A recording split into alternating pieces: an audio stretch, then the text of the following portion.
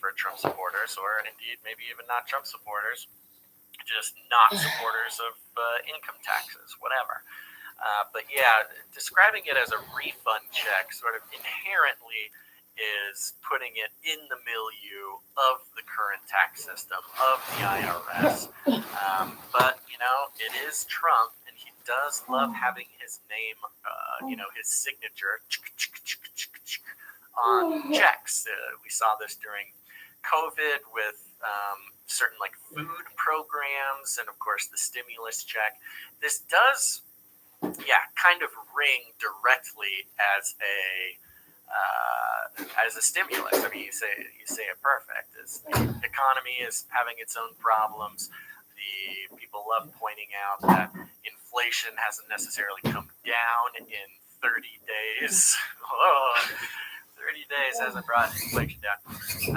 And the idea is, whereas the COVID stimulus was just printed money that was sent out, I think in total, whatever the program was like $5 trillion or something. In theory, this would be coming out of the money saved by Doge, so, it's a little bit wonky. This was, it says here, the idea of Doge dividend was first proposed on X by James Fishback, the CEO of investment firm and also an outside advisor for Doge. So this was apparently either leaked or was the idea of this James Fishback fella. So it's kind of an interesting, what does this guy have to do with anything? I mean, he's the CEO of an investment firm. He's an advisor of Doge. But what you got to ask what's sort of behind the scenes incentives might be involved here. So according to the math here, there's about 132 million households. And so the math, it's about $600 billion. Each household gets about $5,000. Which is about what the current active tax refund budget already is. We got this from last episode in one of the, facts and figures of a related story. I was saying the IRS collects about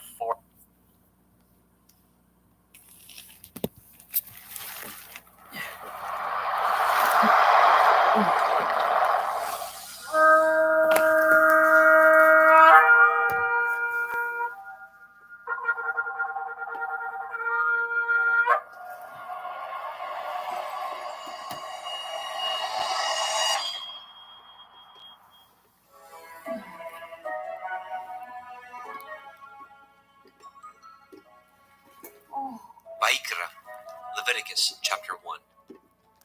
And Yahweh called unto Moshe, and spoke unto him out of the tabernacle of the assembly, saying, Speak unto the children of Yasharel, and say unto them, If any man of you bring an offering unto Yahweh, ye shall bring your offering of the cattle, even of the herd and of the flock. If his offering be a burnt sacrifice of the herd, let him offer a male without blemish. He shall offer it of his own voluntary will, at the door of the tabernacle of the assembly before Yahweh. And he shall put his hand upon the head of the burnt offering, and it shall be accepted for him to make an atonement for him. And he shall kill the bullock before Yahweh, and the priests, Aharon's sons, shall bring the blood, and sprinkle the blood round about upon the altar that is by the door of the tabernacle of the assembly. And he shall flay the burnt offering, and cut it into his pieces. And the sons of Aharon the priest shall put fire upon the altar, and lay the wood in order upon the fire. And the priests, Aharon's sons, shall lay the parts, the head, the fat, in order upon the wood that is on the fire, which is upon the altar. But his inwards and his legs shall he wash in water, and the priest shall burn all on the altar, to be a burnt sacrifice, an offering made by fire, of sweet savor unto Yahweh. And if his offering be of the flocks, namely of the sheep, or of the goats, for a burnt sacrifice, he shall bring it a male without blemish. And he shall kill it on the side of the altar northward, before Yahweh and the priest. Aharon's sons shall sprinkle his blood round about upon the altar, and he shall cut it into his pieces, with his head and his fat, and the priest shall lay them in order on the wood that is on the fire which is upon the altar. But he shall wash the inwards of the legs with water, and the priest shall bring it all, and burn it upon the altar. It is a burnt sacrifice, an offering made by fire, of sweet savor unto Yahweh. And if the burnt sacrifice for his offering to Yahweh be of fowls, then he shall bring his offering of turtle doves, or of young pigeons. And the priest shall bring it unto the altar, and wring off his head, and burn it on the altar, and the blood thereof shall be wrung out at the side of the altar. And he shall pluck away his crop with his feathers, and cast it beside the altar on the east part, by the place of the ashes. And he shall cleave it with the wings thereof, but shall not divide it asunder. And the priest shall burn it upon the altar, upon the wood that is upon the fire. It is a burnt sacrifice, an offering made by fire, of sweet savor unto Yahweh. Vayikra, Leviticus chapter 2. And when any will offer a meat offering unto Yahweh, his offering shall be of fine flour, and he shall pour oil upon it, and put frankincense thereon. And he shall bring it to Aharon's sons, the priests, and he shall take thereout his handful of the flour thereof, and of the oil thereof, with all the frankincense thereof. And the priest shall burn the memorial of it upon the altar, to be an offering made by fire, of a sweet savor unto Yahweh. And the remnant of the meat offering shall be Aharon's and his sons. It is a thing most holy of the offerings of Yahweh, made by fire. And if you bring an oblation of meat offering, baken in the oven, it shall be matzah cakes of fine flour, mingled with oil, or matzah wafers anointed with oil. And if your oblation be a meat offering, baken in a pan, it shall be of fine flour, unleavened, mingled with oil. You shall part it in pieces, and pour oil thereon. It is a meat offering. And if your oblation be a meat offering, baken in the frying pan, it shall be made of fine flour with oil. And you shall bring the meat offering that is made of these things unto Yahweh. And when it is presented unto the priest, he shall bring it unto the altar. And the priest shall take from the meat offering a memorial thereof, and shall burn it upon the altar. It is an offering made by fire, of sweet savor unto Yahweh. And that which is left of the meat offering shall be Aharon's and his sons. It is a thing most holy of the offerings of Yahweh made by fire. No meat offering which ye shall bring unto Yahweh shall be made with leaven, for ye shall burn no leaven, nor any honey, in any offering of Yahweh made by fire. As for the oblation of the firstfruits, ye shall offer them unto Yahweh, but they shall not be burnt on the altar for a sweet savor. And every oblation of your meat offering shall ye season with salt, neither shall ye suffer the salt of the covenant of your Elohim to be lacking from your meat offering. And all your offerings you shall offer salt. And if you offer a meat offering of your firstfruits unto Yahweh, you shall offer the meat offering of your firstfruits, green ears of grain dried by the fire, even grain beaten out of full ears. And you shall put oil upon it, and lay frankincense thereon. It is a meat offering. And the priest shall burn the memorial of it, part of the beaten grain thereof, and part of the oil thereof, with all the frankincense thereof. It is an offering made by fire unto Yahweh. Vayikra, Leviticus chapter 3. And if his oblation be a sacrifice of peace offering, if he offer it of the herd, whether it be a male or a female, he shall offer it without blemish before Yahweh. And he shall lay his hand upon the head of his offering, and kill it at the door of the tabernacle of the assembly. And Aharon's sons, the priests, shall sprinkle the blood upon the altar round about. And he shall offer of the sacrifice of the peace offering an offering made by fire unto Yahweh, the fat that covers the inwards, and all the fat that is upon the inwards, and the 2 kidneys, and the fat that is on them, which is by the flanks, and the caul above the liver, with the kidneys, it shall he take away. And Aharon's sons shall burn it on the altar upon the burnt sacrifice, which is upon the wood that is on the fire. It is an offering made by fire, of sweet savor unto Yahweh.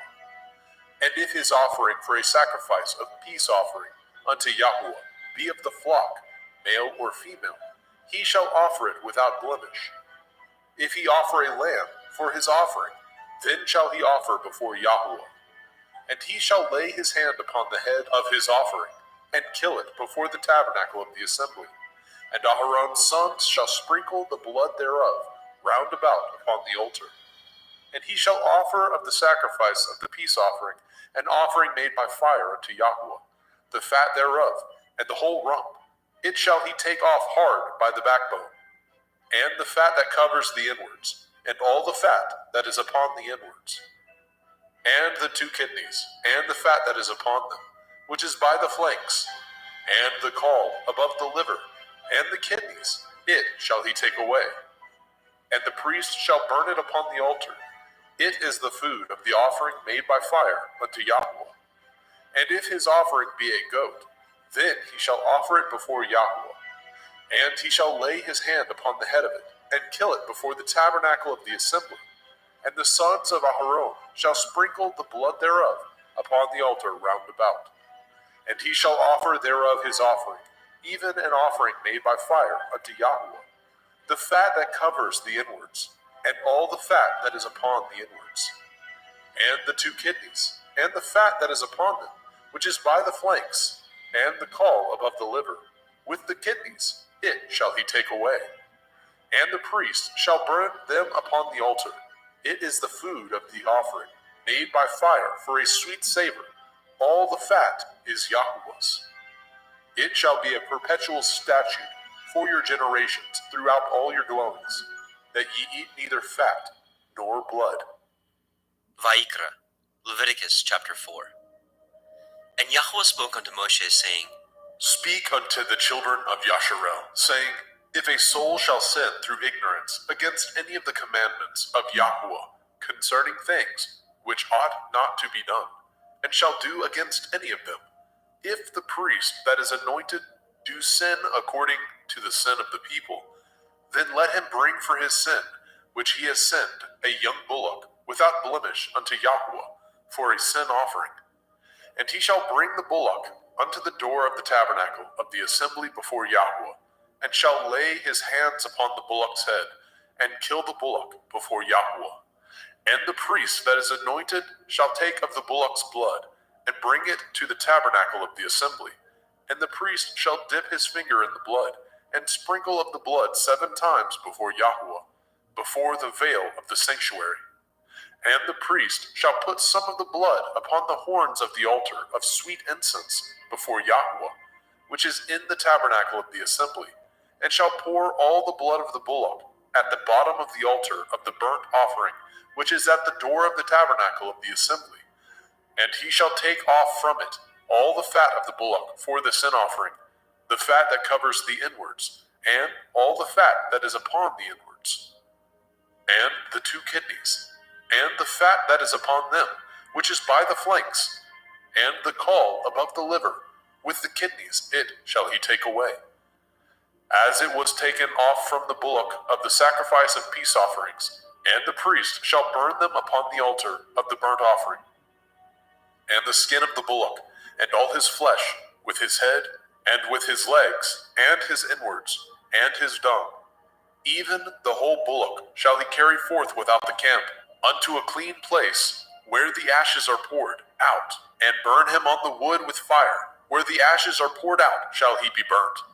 And if the whole assembly of Yasharel sin through ignorance, and the thing be hid from the eyes of the assembly, and they have done somewhat against any of the commandments of Yahweh, concerning things which should not be done, and are guilty, when the sin which they have sinned against it is known, then the assembly shall offer a young bullock for the sin, and bring him before the tabernacle of the assembly.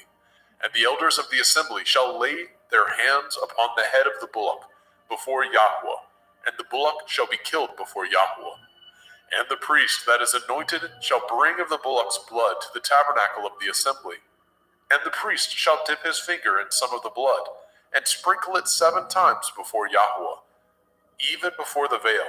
And he shall put some of the blood upon the horns of the altar, which is set before Yahweh, that is in the tabernacle of the assembly, and shall pour out all the blood at the bottom of the altar of the burnt offering, which is at the door of the tabernacle of the assembly. And he shall take all his fat from him, and burn it upon the altar. And he shall do with the bullock as he did with the bullock for a sin offering, so shall he do with this. And the priest shall make an atonement for them, and it shall be forgiven them. And he shall carry forth the bullock without the camp, and burn him as he burned the first bullock. It is a sin offering for the assembly.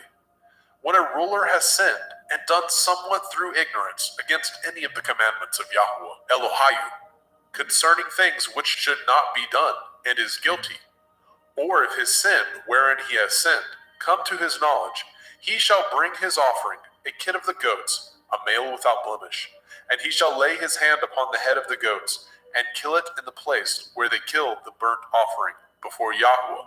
It is a sin offering. And the priest shall take of the blood of the sin offering with his finger, and put it upon the horns of the altar of burnt offering, and shall pour out his blood at the bottom of the altar of burnt offering. And he shall burn all his fat upon the altar, as the fat of the sacrifice of peace offerings. And the priest shall make an atonement for him, as concerning his sin, and it shall be forgiven him. And if any one of the common people sin through ignorance, which he does somewhat against any of the commandments of Yahweh, concerning things which ought not to be done, and be guilty, or if his sin, which he has sinned, come to his knowledge, then he shall bring his offering, a kid of the goats, a female without blemish, for his sin which he has sinned.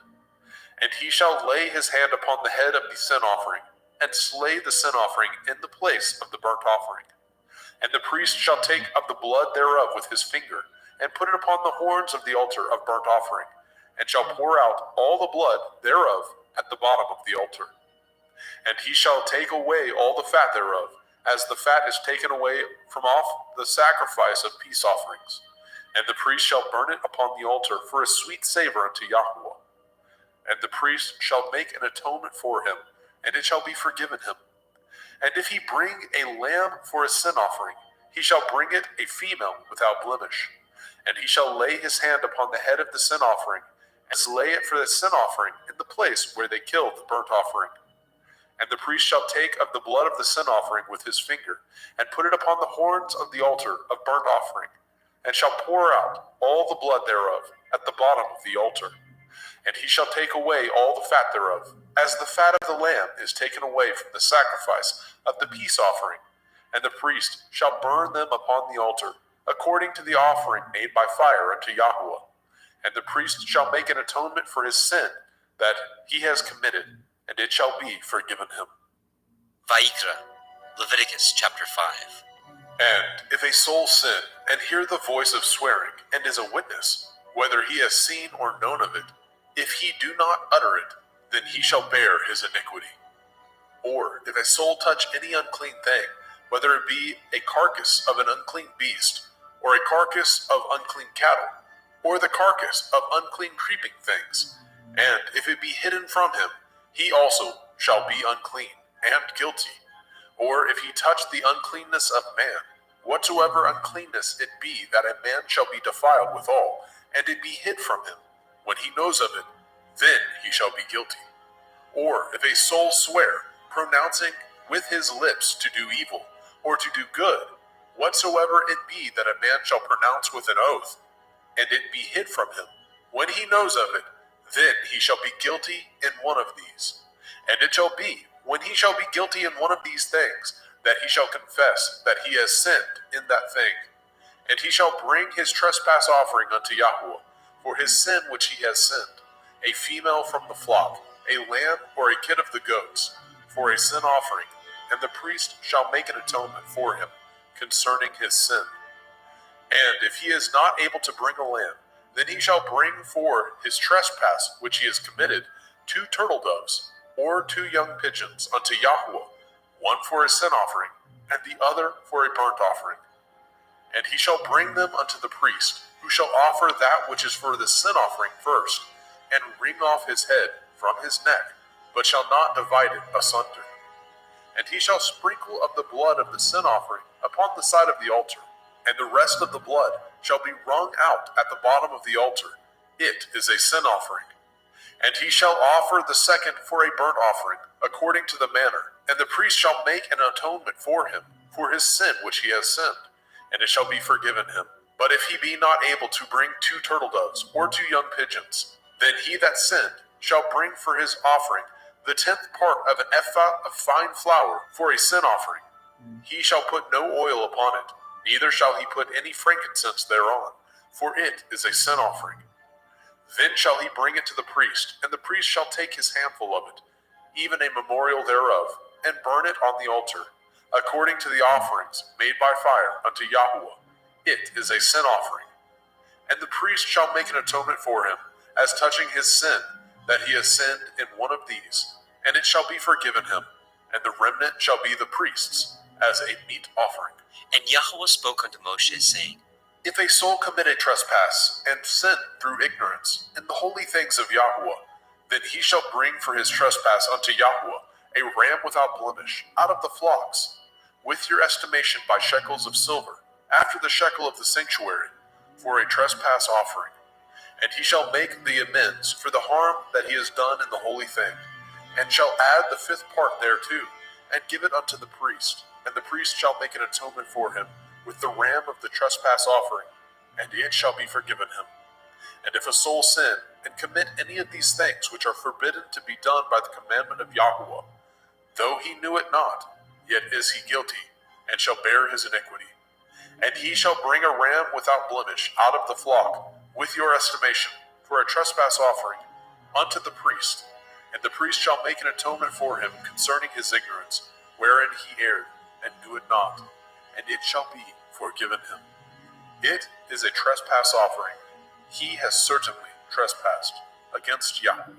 Vayikra, Leviticus chapter 6. And Yahweh spoke unto Moshe, saying, If a soul sin, and commit a transgression against Yahweh, and lie unto his neighbor, in that which was delivered him to keep, or in fellowship, or in a thing taken away by violence, or has deceived his neighbor, or have found that which was lost, and lies concerning it, and swears falsely, in any of these that a man does, sinning therein, then it shall be, because he has sinned and is guilty, that he shall restore that which he took violently away, or the thing which he has deceitfully gotten, or that which was delivered him to keep, or the lost thing which he found, or all that which he has sworn falsely, he shall even restore it in the principal, and shall add the 5th part more thereto, and give it unto him to whom it appertains, in the day of his trespass offering. And he shall bring his trespass offering unto Yahweh, a ram without blemish out of the flock, with your estimation for a trespass offering unto the priest. And the priest shall make an atonement for him before Yahweh, and it shall be forgiven him for anything of all that he has done in trespass therein. And Yahweh spoke unto Moshe, saying, Command Aaron and his sons, saying, This is the Torah of the burnt offering. It is the burnt offering because of the burning upon the altar all night unto the morning, and the fire of the altar shall be burning in it. And the priest shall put on his linen garment, and his linen breeches shall he put upon his flesh, and take up the ashes which the fire has consumed with the burnt offering on the altar, and he shall put them beside the altar. And he shall put off his garments, and put on other garments, and carry forth the ashes without the camp unto a clean place. And the fire upon the altar shall be burning in it. It shall not be put out. And the priest shall burn wood on it every morning, and lay the burnt offering in order upon it, and he shall burn thereon the fat of the peace offerings. The fire shall ever be burning upon the altar. It shall never go out. And this is the Torah of the meat offering. The sons of Aharon shall offer it before Yahweh, before the altar. And he shall take of it his handful of the flour of the meat offering, and of the oil thereof, and all the frankincense which is upon the meat offering, and shall burn it upon the altar for a sweet savor, even the memorial of it unto Yahweh. And the remainder thereof shall Aharon and his sons eat, with matzah, unleavened bread, shall it be eaten in the holy place, in the court of the tabernacle of the assembly, they shall eat it. It shall not be baken with leaven. I have given it unto them for their portion of my offering made by fire. It is most holy, as is the sin offering, and as the trespass offering. All the males among the children of Aharon shall eat of it. It shall be a statute forever in your generations, concerning the offerings of Yahweh made by fire. Everyone that touches them shall be holy. And Yahweh spoke unto Moshe, saying, This is the offering of Aharon and his sons, which they shall offer unto Yahweh in the day when he is anointed. The 10th part of an ephah of fine flour for a meat offering perpetual, half of it in the morning and half thereof at night. In a pan it shall be made with oil, and when it is baken, you shall bring it in, and the baken pieces of the meat offering shall you offer for a sweet savor unto Yahweh. And the priest of his sons, that is anointed in his stead, shall offer it. It is a statute forever unto Yahweh. It shall be wholly burnt. For every meat offering for the priest shall be wholly burnt. It shall not be eaten. And Yahweh spoke unto Moshe, saying, Speak unto Aharon and to his sons, saying, This is the Torah of the sin offering. In the place where the burnt offering is killed, shall the sin offering be killed before Yahweh. It is most holy. The priest that offers it for sin shall eat it. In the holy place shall it be eaten, in the court of the tabernacle of the assembly. Whatsoever shall touch the flesh thereof shall be holy. And when there is sprinkled of the blood thereof upon any garment, you shall wash that whereon it was sprinkled in the holy place. But the earthen vessel wherein it was sodden shall be broken. And if it be sodden in a brazen pot, it shall be both scoured and rinsed in water. All the males among the priests shall eat thereof. It is most holy. And no sin offering, whereof any of the blood is brought into the tabernacle of the assembly, to reconcile withal in the holy place, shall be eaten. It shall be burnt in the fire. Vayikra, Leviticus chapter 7. Likewise, this is the Torah of the trespass offering. It is most holy. In the place where they kill the burnt offering shall they kill the trespass offering, and the blood thereof shall he sprinkle round about upon the altar. And he shall offer it of all the fat thereof, the rump, the fat that covers the inwards, and the 2 kidneys, and the fat that is on them, which is by the flanks, and the caul that is above the liver. With the kidneys it shall he take away. And the priest shall burn them upon the altar for an offering made by fire unto Yahweh. It is a trespass offering. Every male among the priests shall eat thereof. It shall be eaten in the holy place. It is most holy. As the sin offering is, so is the trespass offering. There is one Torah for them. The priest that makes atonement therewith shall have it. And the priest that offers any man's burnt offering, even the priest shall have to himself the skin of the burnt offering which he has offered. And all the meat offering that is baken in the oven, and all that is dressed in the frying pan, and in the pan, shall be the priest's that offer it. And every meat offering mingled with oil, and dry, shall all the sons of Aharon have, one as much as another. And this is the Torah of the sacrifice of peace offerings, which he shall offer unto Yahweh. If he offer it for thanksgiving, then he shall offer with the sacrifice of thanksgiving matzah, unleavened cakes, mingled with oil, and matzah wafers, anointed with oil, and cakes mingled with oil, of fine flour, fried.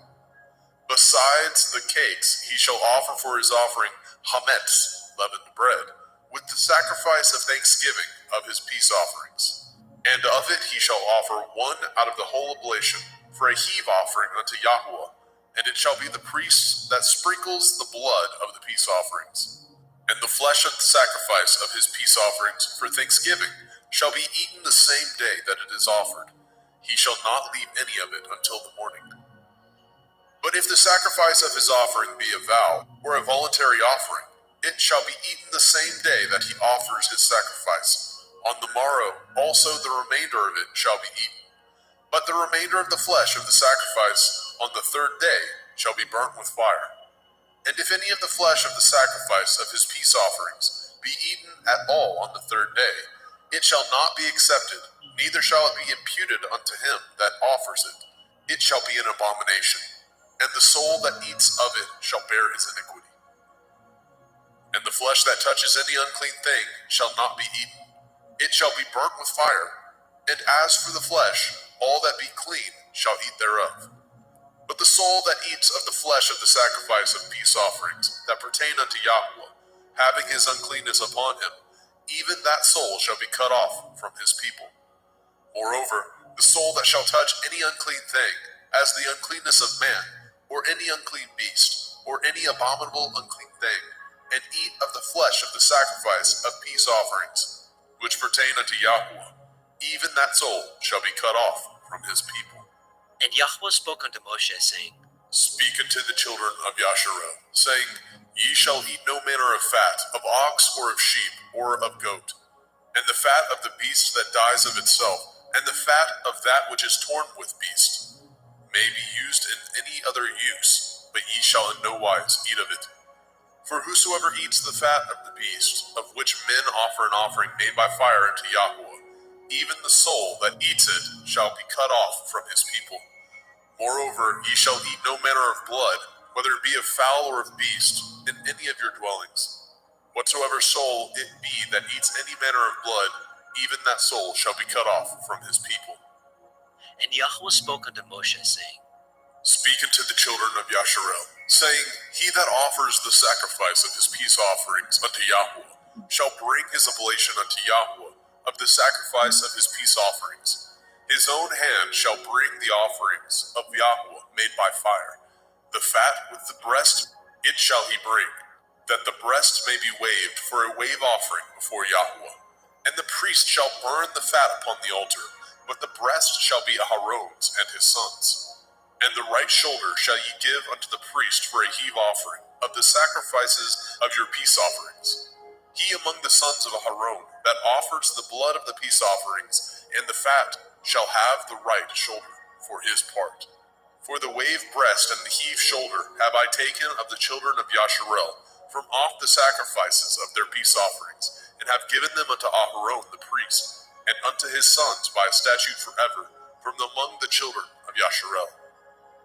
This is the portion of the anointing of Aharon, and of the anointing of his sons, out of the offerings of Yahweh made by fire, in the day when he presented them to minister unto Yahweh in the priest's office, which Yahweh commanded to be given them of the children of Yasharel, in the day that he anointed them, by a statute forever throughout their generations.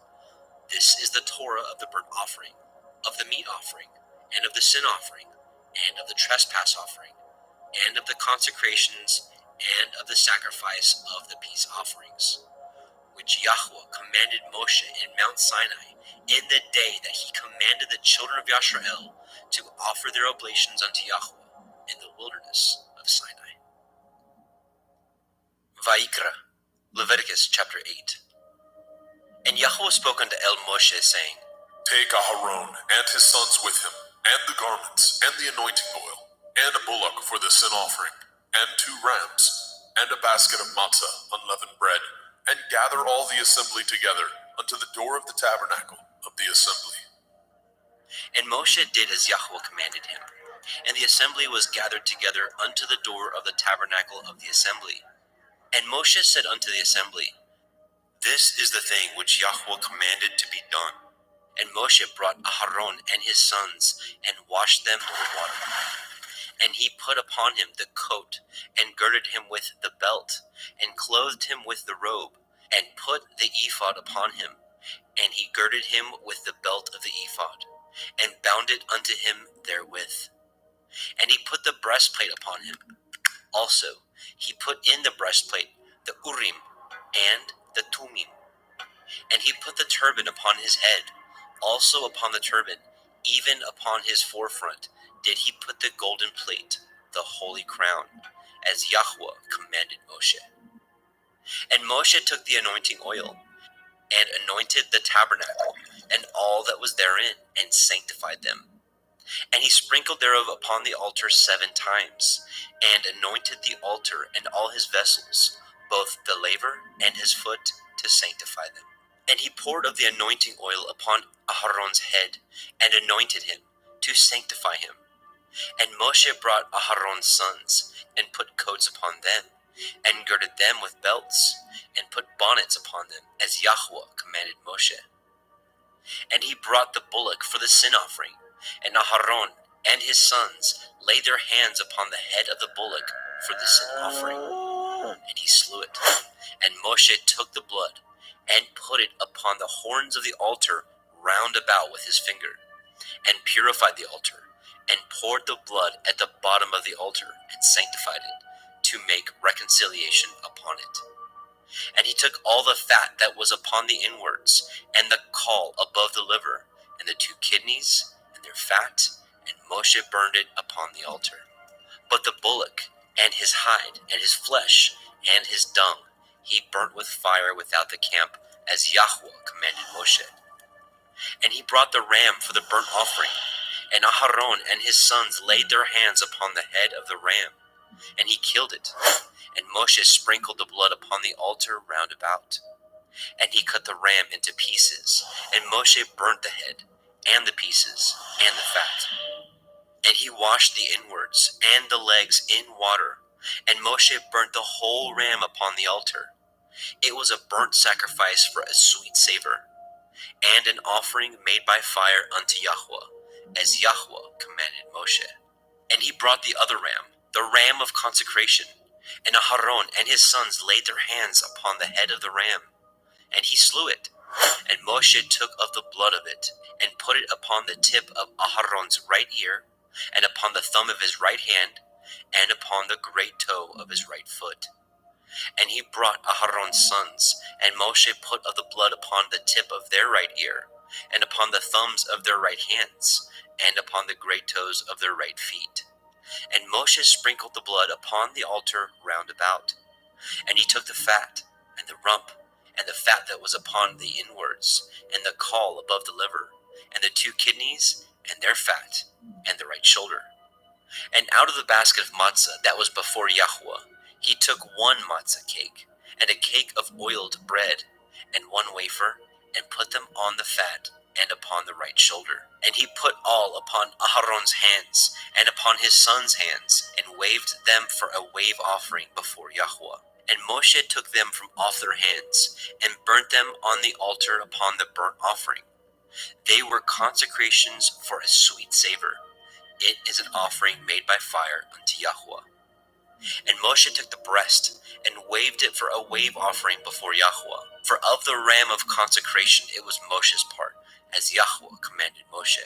And Moshe took of the anointing oil, and of the blood which was upon the altar, and sprinkled it upon Aharon and his garments, and upon his sons, and upon his sons' garments with him, and sanctified Aharon and his garments, and his sons' garments with him. And Moshe said unto Aharon and to his sons, Boil the flesh at the door of the tabernacle of the assembly, and there eat it, with the bread that is in the basket of consecrations, as I commanded, saying, Aharon and his sons shall eat it. And that which remains of the flesh and of the bread shall ye burn with fire. And ye shall not go out of the door of the tabernacle of the assembly in 7 days, until the days of your consecration be at an end. For 7 days shall he consecrate you. As he has done this day, so Yahweh has commanded to do, to make an atonement for you. Therefore shall ye abide at the door of the tabernacle of the assembly day and night 7 days, and guard the watch of Yahweh, that ye die not. For so I am commanded. So Aharon and his sons did all the things which Yahweh commanded by the hand of Moshe. Vayikra, Leviticus chapter 9. And it came to pass on the 8th day that Moshe called Aharon and his sons and the elders of Yisrael. And he said unto Aharon, Take a young calf for a sin offering, and a ram for a burnt offering, without blemish, and offer them before Yahweh. And unto the children of Yisrael you shall speak, saying, Take ye a kid of the goats for a sin offering, and a calf and a lamb, both of the first year, without blemish, for a burnt offering. Also a bullock and a ram for peace offerings, to sacrifice before Yahweh, and a meat offering mingled with oil. For today Yahweh will appear unto you. And they brought which Moshe commanded before the tabernacle of the assembly. And all the assembly drew near and stood before Yahweh. And Moshe said, This is the thing which Yahweh commanded that you should do, and the glory of Yahweh shall appear unto you. And Moshe said unto Aharon, Go unto the altar, and offer your sin offering, and your burnt offering, and make an atonement for yourself and for the people, and offer the offering of the people, and make an atonement for them, as Yahweh commanded. Aharon therefore went unto the altar, and slew the calf of the sin offering, which was for himself. And the sons of Aharon brought the blood unto him, and he dipped his finger in the blood, and put it upon the horns of the altar, and poured out the blood at the bottom of the altar. But the fat, and the kidneys, and the caul above the liver of the sin offering he burnt upon the altar, as Yahweh commanded Moshe. And the flesh and the hide he burnt with fire without the camp. And he slew the burnt offering, and Aharon's sons presented unto him the blood, which he sprinkled round about upon the altar. And they presented the burnt offering unto him, with the pieces thereof, and the head, and he burnt them upon the altar. And he did wash the inwards and the legs, and burnt them upon the burnt offering on the altar. And he brought the people's offering, and took the goat, which was the sin offering for the people, and slew it, and offered it for sin as the first. And he brought the burnt offering, and offered it according to the manner. And he brought the meat offering, and took a handful thereof, and burnt it upon the altar, beside the burnt sacrifice of the morning. He slew also the bullock and the ram for a sacrifice of peace offerings, which was for the people. And Aharon's sons presented unto him the blood, which he sprinkled upon the altar round about. And the fat of the bullock and of the ram, the rump, and that which covers the inwards, and the kidneys, and the caul above the liver, and they put the fat upon the breasts, and he burnt the fat upon the altar. And the breasts and the right shoulder Aharon waved for a wave offering before Yahweh, as Moshe commanded.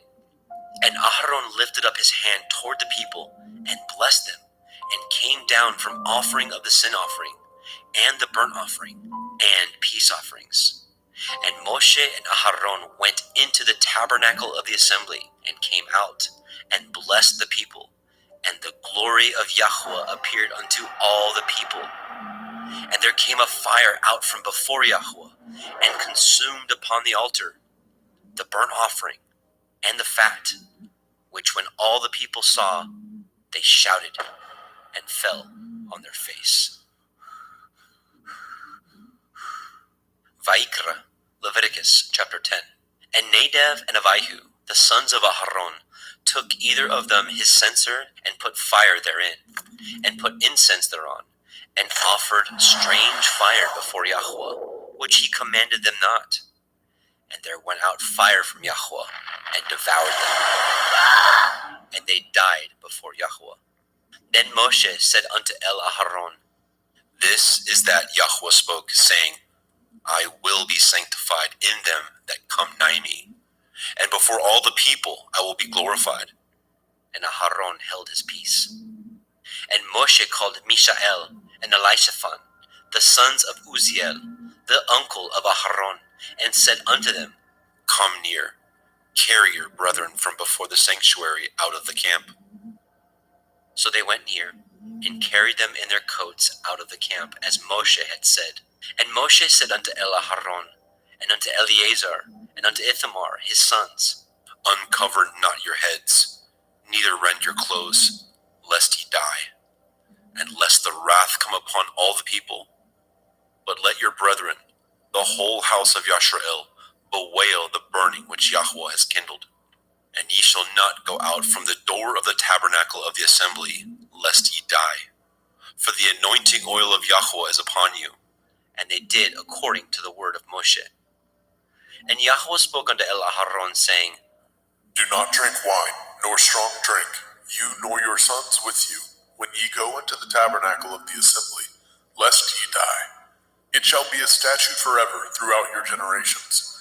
and that ye may put difference between holy and unholy, and between unclean and clean, and that ye may teach the children of Yasharel all the statutes which Yahweh has spoken unto them by the hand of Moshe. And Moshe spoke unto Elaharon, and unto Eleazar, and unto Ithamar, his sons that were left. Take the meat offering that remains of the offerings of Yahweh made by fire, and eat it without leaven beside the altar, for it is most holy. And ye shall eat it in the holy place, because it is your due, and your sons' due, of the sacrifices of Yahweh made by fire. For so I am commanded. And the wave breast and the heave shoulder shall ye eat in a clean place, you and your sons and your daughters with you, for they be your due, and your sons' due, which are given out of the sacrifices of peace offerings of the children of Yasharel. The heave shoulder and the wave breast shall they bring with the offerings made by fire of the fat, to wave it for a wave offering before Yahweh, and it shall be yours and your sons with you by a statute forever, as Yahweh has commanded. And Moshe diligently sought the goat of the sin offering, and behold, it was burnt. And he was angry with Eleazar and Ithamar, the sons of Aharon, which were left alive, saying, Wherefore have ye not eaten the sin offering in the holy place, seeing it is most holy? And Elohim has given it to you to bear the iniquity of the assembly, to make an atonement for them before Yahweh.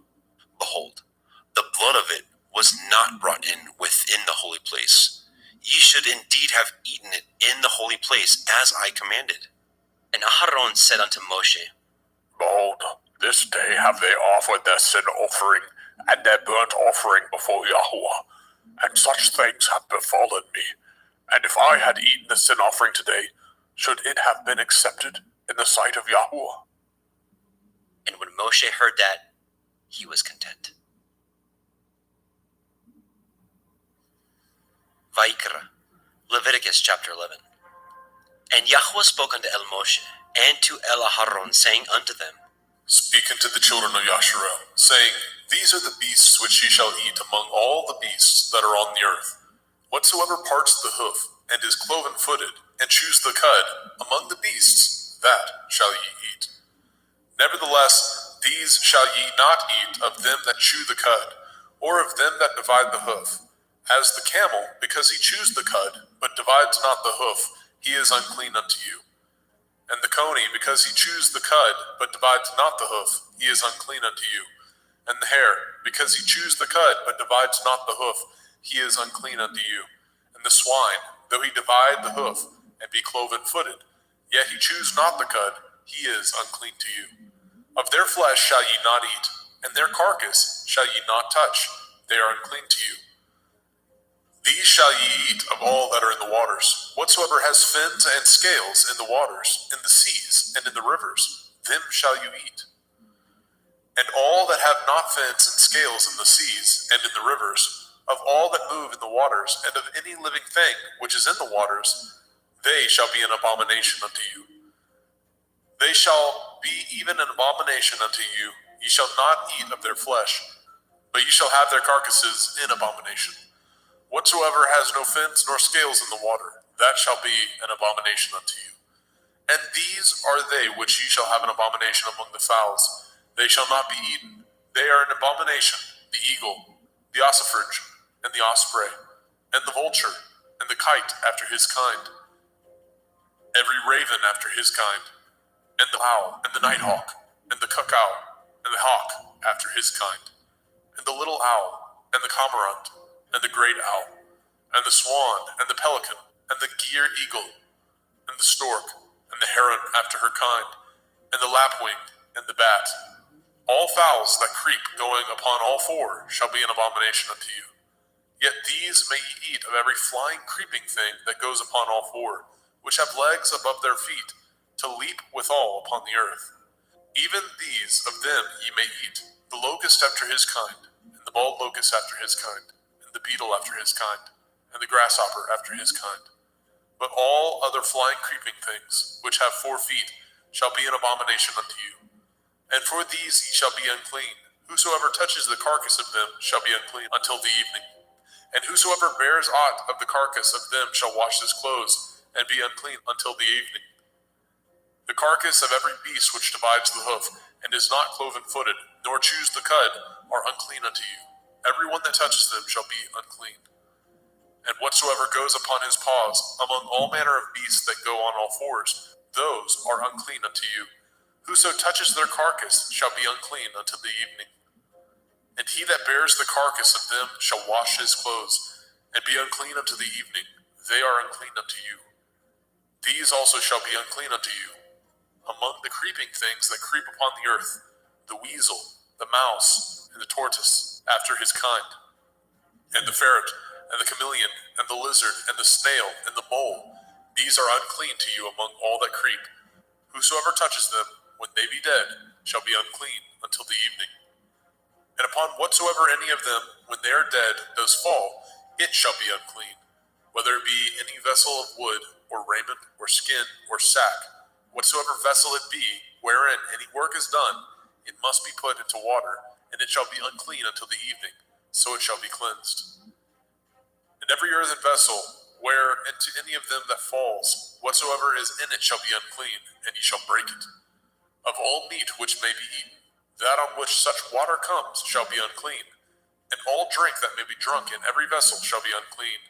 And everything whereupon any part of their carcass falls shall be unclean, whether it be oven or range for pots, they shall be broken down, for they are unclean, and shall be unclean unto you. Nevertheless, a fountain or pit, wherein there is plenty of water, shall be clean, but that which touches their carcass shall be unclean. And if any part of their carcass falls upon any sowing seed which is to be sown, it shall be clean. But if any water be put upon the seed, and any part of their carcass fall thereon, it shall be unclean unto you. And if any beast of which ye may eat die, he that touches the carcass thereof shall be unclean until the evening. And he that eats of the carcass of it shall wash his clothes, and be unclean until the evening. He also that bears the carcass of it shall wash his clothes, and be unclean until the evening. And every creeping thing that creeps upon the earth shall be an abomination. It shall not be eaten. Whatsoever goes upon the belly, and whatsoever goes upon all fours, or whatsoever has more feet among all creeping things that creep upon the earth, them shall ye not eat, for they are an abomination. Ye shall not make yourselves abominable with any creeping thing that creeps, neither shall ye make yourselves unclean with them, that ye should be defiled thereby. For I am Yahuwah Elohim. Ye shall therefore sanctify yourselves, and ye shall be holy, for I am holy. Neither shall ye defile yourselves with any manner of creeping thing that creeps upon the earth. For I am Yahuwah, that brings you up out of the land of Mitzrayim, to be your Elohim. Ye shall therefore be holy, for I am holy. This is the Torah of the beasts, and of the fowl, and of every living creature that moves in the waters, and of every creature that creeps upon the earth, to make a difference between the unclean and the clean, and between the beast that may be eaten, and the beast that may not be eaten. Vaikra, Leviticus chapter 12. And Yahweh spoke unto Moshe, saying, Speak unto the children of Yasharel, saying, If a woman have conceived seed, and born a male child, then she shall be unclean 7 days. According to the days of the separation for her infirmity, shall she be unclean. And in the 8th day, the flesh of his foreskin shall be circumcised. And she shall then continue in the blood of her purifying 33 days. She shall touch no hallowed thing, nor come into the sanctuary, until the days of her purifying be fulfilled. But if she bear a female child, then she shall be unclean 2 weeks, as in her separation, and she shall continue in the blood of her purifying 66 days. And when the days of her purifying are fulfilled, for a son or for a daughter, she shall bring a lamb of the first year for a burnt offering, and a young pigeon or a turtle dove for a sin offering, unto the door of the tabernacle of the assembly, unto the priest, who shall offer it before Yahweh, and make an atonement for her, and she shall be cleansed from the issue of her blood. This is the Torah for her that has borne a male or a female. And if she be not able to bring a lamb, then she shall bring 2 turtle doves or 2 young pigeons, the one for the burnt offering, and the other for a sin offering. And the priest shall make an atonement for her, and she shall be clean. Vaikra, Leviticus chapter 13. And Yahweh spoke unto El Moshe and El Aharon, saying, When a man shall have in the skin of his flesh a rising, a scab, or a bright spot, and it be in the skin of his flesh, like the plague of leprosy, then he shall be brought unto El Aharon the priest, or unto one of his sons the priests. And the priest shall look on the plague in the skin of the flesh, and when the hair in the plague is turned white, and the plague in sight be deeper than the skin of his flesh, it is a plague of leprosy, and the priest shall look on him and pronounce him unclean. If the bright spot be white in the skin of his flesh, and in sight be not deeper than the skin, and the hair thereof be not turned white, then the priest shall shut up him that has the plague 7 days. And the priest shall look on him the 7th day, and behold, if the plague in his sight be at a stay, and the plague spread not in the skin, then the priest shall shut him up 7 days more.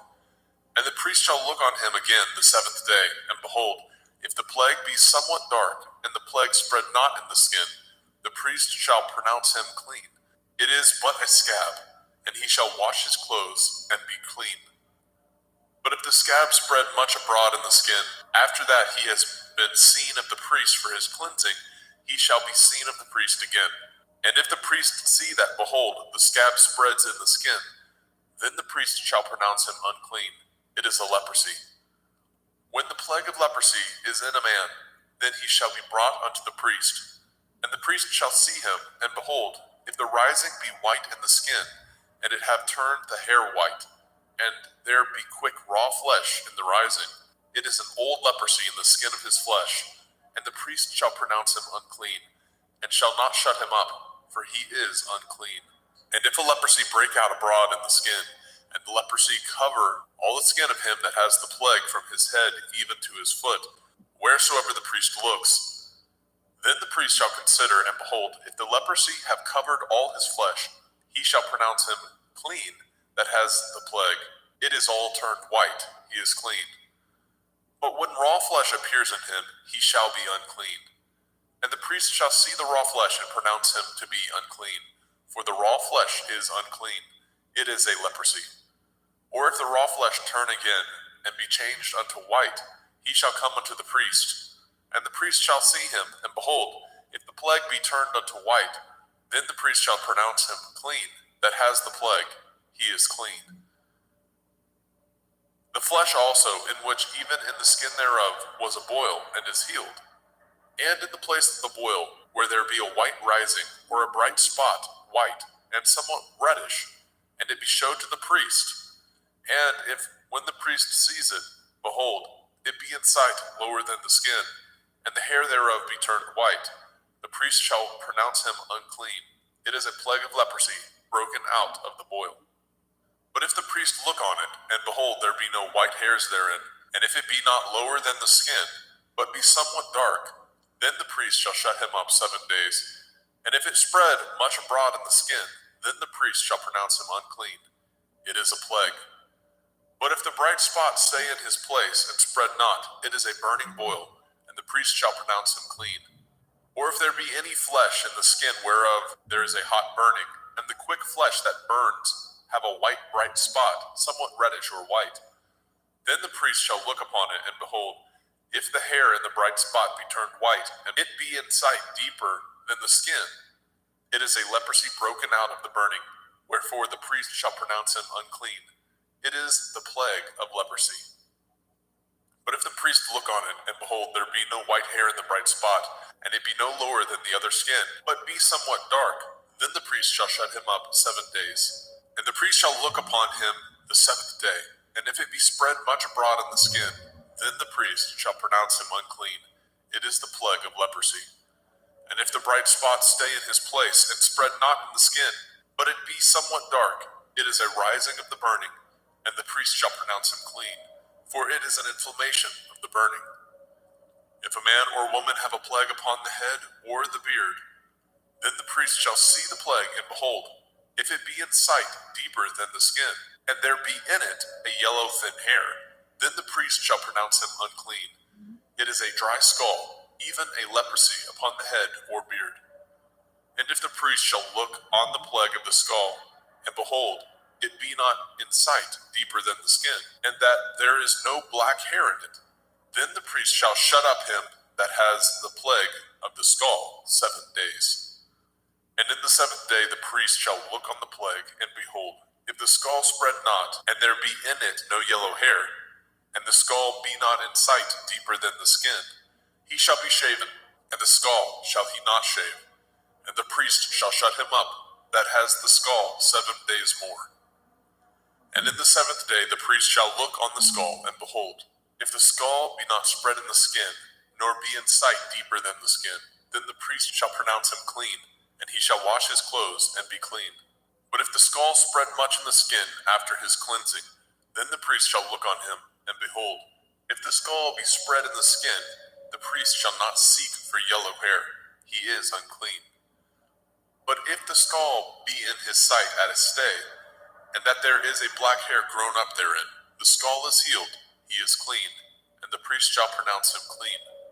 If a man also or a woman have in the skin of their flesh bright spots, even white bright spots, then the priest shall look, and behold, if the bright spot in the skin of their flesh be darkish white, it is a freckled spot that grows in the skin, he is clean.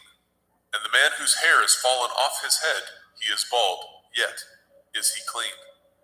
And he that has his hair fallen off from the part of his head towards his face, he is forehead bald, yet he is clean. And if there be in the bald head or bald forehead a white reddish sore, it is a leprosy sprung up in his bald head or his bald forehead.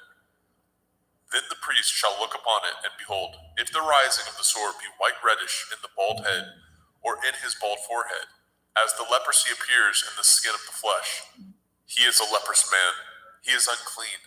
The priest shall pronounce him utterly unclean, his plague is in his head. And the leper in whom the plague is, his clothes shall be rent, and his head bare, and he shall put a covering upon his upper lip, and shall cry, unclean, unclean. All the days wherein the plague shall be in him shall he be defiled. He is unclean. He shall dwell alone, without the camp shall his habitation be. The garment also that the plague of leprosy is in, whether it be a woolen garment or a linen garment, whether it be in the warp, the woof of linen, or of woolen, whether in a skin or anything made of skin. And if the plague be greenish or reddish in the garment or in the skin, either in the warp or in the woof or in anything of skin, it is a plague of leprosy, and shall be showed unto the priest. And the priest shall look upon the plague, and shut up it that has the plague 7 days. And he shall look on the plague on the 7th day. If the plague be spread in the garment, either in the warp or in the woof or in a skin, or in any work that is made of skin, the plague is a fretting leprosy, it is unclean. He shall therefore burn that garment, whether warp or woof, in woolen or in linen, anything of skin wherein the plague is, for it is a fretting leprosy, it shall be burnt in the fire. And if the priest shall look, and behold, the plague be not spread in the garment, either in the warp or in the woof, or in anything of skin, then the priest shall command that they wash the thing wherein the plague is, and he shall shut it up 7 days more. And the priest shall look on the plague after that it is washed, and behold, if the plague have not changed his color, and the plague be not spread, it is unclean. You shall burn it in the fire. It is a fret inward, whether it be bare within or without.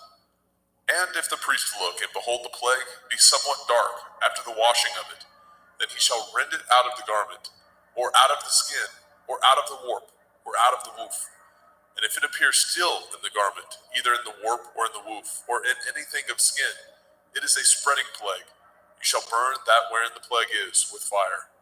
And the garment, either warp or woof, or whatsoever thing of skin it be, which you shall wash, if the plague be departed from them, then it shall be washed the 2nd time, and shall be clean. This is the Torah of the plague of leprosy, in a garment of woolen or linen, either in warp or woof, or in anything of skins, to pronounce it clean, or to pronounce it unclean. Vaikra, Leviticus chapter 14. And Yahweh spoke unto Moshe, saying, This shall be the Torah of the leper in the day of his cleansing. He shall be brought unto the priest, and the priest shall go forth out of the camp.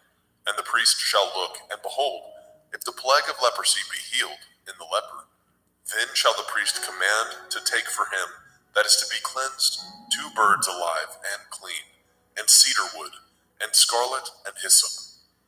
And the priest shall command that one of the birds be killed in an earthen vessel over running water. As for the living bird, he shall take it, and the cedar wood, and the scarlet, and the hyssop, and shall dip them, and the living bird in the blood of the bird that was killed over the running water. And he shall sprinkle upon him that is to be cleansed from the leprosy 7 times, and shall pronounce him clean, and shall let the living bird loose into the open field. And he that is to be cleansed shall wash his clothes, and shave off all his hair, and wash himself in water, that he may be clean. And after that he shall come into the camp, and shall tarry abroad out of his tent 7 days. But it shall be on the 7th day that he shall shave all his hair off his head, and his beard, and his eyebrows, even all his hair he shall shave off, and shall wash his clothes. Also shall he wash his flesh in water, and shall be clean. And on the 8th day he shall take 2 he-lambs without blemish, and 1 ewe lamb of the first year without blemish, and 3/10 deal of fine flour for a meat offering, mingled with oil, and 1 log of oil. And the priest that makes him clean shall present the man that is to be made clean, and those things before Yahweh at the door of the tabernacle of the assembly. And the priest shall take 1 he-lamb, and offer him for a trespass offering, and the log of oil, and wave them for a wave offering before Yahweh. And he shall slay the lamb in the place where he shall kill the sin offering and the burnt offering in the holy place. For as the sin offering is the priest's, so is the trespass offering. It is most holy. And the priest shall take some of the blood of the trespass offering, and the priest shall put it upon the tip of the right ear of him that is to be cleansed, and upon the thumb of his right hand, and upon the great toe of his right foot. And the priest shall take some of the log of oil, and pour it into the palm of his own left hand. And the priest shall dip his right finger in the oil that is in his left hand, and shall sprinkle of the oil with his finger 7 times before Yahweh. And of the rest of the oil that is in his hand shall the priest put upon the tip of the right ear of him that is to be cleansed, and upon the thumb of his right hand, and upon the great toe of his right foot, upon the blood of the trespass offering. And the remnant of the oil that is in the priest's hand he shall pour upon the head of him that is to be cleansed, and the priest shall make an atonement for him before Yahweh. And the priest shall offer the sin offering, and make an atonement for him that is to be cleansed from his uncleanness, and afterwards he shall kill the burnt offering. And the priest shall offer the burnt offering and the meat offering upon the altar, and the priest shall make an atonement for him, and he shall be clean. And if he be poor, and cannot get so much, then he shall take 1 lamb for a trespass offering to be waved, to make an atonement for him, and 1/10 deal of fine flour mingled with oil for a meat offering, and a log of oil, and 2 turtle doves, or 2 young pigeons, such as he is able to get. And the one shall be a sin offering, and the other a burnt offering. And he shall bring them on the 8th day for his cleansing unto the priest, unto the door of the tabernacle of the assembly before Yahweh. And the priest shall take the lamb of the trespass offering, and the log of oil, and the priest shall wave them for a wave offering before Yahweh. And he shall kill the lamb of the trespass offering, and the priest shall take some of the blood of the trespass offering, and put it upon the tip of the right ear of him that is to be cleansed, and upon the thumb of his right hand, and upon the great toe of his right foot. And the priest shall pour of the oil into the palm of his own left hand. And the priest shall sprinkle with his right finger some of the oil that is in his left hand 7 times before Yahweh. And the priest shall put of that oil that is in his hand upon the tip of the right ear of him that is to be cleansed, and upon the thumb of his right hand, and upon the great toe of his right foot, upon the place of the blood of the trespass offering. And the rest of the oil that is in the priest's hand he shall put upon the head of him that is to be cleansed, to make an atonement for him before Yahweh. And he shall offer the one of the turtle doves, or of the young pigeons, such as he can get, even such as he is able to get, the one for a sin offering, and the other for a burnt offering, with the meat offering, and the priest shall make an atonement for him that is to be cleansed before Yahweh. This is the Torah of him in whom is the plague of leprosy, whose hand is not able to get that which pertains to his cleansing. And Yahweh spoke unto El Moshe and unto El Aharon, saying, When ye are come into the land of Canaan, which I give to you for a possession, and I put the plague of leprosy in a house of the land of your possession, and he that owns the house shall come and tell the priest, saying, It seems to me there is, as it were, a plague in the house. Then the priest shall command that they empty the house before the priest go into it to see the plague, that all that is in the house be not made unclean. And afterward the priest shall go in to see the house. And he shall look on the plague, and behold, if the plague be in the walls of the house, with hollow strakes, greenish or reddish, which in sight are lower than the wall, then the priest shall go out of the house to the door of the house, and shut up the house 7 days. And the priest shall come again the 7th day, and shall look, and behold, if the plague be spread in the walls of the house, then the priest shall command that they take away the stones in which the plague is, and they shall cast them into an unclean place without the city. And he shall cause the house to be scraped within round about, and they shall pour out the dust that they scrape off without the city into an unclean place. And they shall take other stones, and put them in the place of those stones, and he shall take other mortar, and shall plaster the house. And if the plague come again, and break out in the house, after that he has taken away the stones, and after he has scraped the house, and after it is plastered, then the priest shall come and look, and behold, if the plague be spread in the house, it is a fretting leprosy in the house, it is unclean. And he shall break down the house, the stones of it, and the timber thereof, and all the mortar of the house, and he shall carry them forth out of the city into an unclean place. Moreover, he that goes into the house all the while that it is shut up shall be unclean until the evening. And he that lies in the house shall wash his clothes, and he that eats in the house shall wash his clothes. And if the priest shall come in and look upon it, and behold, the plague has not spread in the house, after the house was plastered, then the priest shall pronounce the house clean, because the plague is healed. And he shall take to cleanse the house 2 birds, and cedar wood, and scarlet, and hyssop. And he shall kill the one of the birds in an earthen vessel over running water. And he shall take the cedar wood, and the hyssop, and the scarlet, and the living bird, and dip them in the blood of the slain bird, and in the running water, and sprinkle the house 7 times. And he shall cleanse the house with the blood of the bird, and with the running water, and with the living bird, and with the cedar wood, and with the hyssop, and with the scarlet.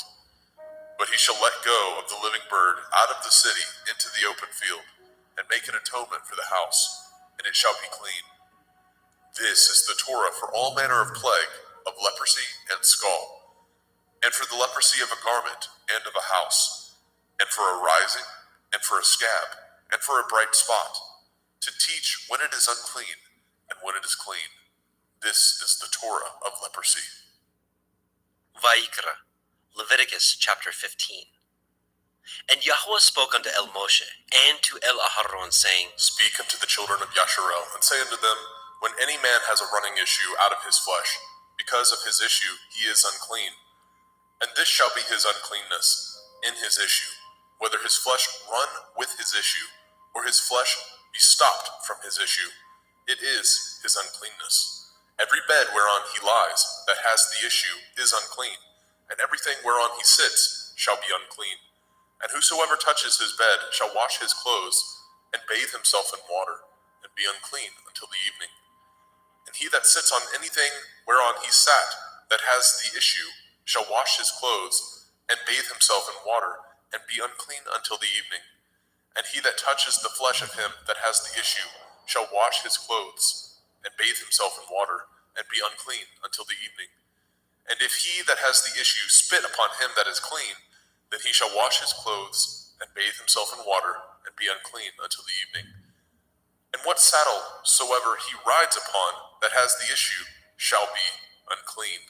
And whosoever touches anything that was under him shall be unclean until the evening. And he that bears any of those things shall wash his clothes, and bathe himself in water, and be unclean until the evening. And whomsoever he touches that has the issue, and has not rinsed his hands in water, he shall wash his clothes and bathe himself in water and be unclean until the evening. And the vessel of earth that he touches, which has the issue, shall be broken, and every vessel of wood shall be rinsed in water. And when he that has an issue is cleansed of his issue, then he shall number to himself 7 days for his cleansing, and wash his clothes, and bathe his flesh in running water, and shall be clean. And on the 8th day he shall take to him 2 turtle doves or 2 young pigeons, and come before Yahuwah unto the door of the tabernacle of the assembly, and give them unto the priest. And the priest shall offer them, the one for a sin offering, and the other for a burnt offering.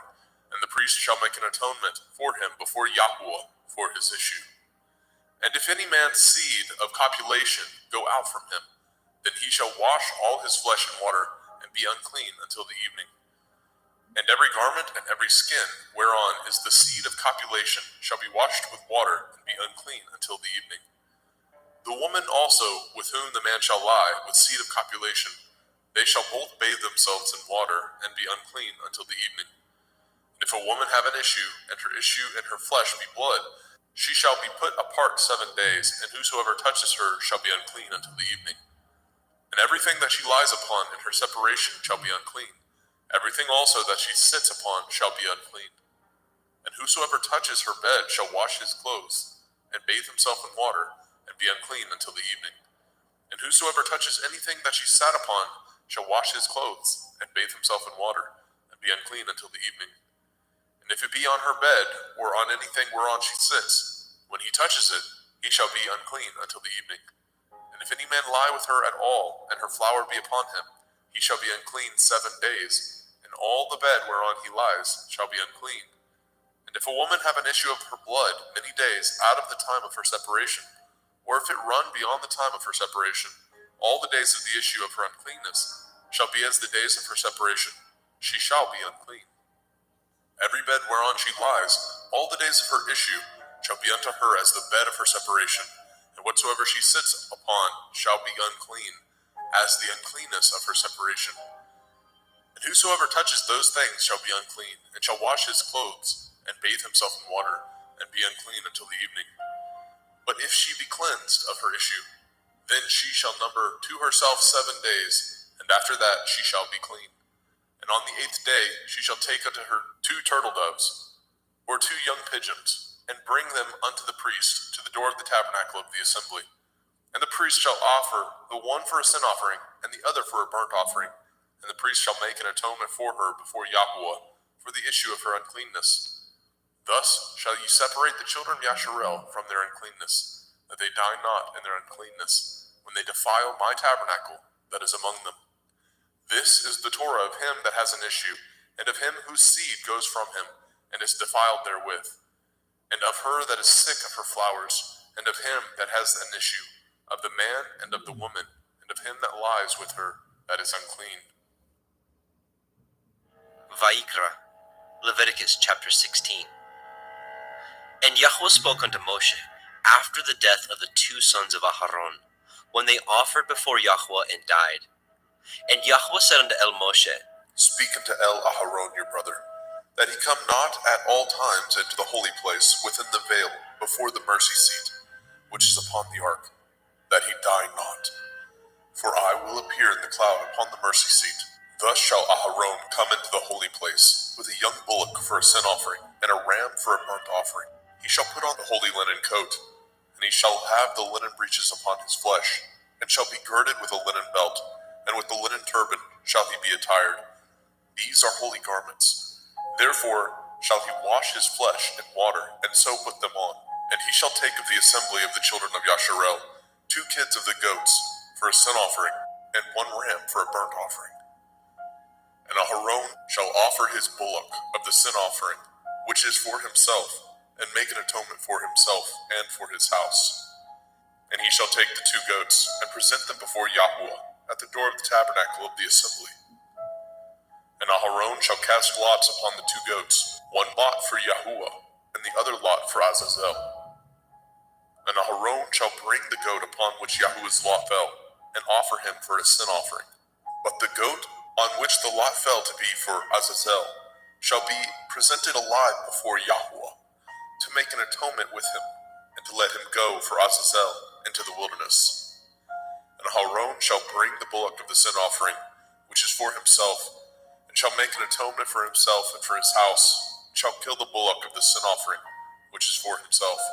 And he shall take a censer full of burning coals of fire from off the altar before Yahuwah, and his hands full of sweet incense beaten small, and bring it within the veil. And he shall put the incense upon the fire before Yahuwah, that the cloud of the incense may cover the mercy seat that is upon the testimony, that he die not. And he shall take of the blood of the bullock, and sprinkle it with his finger upon the mercy seat eastward. And before the mercy seat shall he sprinkle of the blood with his finger 7 times. Then shall he kill the goat of the sin offering that is for the people, and bring his blood within the veil, and do with that blood as he did with the blood of the bullock, and sprinkle it upon the mercy seat, and before the mercy seat. And he shall make an atonement for the holy place, because of the uncleanness of the children of Yasharel, and because of their transgressions, in all their sins. And so shall he do for the tabernacle of the assembly, that remains among them in the midst of their uncleanness. And there shall be no man in the tabernacle of the assembly, when he goes to make an atonement in the holy place, until he comes out, and have made an atonement for himself, and for his household, and for all the assembly of Yasharel. And he shall go out unto the altar that is before Yahuwah, and make an atonement for it, and shall take of the blood of the bullock, and of the blood of the goat, and put it upon the horns of the altar round about. And he shall sprinkle the blood upon it with his finger 7 times, and cleanse it, and hallow it from the uncleanness of the children of Yasharel. And when he has made an end of reconciling the holy place, and the tabernacle of the assembly, and the altar, he shall bring the live goat.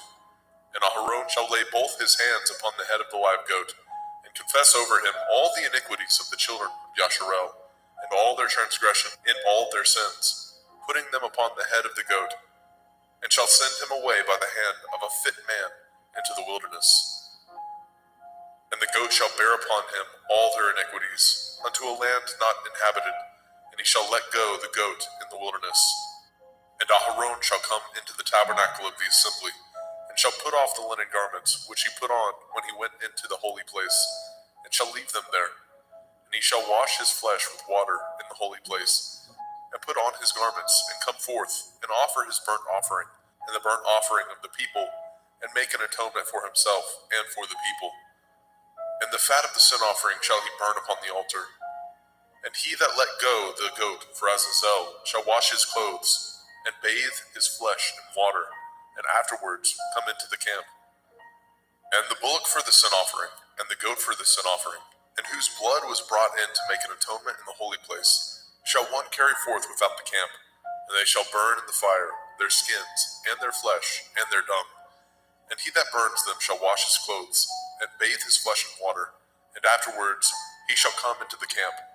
And this shall be a statute forever unto you, that in the 7th month, on the 10th day of the month, ye shall afflict your souls, and do no work at all, whether it be one of your own country, or a stranger that sojourns among you. For on that day shall the priest make an atonement for you, to cleanse you, that ye may be clean from all your sins before Yahuwah. It shall be a Sabbath of rest unto you, and ye shall afflict your souls by a statute forever. And the priest, whom he shall anoint, and whom he shall consecrate to minister in the priest's office in his father's stead, shall make the atonement, and shall put on the linen clothes, even the holy garments. And he shall make an atonement for the holy sanctuary, and he shall make an atonement for the tabernacle of the assembly, and for the altar, and he shall make an atonement for the priests, and for all the people of the assembly. And this shall be an everlasting statute unto you, to make an atonement for the children of Yasharel for all their sins once a year. And he did as Yahweh commanded Moshe.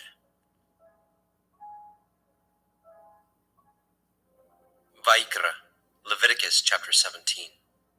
And Yahweh spoke unto Moshe, saying, Speak unto Aharon and unto his sons, and unto all the children of Yasharel, and say unto them, This is the thing which Yahweh has commanded, saying, What man soever there be of the house of Yasharel, that kills an ox, or lamb, or goat, in the camp, or that kills it out of the camp, and brings it not unto the door of the tabernacle of the assembly, to offer an offering unto Yahweh before the tabernacle of Yahweh.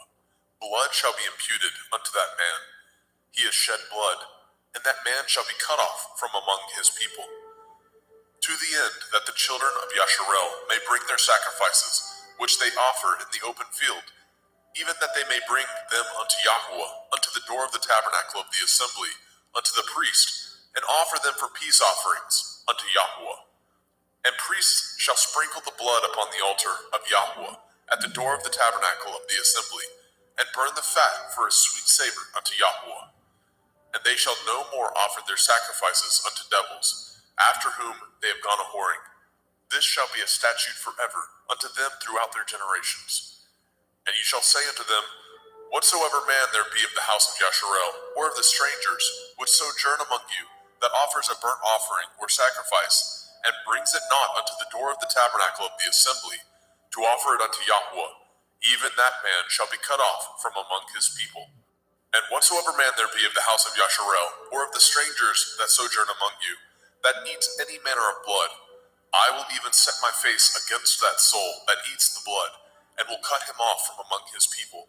For the soul of the flesh is in the blood. He and I have given it to you upon the altar to make an atonement for your souls.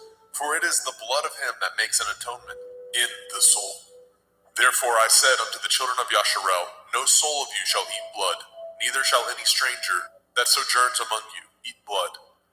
And whatsoever man there be of the children of Yasharel, or of the strangers that sojourn among you, which hunts and catches a beast or fowl that may be eaten, he shall even pour out the blood thereof, and cover it with dust. For it is the life of all flesh, the blood of it is for the life thereof.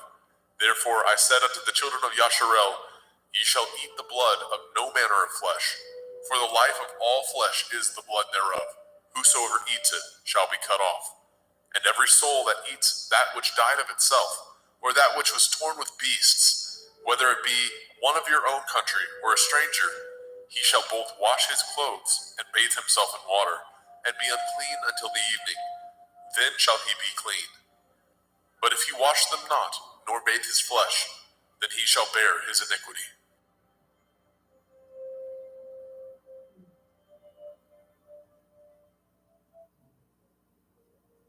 Vayikra, Leviticus chapter 18. And Yahweh spoke unto Moshe, saying, Speak unto the children of Yasharel, and say unto them, I am Yahweh Elohim. After the doings of the land of Mitzrayim, where ye dwell, shall ye not do. And after the doings of the land of Canaan, whither I bring you, shall ye not do. Neither shall ye walk in their ordinances. Ye shall do my judgments, and guard my ordinances, to walk therein. I am Yahuwah Elohim. Ye shall therefore guard my statutes and my judgments, which if a man do, he shall live in them. I am Yahweh. None of you shall approach to any that is near of kin to him, to uncover their nakedness. I am Yahweh. The nakedness of your father, or the nakedness of your mother, shall you not uncover. She is your mother. You shall not uncover her nakedness. The nakedness of your father's woman shall you not uncover. It is your father's nakedness. The nakedness of your sister, the daughter of your father, the daughter of your mother, whether she be born at home or born abroad, even their nakedness you shall not uncover. The nakedness of your son's daughter, or of your daughter's daughter, even their nakedness you shall not uncover, for theirs is your own nakedness. The nakedness of your father's woman's daughter, begotten of your father, she is your sister, you shall not uncover her nakedness. You shall not uncover the nakedness of your father's sister, she is your father's near kinswoman. You shall not uncover the nakedness of your mother's sister, for she is your mother's near kinswoman. You shall not uncover the nakedness of your father's brother. You shall not approach to his woman, she is your aunt. You shall not uncover the nakedness of your daughter-in-law, she is your son's woman. You shall not uncover her nakedness. You shall not uncover the nakedness of your brother's woman, it is your brother's nakedness. You shall not uncover the nakedness of a woman and her daughter, neither shall you take her son's daughter, or her daughter's daughter, to uncover her nakedness, for they are your near kinswoman. It is wickedness. Neither shall you take a woman to her sister, to vex her, to uncover her nakedness, beside the other in her lifetime. Also you shall not approach unto a woman to uncover her nakedness, as long as she is put apart, for her uncleanness. Moreover, you shall not lie carnally with your neighbor's woman to defile yourself with her.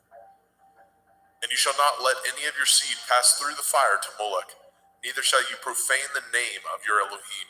I am Yahweh. You shall not lie with mankind as with womankind. It is an abomination. Neither shall you lie with any beast to defile yourself therewith. Neither shall any woman stand before a beast to lie down thereto. It is confusion. Defile not ye yourselves in any of these things, for in all these the nations are defiled, which I cast out before you. And the land is defiled, therefore I do visit the iniquity thereof upon it, and the land itself vomits out her inhabitants. Ye shall therefore guard my statutes and my judgments, and shall not commit any of these abominations, neither any of your own nation, nor any stranger that sojourns among you. For all these abominations have the men of the land done, which were before you, and the land is defiled, that the land spew not you out also, when ye defile it, as it spewed out the nations that were before you. For whosoever shall commit any of these abominations, even the souls that commit them shall be cut off from among their people. Therefore shall ye guard my ordinance, that ye commit not any of these abominable customs, which were committed before you, and that ye defile not yourselves therein. I am Yahuwah Elohim.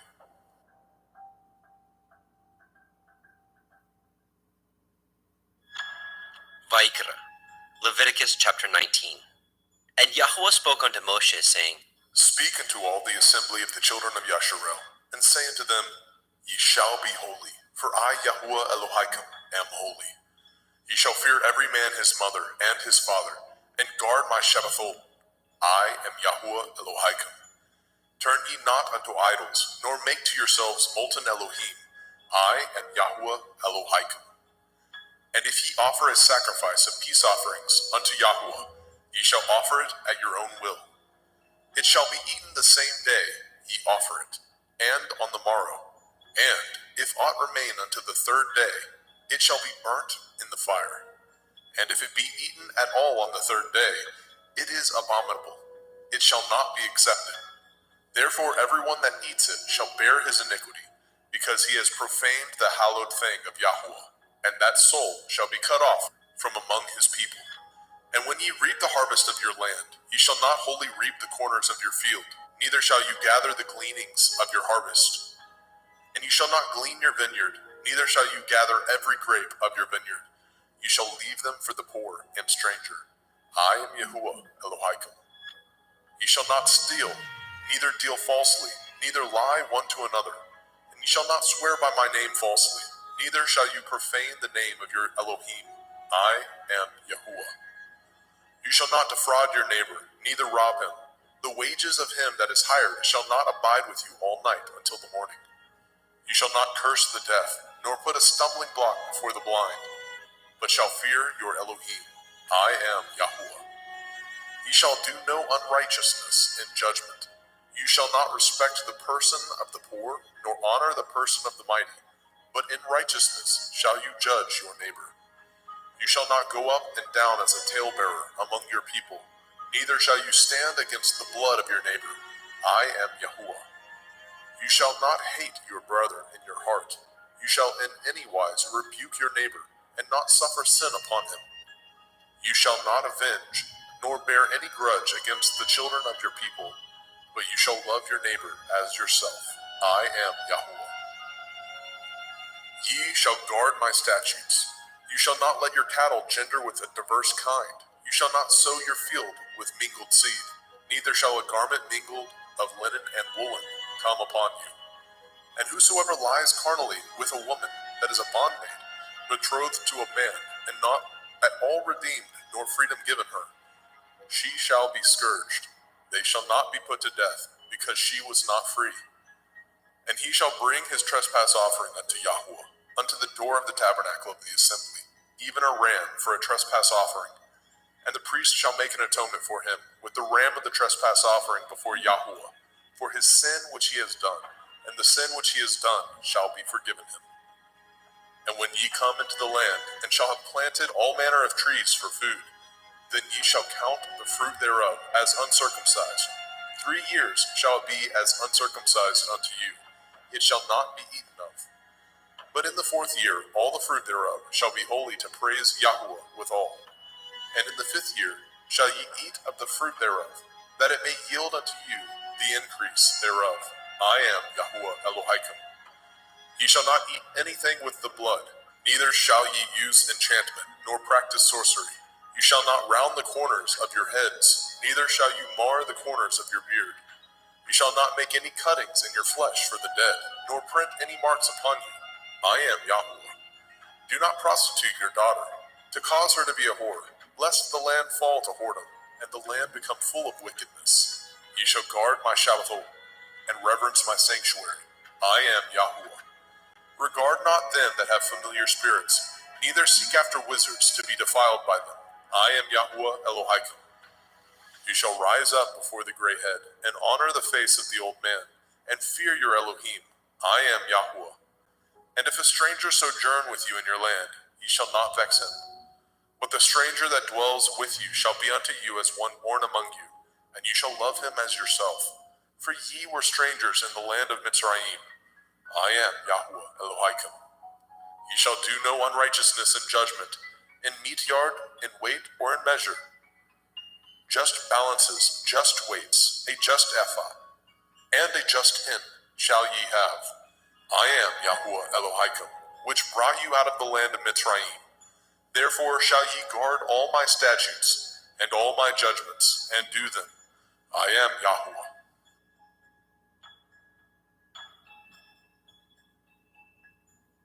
Vaikra, Leviticus chapter 20. And Yahweh spoke unto Moshe, saying, Again you shall say to the children of Yasharel, Whosoever he be of the children of Yasharel, or of the strangers that sojourn in Yasharel, that gives any of his seed unto Molech, he shall surely be put to death. The people of the land shall stone him with stones. And I will set my face against that man, and I will cut him off from among his people, because he has given of his seed unto Molech, to defile my sanctuary, and to profane my holy name. And if the people of the land do any ways hide their eyes from the man, when he gives of his seed unto Molech, and kill him not, then I will set my face against that man, and against his family, and will cut him off, and all that go a-whoring after him, to commit whoredom with Molech, from among their people. And the soul that turns after such as have familiar spirits, and after wizards, to go a-whoring after them, I will even set my face against that soul, and will cut him off from among his people. Sanctify yourselves, therefore, and be ye holy, for I am Yahweh Elohim, and ye shall guard my statutes, and do them. I am Yahweh Mekodishkim. For everyone that curses his father or his mother shall surely be put to death. He has cursed his father or his mother, his blood shall be upon him. And the man that breaks wedlock with another man's woman, even he that breaks wedlock with his neighbor's woman, the man and the woman that breaks wedlock shall surely be put to death. And the man that lies with his father's woman has uncovered his father's nakedness. Both of them shall surely be put to death. Their blood shall be upon them. And if a man lie with his daughter-in-law, both of them shall surely be put to death. They have wrought confusion. Their blood shall be upon them. If a man also lie with mankind, as he lies with a woman, both of them have committed an abomination. They shall surely be put to death. Their blood shall be upon them. And if a man take a woman and her mother, it is wickedness. They shall be burnt with fire, both he and they, that there be no wickedness among you. And if a man lie with a beast, he shall surely be put to death, and ye shall slay the beast. And if a woman approach unto any beast and lie down thereto, you shall kill the woman and the beast. They shall surely be put to death. Their blood shall be upon them.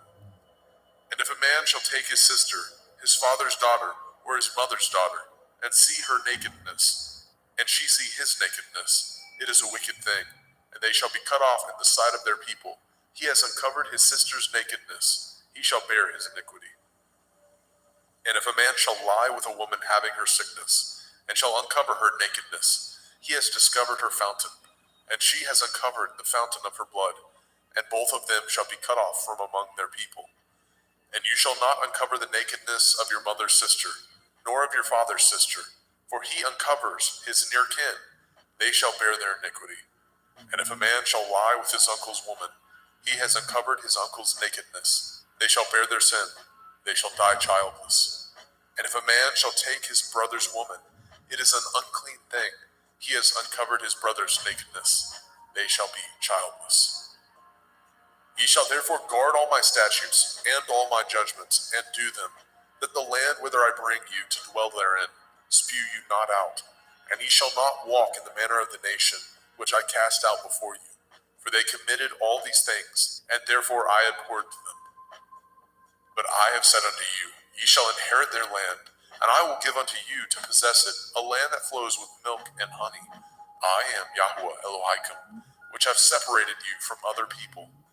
Ye shall therefore put difference between clean beasts and unclean, and between unclean fowls and clean. And ye shall not make your souls abominable by beast, or by fowl, or by any manner of living thing that creeps on the ground, which I have separated from you as unclean.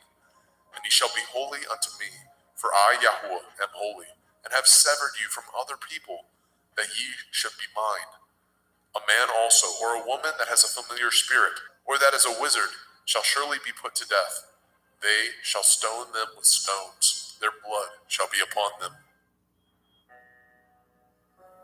Vayikra, Leviticus chapter 21. And Yahweh said unto Moshe, Speak unto the priests, the sons of Aharon, and say unto them, There shall none be defiled for the dead among his people, but for his kin that is near unto him, that is, for his mother, and for his father, and for his son, and for his daughter, and for his brother, and for his sister a virgin, that is nigh unto him, which has had no man, for her may he be defiled. But he shall not defile himself, being a chief among his people, to profane himself. They shall not make baldness upon their head, neither shall they shave off the corners of their beard, nor make any cuttings in their flesh. They shall be holy unto their Elohim, and not profane the name of their Elohim. For the offerings of Yahweh made by fire, and the bread of their Elohim they do offer. Therefore they shall be holy. They shall not take a woman that is a whore, or profane, neither shall they take a woman put away from her man, for he is holy unto his Elohim. You shall sanctify him therefore, for he offers the bread of your Elohim. He shall be holy unto you, for I, Yahweh, which sanctify you, am holy. And the daughter of any priest, if she profane herself by playing the whore, she profanes her father, she shall be burnt with fire. And he that is high priest among his brethren, upon whose head the anointing oil was poured, and that is consecrated to put on the garments, shall not uncover his head, nor rend his clothes. Neither shall he go in to any dead body, nor defile himself for his father, or for his mother. Neither shall he go out of the sanctuary, nor profane the sanctuary of his Elohim. For the crown of the anointing oil of his Elohim is upon him. I am Yahweh. And he shall take a woman in her virginity, a widow or a divorced woman, or profane, or a harlot. These shall he not take, but he shall take a virgin of his own people to be his woman. Neither shall he profane his seed among his people, for I, Yahweh, do sanctify him. And Yahweh spoke unto Moshe, saying, Speak unto Aharon, saying, Whosoever he be of your seed in their generations, that has any blemish, let him not approach to offer the bread of his Elohim. For whosoever man he be that has a blemish, he shall not approach, a blind man or a lame, or he that has a flat nose, or anything superfluous, or a man that is broken-footed, or broken-handed, or crook-backed, or a dwarf, or that has a blemish in his eye, or be scurvy, or scabbed, or has his stones broken. No man that has a blemish of the seed of Aharon the priest shall come nigh to offer the offerings of Yahweh, made by fire. He has a blemish. He shall not come nigh to offer the bread of his Elohim. He shall not eat the bread of his Elohim, both of the most holy and of the holy. Only he shall not go in unto the veil, nor come nigh unto the altar, because he has a blemish. that he profane not my sanctuaries, for I, Yahweh, do sanctify them. And Moshe told it unto Aharon, and to his sons, and to all the children of Yashrael. Vayikra, Leviticus chapter 22. And Yahweh spoke unto Moshe, saying, Speak unto Aharon and to his sons, that they separate themselves from the holy things of the children of Yasharel, and that they profane not my holy name in those things, which they hallow unto me.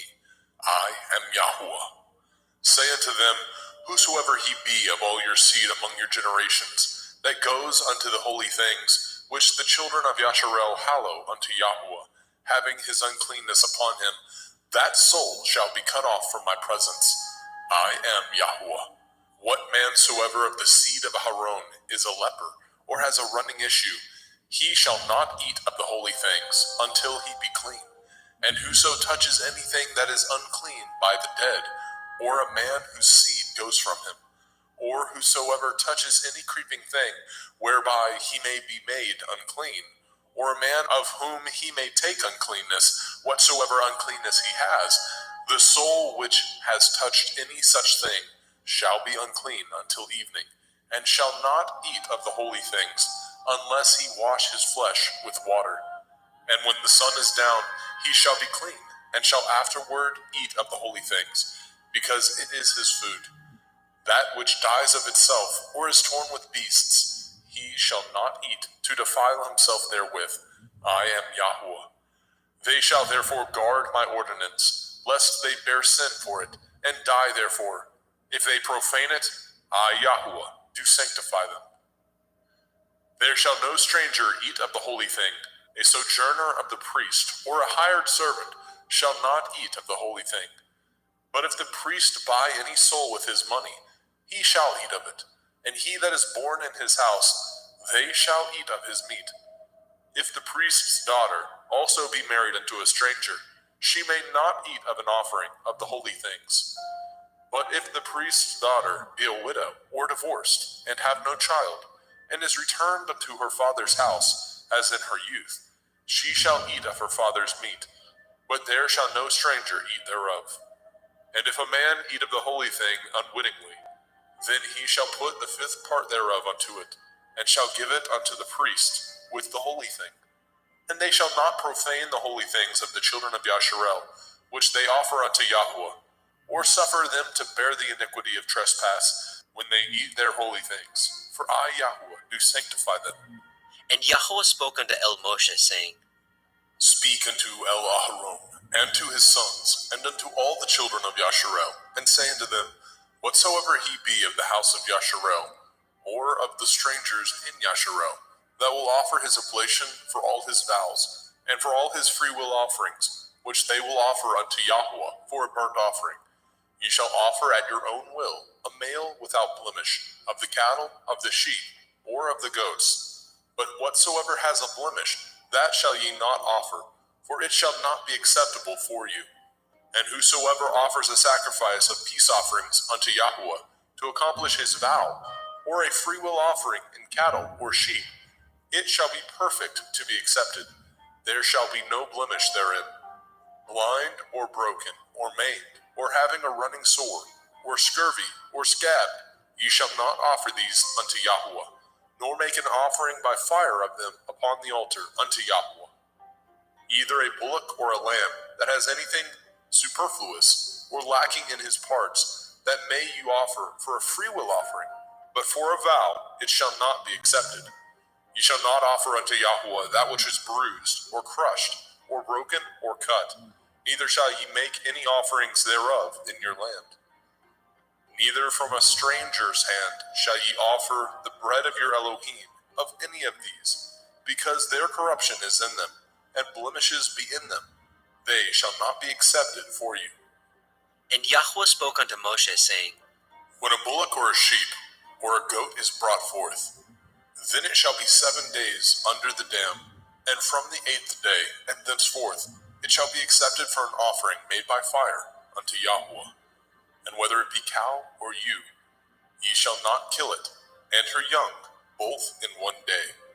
And when ye offer a sacrifice of thanksgiving unto Yahweh, offer it at your own will. On the same day it shall be eaten up. Ye shall leave none of it until the morrow. I am Yahweh.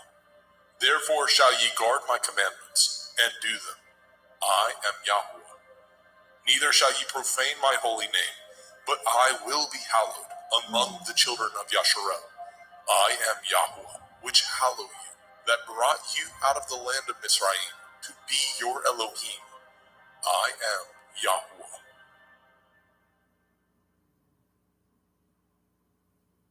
Vayikra, Leviticus chapter 23.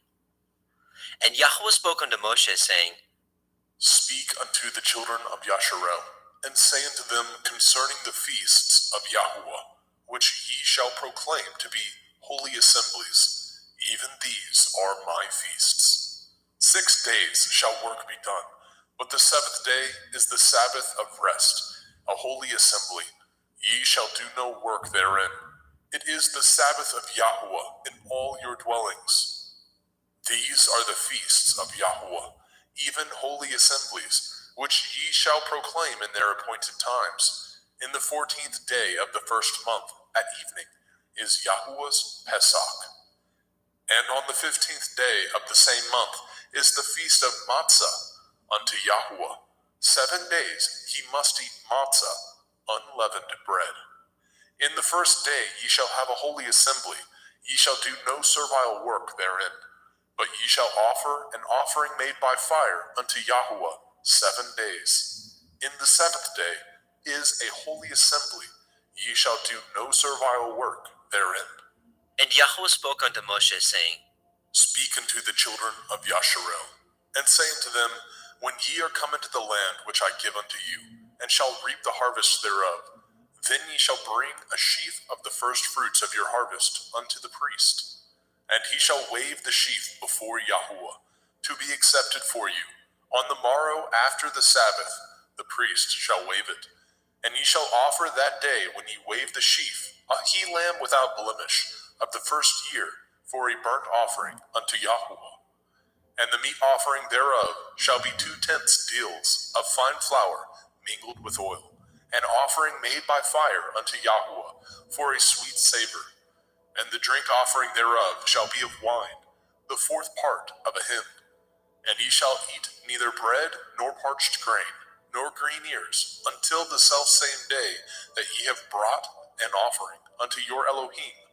It shall be a statute forever throughout your generations, in all your dwellings. And ye shall count unto you from the morrow after the Sabbath, from the day that ye brought the sheaf of the wave offering, 7 Shavuot. Sabbaths shall be complete. Even unto the morrow after the 7th Sabbath shall ye number 50 days, and ye shall offer a new meat offering unto Yahweh. Ye shall bring out of your habitations 2 wave loaves of 2/10 deals. They shall be of fine flour. They shall be baken with leaven. They are the first fruits unto Yahweh. And ye shall offer with the bread 7 lambs, without blemish of the 1st year, and 1 bullock, and 2 rams. They shall be for a burnt offering unto Yahweh, with their meat offering and their drink offerings, even an offering made by fire of sweet savor unto Yahweh. Then ye shall sacrifice 1 kid of the goats for a sin offering, and 2 lambs of the 1st year for a sacrifice of peace offerings. And the priest shall wave them with the bread of the first fruits for a wave offering before Yahweh. With the 2 lambs, they shall be holy to Yahweh for the priest. And ye shall proclaim on the selfsame day that it may be a holy assembly unto you. Ye shall do no servile work therein. It shall be a statute forever in your dwellings throughout your generations. And when ye reap the harvest of your land, you shall not make clean riddance of the corners of your field when you reap. Neither shall you gather any gleanings of your harvest. You shall leave them unto the poor and to the stranger. I am Yahweh Elohim. And Yahweh spoke unto Moshe, saying, Speak unto the children of Yasharel, saying, In the 7th month, on the 1st day of the month, shall ye have a Sabbath, a memorial of blowing of shofarot, Yom Teruah, the feast of trumpets, the day of the awakening blast. a holy assembly. Ye shall do no servile work therein, but ye shall offer an offering made by fire unto Yahuwah. And Yahweh spoke unto Moshe, saying, Also on the 10th day of this 7th month is Yom Kippurim, the day of atonement. It shall be a holy assembly unto you, and ye shall afflict your souls, and offer an offering made by fire unto Yahuwah. And ye shall do no work in that same day, for it is Yom Kippurim, to make an atonement for you before Yahuwah Elohaikum. For whatsoever soul it be that shall not be afflicted in that same day, he shall be cut off from among his people. And whatsoever soul it be that does any work in that same day, the same soul will I destroy from among his people. Ye shall do no manner of work. It shall be a statute forever throughout your generations in all your dwellings. It shall be unto you a Sabbath of rest, and ye shall afflict your souls in the 9th day of the month at evening. From evening unto evening shall ye celebrate your Sabbath. And Yahweh spoke unto Moshe, saying, Speak unto the children of Yasharel, saying, The 15th day of this 7th month shall be the feast of Sukkot, tabernacles, for 7 days unto Yahuwah. On the first day shall be a holy assembly. Ye shall do no servile work therein. 7 days ye shall offer an offering made by fire unto Yahuwah. On the 8th day shall be a holy assembly unto you, and ye shall offer an offering made by fire unto Yahuwah. It is a solemn assembly, and ye shall do no servile work therein. These are the feasts of Yahuwah, which ye shall proclaim to be holy assemblies, to offer an offering made by fire unto Yahuwah, a burnt offering and a meat offering, a sacrifice and drink offerings, everything upon his day. Besides the Shavuot, Sabbaths of Yahuwah, and beside your gifts, and beside all your vows, and beside all your freewill offerings, which ye give unto Yahuwah. Also in the 15th day of the 7th month, when ye have gathered in the fruit of the land, ye shall keep a feast unto Yahuwah 7 days. On the first day shall be a Sabbath, and on the 8th day shall be a Sabbath. And ye shall take you on the first day the boughs of goodly trees, branches of palm trees, and the boughs of thick trees, and willows of the brook. And ye shall rejoice before Yahuwah Elohaikum 7 days. And ye shall keep it a feast unto Yahuwah 7 days in the year. It shall be a statute forever in your generations. Ye shall celebrate it in the 7th month. Ye shall dwell in sukkahs, booths, 7 days. All that are Yasharel born shall dwell in sukkahs. That your generations may know that I made the children of Yasharel to dwell in sukkahs, when I brought them out of the land of Mitzrayim. I am Yahuwah Elohaikum. And Moshe declared unto the children of Yasharel the feasts of Yahweh.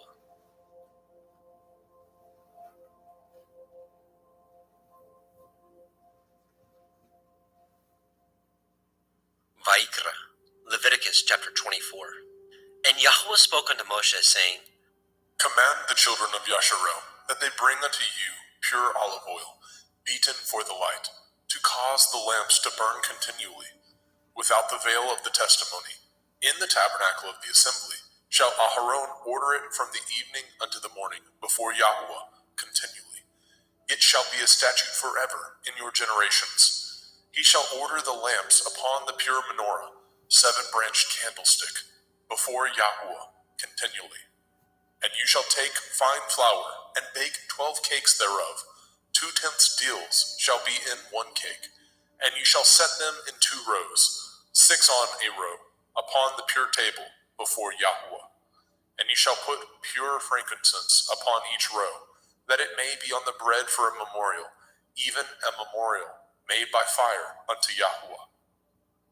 Every Sabbath he shall set it in order before Yahuwah continually, being taken from the children of Yasharel by an everlasting covenant. And it shall be Aharon and his sons, and they shall eat it in the holy place, for it is most holy unto him of the offerings of Yahuwah made by fire, by a perpetual statute. And the son of a Yashareliteth woman, whose father was a Mitzri, went out among the children of Yasharel. And this son of the Yashareliteth woman and a man of Yashrael strove together in the camp. And the Yashraeliteth woman's son blasphemed the name of Yahweh, and cursed, and they brought him unto Moshe, and his mother's name was Shelomith, the daughter of Divri, of the tribe of Dan. And they put him in ward, that the mind of Yahweh might be showed them. And Yahweh spoke unto Moshe, saying, Bring forth him that has cursed without the camp, and let all that heard him lay their hands upon his head, and let all the assembly stone him. And you shall speak unto the children of Yasharel, saying, Whosoever curses his Elohim shall bear his sin. And he that blasphemes the name of Yahweh, he shall surely be put to death. And all the assembly shall certainly stone him, as well the stranger, as he that is born in the land, when he blasphemes the name of Yahweh, shall be put to death. And he that kills any man shall surely be put to death. And he that kills a beast shall make it good, beast for beast. And if a man cause a blemish in his neighbor, as he has done, so shall it be done to him. Breach for breach, eye for eye, tooth for tooth. As he has caused a blemish in a man, so shall it be done to him again. And he that kills a beast, he shall restore it. And he that kills a man, he shall be put to death. Ye shall have one manner of law, as well for the stranger, as for one of your own country. For I am Yahweh Elohim. And Moshe spoke to the children of Yashrael, that they should bring forth him that had cursed out of the camp, and stone him with stones. And the children of Yashrael did as Yahweh commanded Moshe.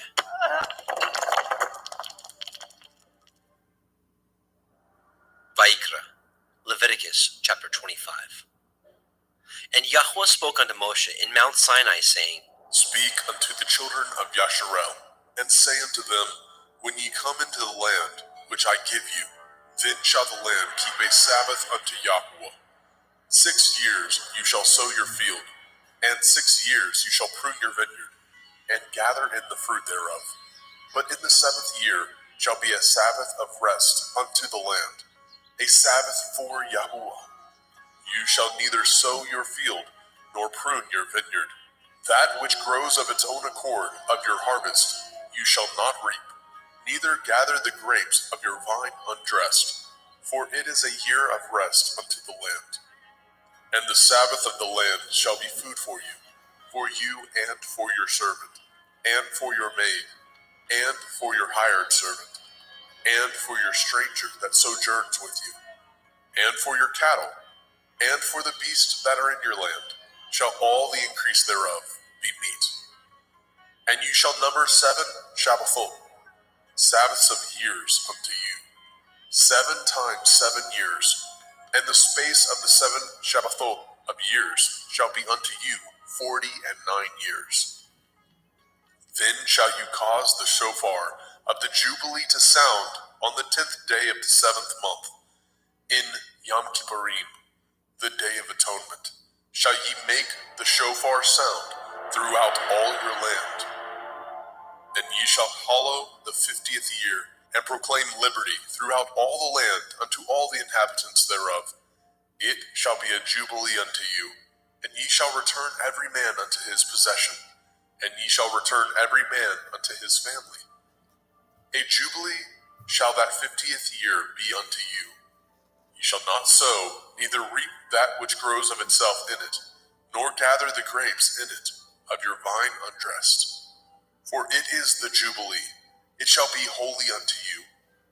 Ye shall eat the increase thereof out of the field. In the year of this Jubilee, ye shall return every man unto his possession.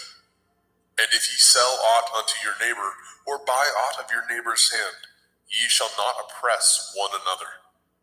According to the number of years after the Jubilee, you shall buy of your neighbor, and according unto the number of years of the fruits, he shall sell unto you. According to the multitude of years, you shall increase the price thereof, and according to the fewness of years, you shall diminish the price of it. For according to the number of the years of the fruits, he sells unto you. Ye shall not therefore oppress one another, but you shall fear your Elohim, for I am Yahweh Elohim. Wherefore ye shall do my statutes, and guard my judgments, and do them, and ye shall dwell in the land in safety. And the land shall yield her fruit, and ye shall eat your fill, and dwell therein in safety. And if ye say, what shall we eat the 7th year? Behold, we shall not sow, nor gather in our increase. Then I will command my blessing upon you in the 6th year, and it shall bring forth fruit for 3 years. And ye shall sow the 8th year, and eat yet of old fruit until the 9th year. Until her fruits come in, ye shall eat of the old store. The land shall not be sold forever, for the land is mine, and ye are strangers and sojourners with me. And in all the land of your possession ye shall grant a redemption for the land. If your brother be waxen poor, and has sold away some of his possession, and if any of his kin come to redeem it, then shall he redeem that which his brother sold. And if the man have not to redeem it, and himself be able to redeem it, then let him count the years of the sale thereof, and restore the overplus unto the man whom he sold it, that he may return unto his possession. But if he be not able to restore it to him, then that which is sold shall remain in the hand of him that has bought it until the year of Jubilee. And in the Jubilee it shall go out, and he shall return unto his possession. And if a man sell a dwelling house in a walled city, then he may redeem it within a whole year after it is sold. Within a full year may he redeem it. And if it be not redeemed within the space of a full year, then the house that is in the walled city shall be established forever to him, that brought it throughout his generations. It shall not go out in the Jubilee. But the houses of the villages which have no wall round about them shall be counted as the fields of the country. They may be redeemed, and they shall go out in the Jubilee. Notwithstanding, the cities of the Leviim, of the houses of the cities of their possession, may the Leviim redeem at any time. And if a man purchases of the Leviim, then the house that was sold, and the city of his possession, shall go out in the year of Jubilee. For the houses of the cities of the Leviim are their possession, among the children of Yasharel. But the field of the suburbs of their cities may not be sold, for it is their perpetual possession. And if your brother be waxen poor, and fallen in decay with you, then you shall relieve him, yea, though he be a stranger or a sojourner, that he may live with you. Take no usury of him, or increase, but fear your Elohim, that your brother may live with you. You shall not give him your money upon usury, nor lend him your victuals for increase. I am Yahuwah Elohaikum, which brought you forth out of the land of Mitzrayim, to give you the land of Canaan, and to be your Elohim. And if your brother that dwells by you be waxen poor, and be sold unto you, you shall not compel him to serve as a bondservant, but as a hired servant, and as a sojourner. He shall be with you, and shall serve you unto the year of Jubilee. And then shall he depart from you, both he and his children with him, and shall return unto his own family, and unto the possession of his fathers shall he return. For they are my servants, which I brought forth out of the land of Mitzrayim. They shall not be sold as bondmen. You shall not rule over him with rigor, but shall fear your Elohim. Both your bondmen and your bondmaids, which you shall have, shall be of the heathen that are round about you. Of them shall ye buy bondmen and bondmaids. Moreover, of the children of the strangers that do sojourn among you, of them shall ye buy, and of their families that are with you, which they begat in your land, and they shall be your possession. And ye shall take them as an inheritance for your children after you, to inherit them for a possession. They shall be your bondmen forever. But over your brethren, the children of Yasharel, you shall not rule one over another with rigor. And if a sojourner or a stranger wax rich by you, and your brother that dwells by him wax poor, and sell himself unto the stranger or sojourner by you, or to the stock of the stranger's family, after that he is sold, he may be redeemed again. One of his brethren may redeem him. Either his uncle or his uncle's son may redeem him, or any that is nigh of kin unto him, of his family, may redeem him, or if he be able, he may redeem himself. And he shall reckon with him that bought him from the year that he was sold unto him, unto the year of Jubilee. And the price of his sale shall be according to the number of years, according to the time of a hired servant shall it be with him. If there be yet many years behind, according unto them he shall give again the price of his redemption, out of the money that he was bought for. And if there remain but few years unto the year of Jubilee, then he shall count with him, and according unto his years shall he give him again the price of his redemption. And as a yearly hired servant shall be with him, and the other shall not rule with rigor over him in your sight. And if he be not redeemed in these years, then he shall go out in the year of Jubilee, both he and his children with him. For unto me the children of Yasharel are servants. They are my servants, whom I brought forth out of the land of Mitzrayim. I am Yahuwah Elohaikum.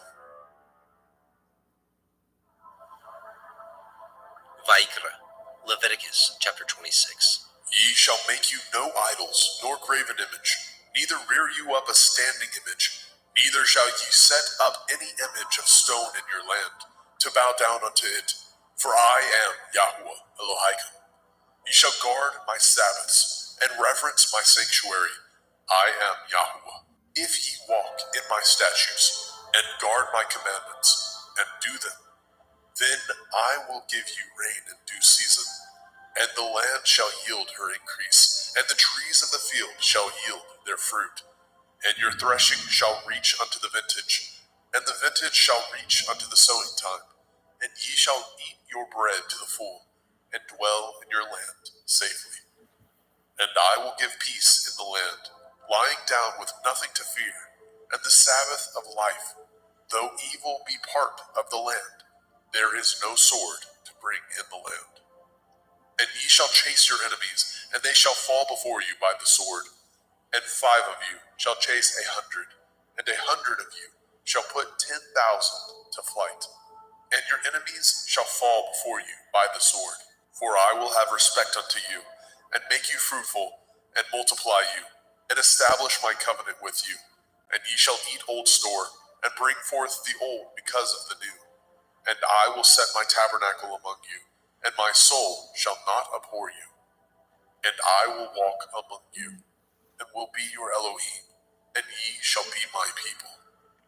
I am Yahuwah Elohaikum, which brought you forth out of the land of Mitzrayim, that ye should not be their bondmen.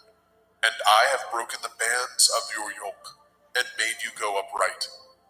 But if ye will not hearken unto me, and will not do all these commandments, and if ye shall despise my statutes, or if your soul abhor my judgments, so that ye will not do all my commandments, but that ye break my covenant, I also will do this unto you. I will even appoint over you terror, consumption, and the burning ague, that shall consume the eyes, and cause sorrow of heart, and ye shall sow your seed in vain, for your enemies shall eat it.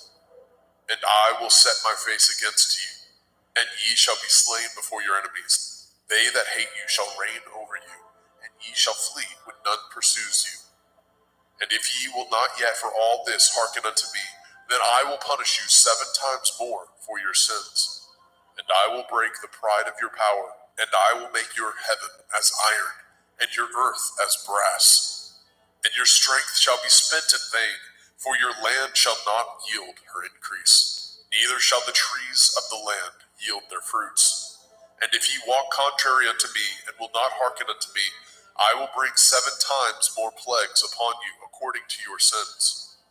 I will also send wild beasts among you, which shall rob you of your children, and destroy your cattle, and make you few in number, and your highways shall be desolate. And if ye will not be reformed by me by these things, but will walk contrary unto me, then will I walk contrary unto you, and will punish you yet 7 times for your sins. And I will bring a sword upon you, that shall avenge the quarrel of my covenant. And when ye are gathered together within your cities, I will send the pestilence among you, and ye shall be delivered into the hand of the enemy. And when I have broken the staff of your bread, 10 women shall bake your bread in one oven, and they shall deliver you your bread again by weight, and ye shall eat and not be be satisfied. And if ye will not for all this hearken unto me, but walk contrary unto me, then I will walk contrary unto you also in fury, and I, even I, will chastise you 7 times for your sins. And ye shall eat the flesh of your sons, and the flesh of your daughters shall ye eat. And I will destroy your high places, and cut down your images, and cast your carcasses upon the carcasses of your idols, and my soul shall abhor you. And I will make your cities waste, and bring your sanctuaries unto desolation. And I will not smell the savor of your sweet odors. And I will bring the land unto desolation, and your enemies which dwell therein shall be astonished at it. And I will scatter you among the heathen, and will draw out my sword after you. And your land shall be desolate, and your cities waste. Then shall the land enjoy her Shabbathot, as long as it lies desolate, and ye be in your enemy's land. Even then shall the land rest, and enjoy her Shabbathot. As long as it lies desolate, it shall rest, because it did not rest in your Shabbathot, when ye dwelt upon it. And upon them that are left alive of you, I will send a faintness into their hearts, in the land of their enemies, and the sound of a shaken leaf shall chase them, and they shall flee, as fleeing from a sword, and they shall fall when none pursues. And they shall fall one upon another, as it were before a sword, when none pursues. And ye have no power to stand before your enemies. And ye shall perish among the heathen, and the land of your enemies shall eat you up. And they that are left of you shall pine away in their iniquity, in your enemies' lands, and also in the iniquities of their fathers shall they pine away with them. If they shall confess their iniquity, and the iniquity of their fathers, with their transgressions which they transgressed against me, and that also they have walked contrary unto me, and that I also have walked contrary unto them, and have brought them into the land of their enemies, if then their uncircumcised heart be humbled, and they then accept of the punishment of their iniquity, then I will remember my covenant with Yaakov, and also my covenant with Yitzhak, and also my covenant with Abraham will I remember, and I will remember the land. The land also shall be left of them, and shall enjoy her Shabbathot, while she lies desolate without them. And they shall accept of the punishment of their iniquity, because they despised my judgments, and because their soul abhorred my statutes. And yet, for all that, when they be in the land of their enemies, I will not cast them away, neither will I abhor them, to destroy them utterly, and to break my covenant with them. For I am Yahweh Elohim. But I will for their sakes remember the covenant of their ancestors, whom I brought forth out of the land of Mitzrayim, in the sight of the heathen, that I might be their Elohim. I am Yahweh. These are the commandments and judgments and Torah, which Yahweh made between him and the children of Yisrael in Mount Sinai by the hand of Moshe.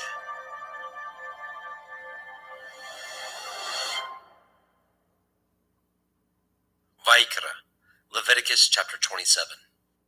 And Yahweh spoke unto Moshe, saying, Speak unto the children of Yasharel, and say unto them, When a man shall make a singular vow, the persons shall be for Yahuwah by your estimation.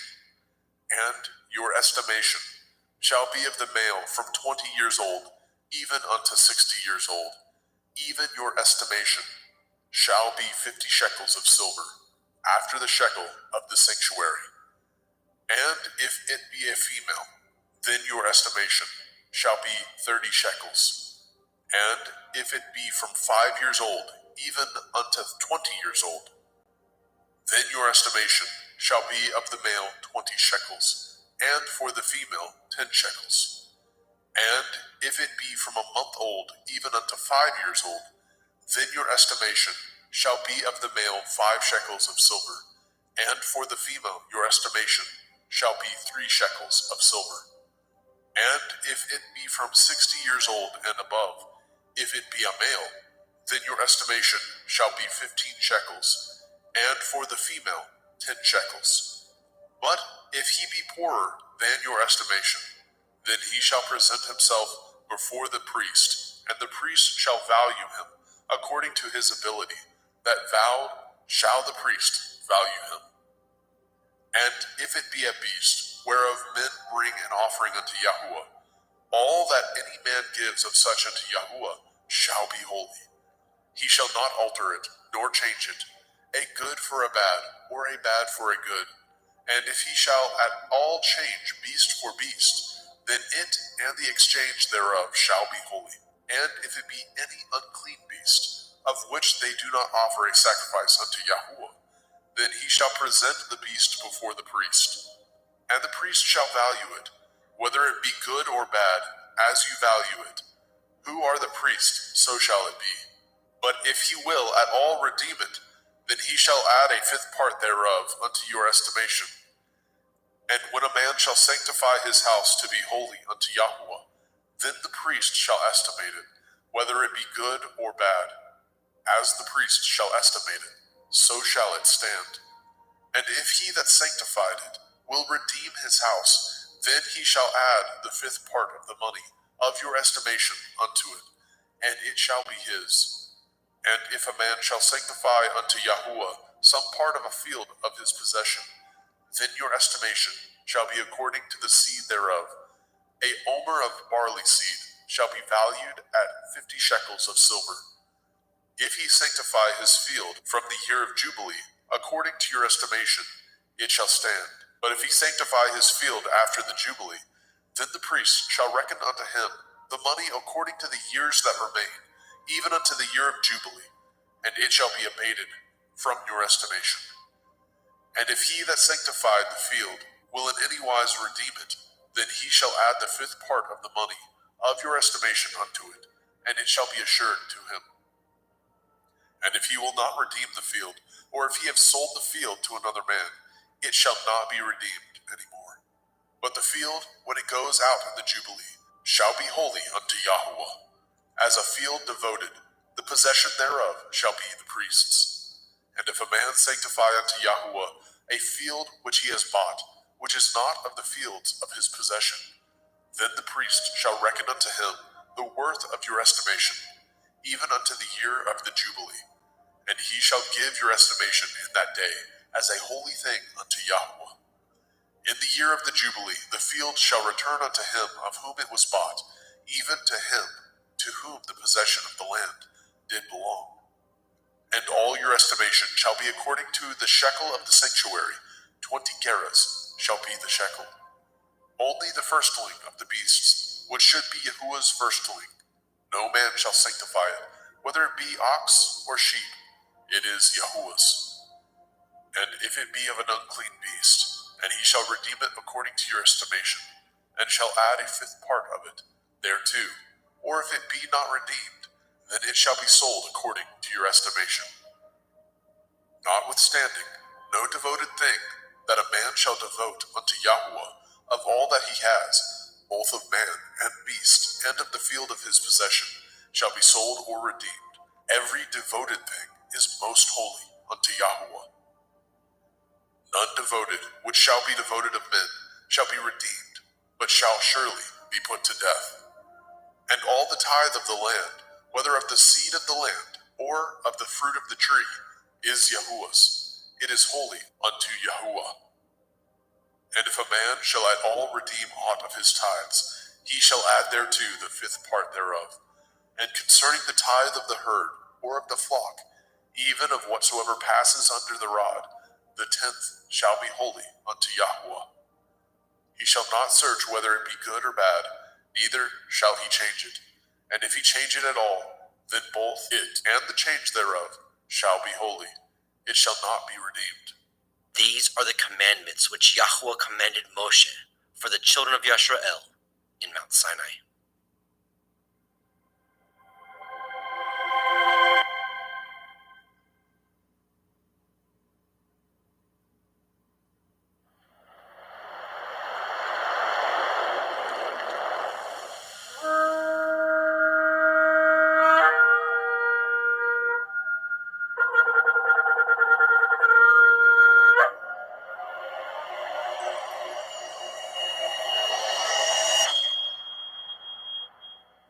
The Book of Shemot, Exodus, Chapter 1.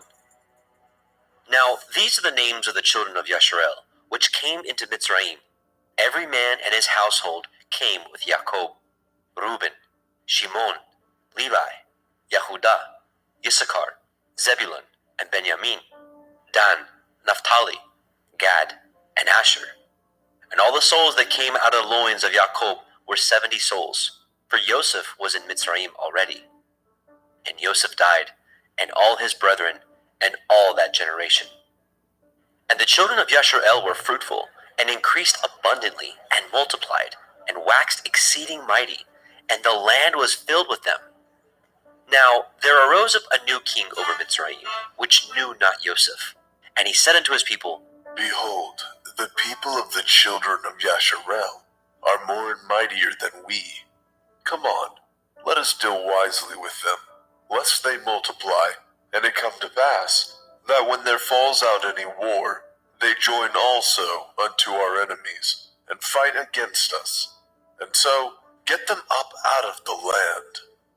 Therefore they did set over them taskmasters, to afflict them with their burdens. And they built for Pharaoh treasure cities, Pithom and Ramesses. But the more they afflicted them, the more they multiplied and grew, and they were grieved because of the children of Yasharel. And the Mitzrayim made the children of Yasharel to serve with rigor, and they made their lives bitter with hard bondage, in mortar, and in brick, and in all manner of service in the field. All their service, wherein they made them to serve, was with rigor. And the king of Mitzrayim spoke to the Ivri midwives, of which the name of the one was Shiphrah, and the name of the other Puah. And he said, When ye do the office of a midwife to the Ivrith woman, and see them upon the stools, if it be a son, then ye shall kill him. But if it be a daughter, then she shall live. But the midwives feared Elohim, and did not as the king of Mitzrayim commanded them, but saved the men children alive. And the king of Mitzrayim called for the midwives, and said unto them, Why have you done this thing, and have saved the men children alive? And the midwives said unto Pharaoh, Because the Ivrith women are not as the Mitzrith women, for they are lively, and are delivered ere the midwives come in unto them. Therefore Elohim dealt well with the midwives, and the people multiplied, and waxed very mighty. And it came to pass, because the midwives feared Elohim, that he made them houses. And Pharaoh charged all his people, saying, Every son that is born ye shall cast into the river, and every daughter ye shall save alive. Shemot, Exodus, chapter 2.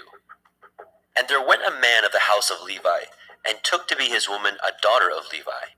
And the woman conceived, and bore a son.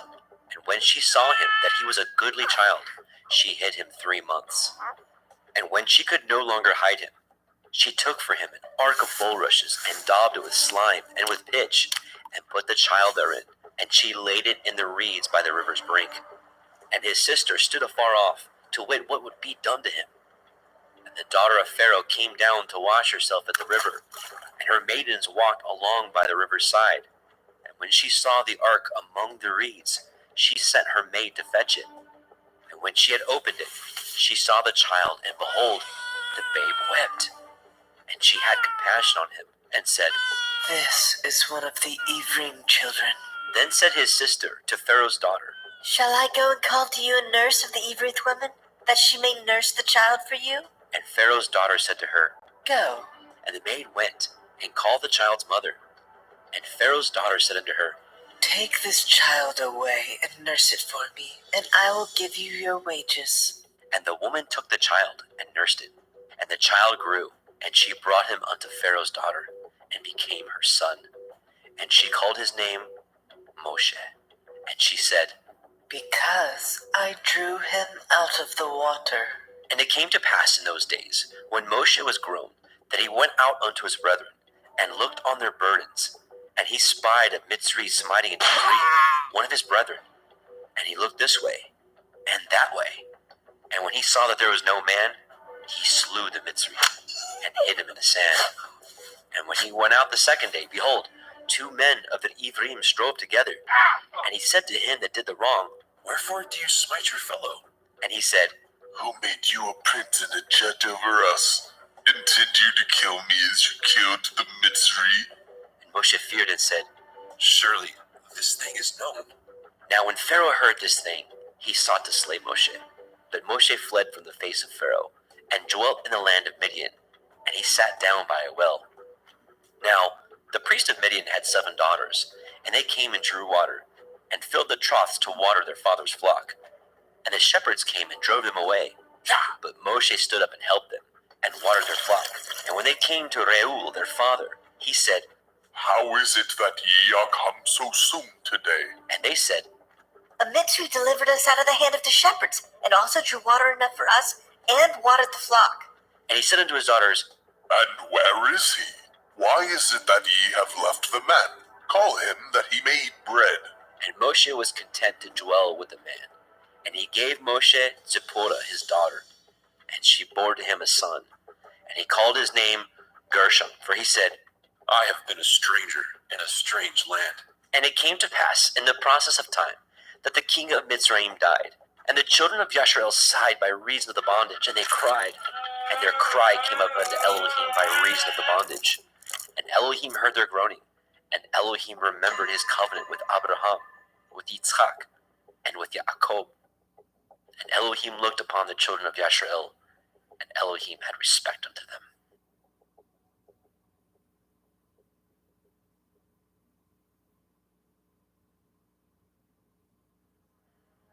Shemot, Exodus, chapter 3. Now Moshe kept the flock of Yitro his father-in-law, the priest of Midian, and he led the flock to the backside of the desert, and came to the mountain of Elohim, even to Horeb.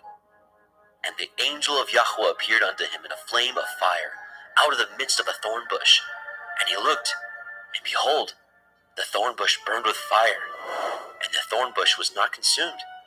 And Moshe said, I will now turn aside and see this great sight, why the thorn bush is not burnt. And when Yahweh saw that he turned aside to see, Elohim called unto him out of the midst of the thorn bush, and said, Moshe, Moshe. And he said, Here am I. And he said, Draw not nigh hither. Put off your shoes from off your feet, for the place whereon you stand is holy ground. Moreover he said, I am the Elohai of your father, the Elohai of Abraham, the Elohai of Yitzhak, and the Elohai of Yaakov. And Moshe hid his face, for he was afraid to look upon Elohim. And Yahweh said, I have surely seen the affliction of my people, which are in Mitzrayim, and have heard their cry by reason of their taskmasters, for I know their sorrows. And I am come down to deliver them out of the hand of the Mitzrayim, and to bring them up out of that land unto a good land, and a large, unto a land flowing with milk and honey, unto the place of the Canaanim, and the Hittim, and the Amorim, and the Perizim, and the Hivim, and the Yevusim. Now therefore, behold, the cry of the children of Yasharel is come unto me, and I have also seen the oppression wherewith the Mitzrayim oppress them. Come now therefore, I will send you unto Pharaoh, that you may bring forth my people, the children of Yasharel, out of Mitzrayim. And Moshe said unto Elohim, Who am I that I should go unto Pharaoh, and that I should bring forth the children of Yasharel out of Mitzrayim? And he said, Certainly I will be with you, and this shall be a sign unto you that I have sent you. When you have brought forth the people out of Mitzrayim, ye shall serve Elohim upon this mountain. And Moshe said unto Elohim, Behold, when I come unto the children of Yasharel, and say unto them, The Elohai of your fathers has sent me unto you, and they shall say unto me, What is his name? What shall I say unto them? And Elohim said unto El Moshe, Ahaya Asher Ahaya, I am that I am. And he said, Thus shall you say unto the children of Yasharel, Ahaya I am has sent me unto you. And Elohim said moreover unto El Moshe, Thus shall you say unto the children of Yasharel, Yahuwah Elohai of your fathers, the Elohai of Abraham, the Elohai of Yitzhak, and the Elohai of Yaakov, has sent me unto you. This is my name forever, and this is my mention unto all generations. Go and gather the elders of Yasharel together, and say unto them, Yahuwah Elohai of your fathers, the Elohai of Abraham, of Yitzhak, and the Elohai of Yaakov, appeared unto me, saying, I have surely visited you, and seen that which is done to you in Mitzrayim. And I have said, I will bring you up out of the affliction of Mitzrayim, unto the land of the Canaanim, and the Hittim, and the Amorim, and the Perizim, and the Hivim, and the Yevusim, unto a land flowing with milk and honey. And they shall hearken to your voice, and you shall come, you and the elders of Yasharel, unto the king of Mitzrayim, and ye shall say unto him, Yahuwah Elohai of the Ephraim has met us, and now let us go, we beseech you, 3 days' journey into the wilderness, that we may sacrifice to Yahuwah Eloheinu. And I am sure that the king of Mitzrayim will not let you go, no, not by a mighty hand. And I will stretch out my hand, and smite Mitzrayim with all my wonders, which I will do in the midst thereof. And after that he will let you go, and I will give this people favor in the sight of the Mitzrayim. And it shall come to pass that when ye go, ye shall not go empty. But every woman shall borrow of her neighbor, and of her that sojourns in her house, jewels of silver, and jewels of gold, and raiment. And ye shall put them upon your sons, and upon your daughters, and ye shall spoil the Mitzrayim.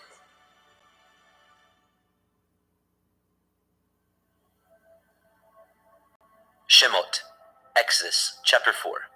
And Moshe answered and said, But, behold, they will not believe me, nor hearken unto my voice, for they will say, Yahweh has not appeared unto you. And Yahweh said unto him, What is that in your hand? and he said, A rod? and he said, Cast it on the ground. and he cast it on the ground, and it became a serpent. And Moshe fled from before it. And Yahweh said unto Moshe, Put forth your hand, and take it by the tail, and he put forth his hand, and caught it, and it became a rod in his hand. that they may believe that Yahuwah Elohai of their fathers, the Elohai of Abraham, the Elohai of Yitzhak, and the Elohai of Yaakov, has appeared unto you. And Yahweh said furthermore unto him, Put now your hand into your bosom. and he put his hand into his bosom. And when he took it out, behold, his hand was leprous as snow. And he said, Put your hand into your bosom again. and he put his hand into his bosom again, and plucked it out of his bosom, and behold, it was turned again as his other flesh. And it shall come to pass, if they will not believe you, neither hearken to the voice of the first sign, that they will believe the voice of the latter sign. And it shall come to pass, if they will not believe also these 2 signs, neither hearken unto your voice, that you shall take of the water of the river, and pour it upon the dry land, and the water which you take out of the river shall become blood upon the dry land.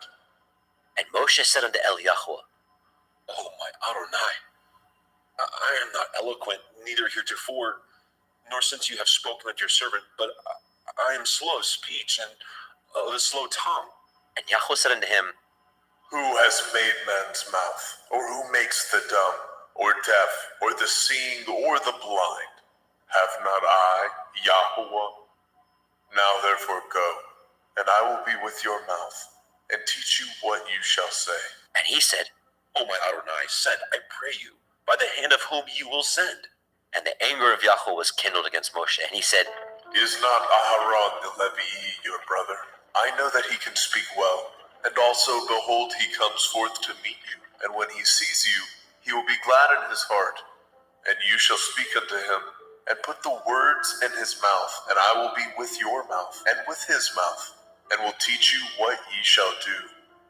And he shall be your spokesman unto the people, and he shall be, even he shall be to you, instead of a mouth, and you shall be to him, instead of Elohim. And you shall take this rod in your hand, wherewith you shall do signs. And Moshe went and returned to Yitro his father-in-law, and said unto him, Let me go, I pray you, and return unto my brethren which are in Mitzrayim, and see whether they be yet alive. And Yitro said unto Moshe, Go in peace. and Yahweh said unto Moshe in Midian, Go, return into Mitzrayim, for all the men are dead which sought your life. And Moshe took his woman and his sons, and set them upon an ass, and he returned to the land of Mitzrayim. And Moshe took the rod of Elohim in his hand. And Yahweh said unto Moshe, When you go to return into Mitzrayim, see that you do all those wonders before Pharaoh, which I have put into your hand. But I will harden his heart, that he shall not let the people go. And you shall say unto Pharaoh, Thus says Yahuwah, Yasharel is my son, even my firstborn. And I say unto you, Let my son go, that he may serve me. And if you refuse to let him go, behold, I will slay your son, even your firstborn. and it came to pass by the way in the inn that Yahweh met him, and sought to kill him. Then Zipporah took a sharp stone, and cut off the foreskin of her son, and cast it at his feet, and said, Surely a bloody man are you to me. So he let him go. Then she said, A bloody man you are, because of the circumcision. and Yahweh said to El Aharon, Go into the wilderness to meet Moshe. and he went, and met him in the mount of Elohim, and kissed him. And Moshe told Aharon all the words of Yahweh who had sent him, and the signs which he had commanded him. And Moshe and Aharon went and gathered together all the elders of the children of Yasharel. And Aharon spoke all the words which Yahweh had spoken unto Moshe, and did the signs in the sight of the people. And the people believed. And when they heard that Yahweh had visited the children of Yasharel, and that he had looked upon their affliction, then they bowed their heads and worshipped.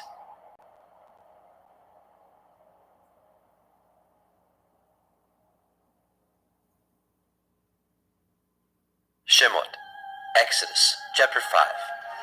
And afterward, Moshe and Aharon went in and told Pharaoh, Thus says Yahweh Elohai of Yasharel, Let my people go, that they may hold a feast unto me in the wilderness. And Pharaoh said, Who is Yahuwah that I should obey his voice to let Yasharel go? I know not Yahuwah, neither will I let Yasharel go. and they said, The Elohai of the Ivrim has met with us. Let us go, we pray you, 3 days' journey into the desert, and sacrifice unto Yahweh Elohim, lest he fall upon us with pestilence, or with a sword. And the king of Mitzrayim said unto them, Wherefore do ye, Moshe and Aaron, let the people from their works get you unto your burdens. And Pharaoh said, Behold, the people of the land now are many, and ye make them rest from their burdens.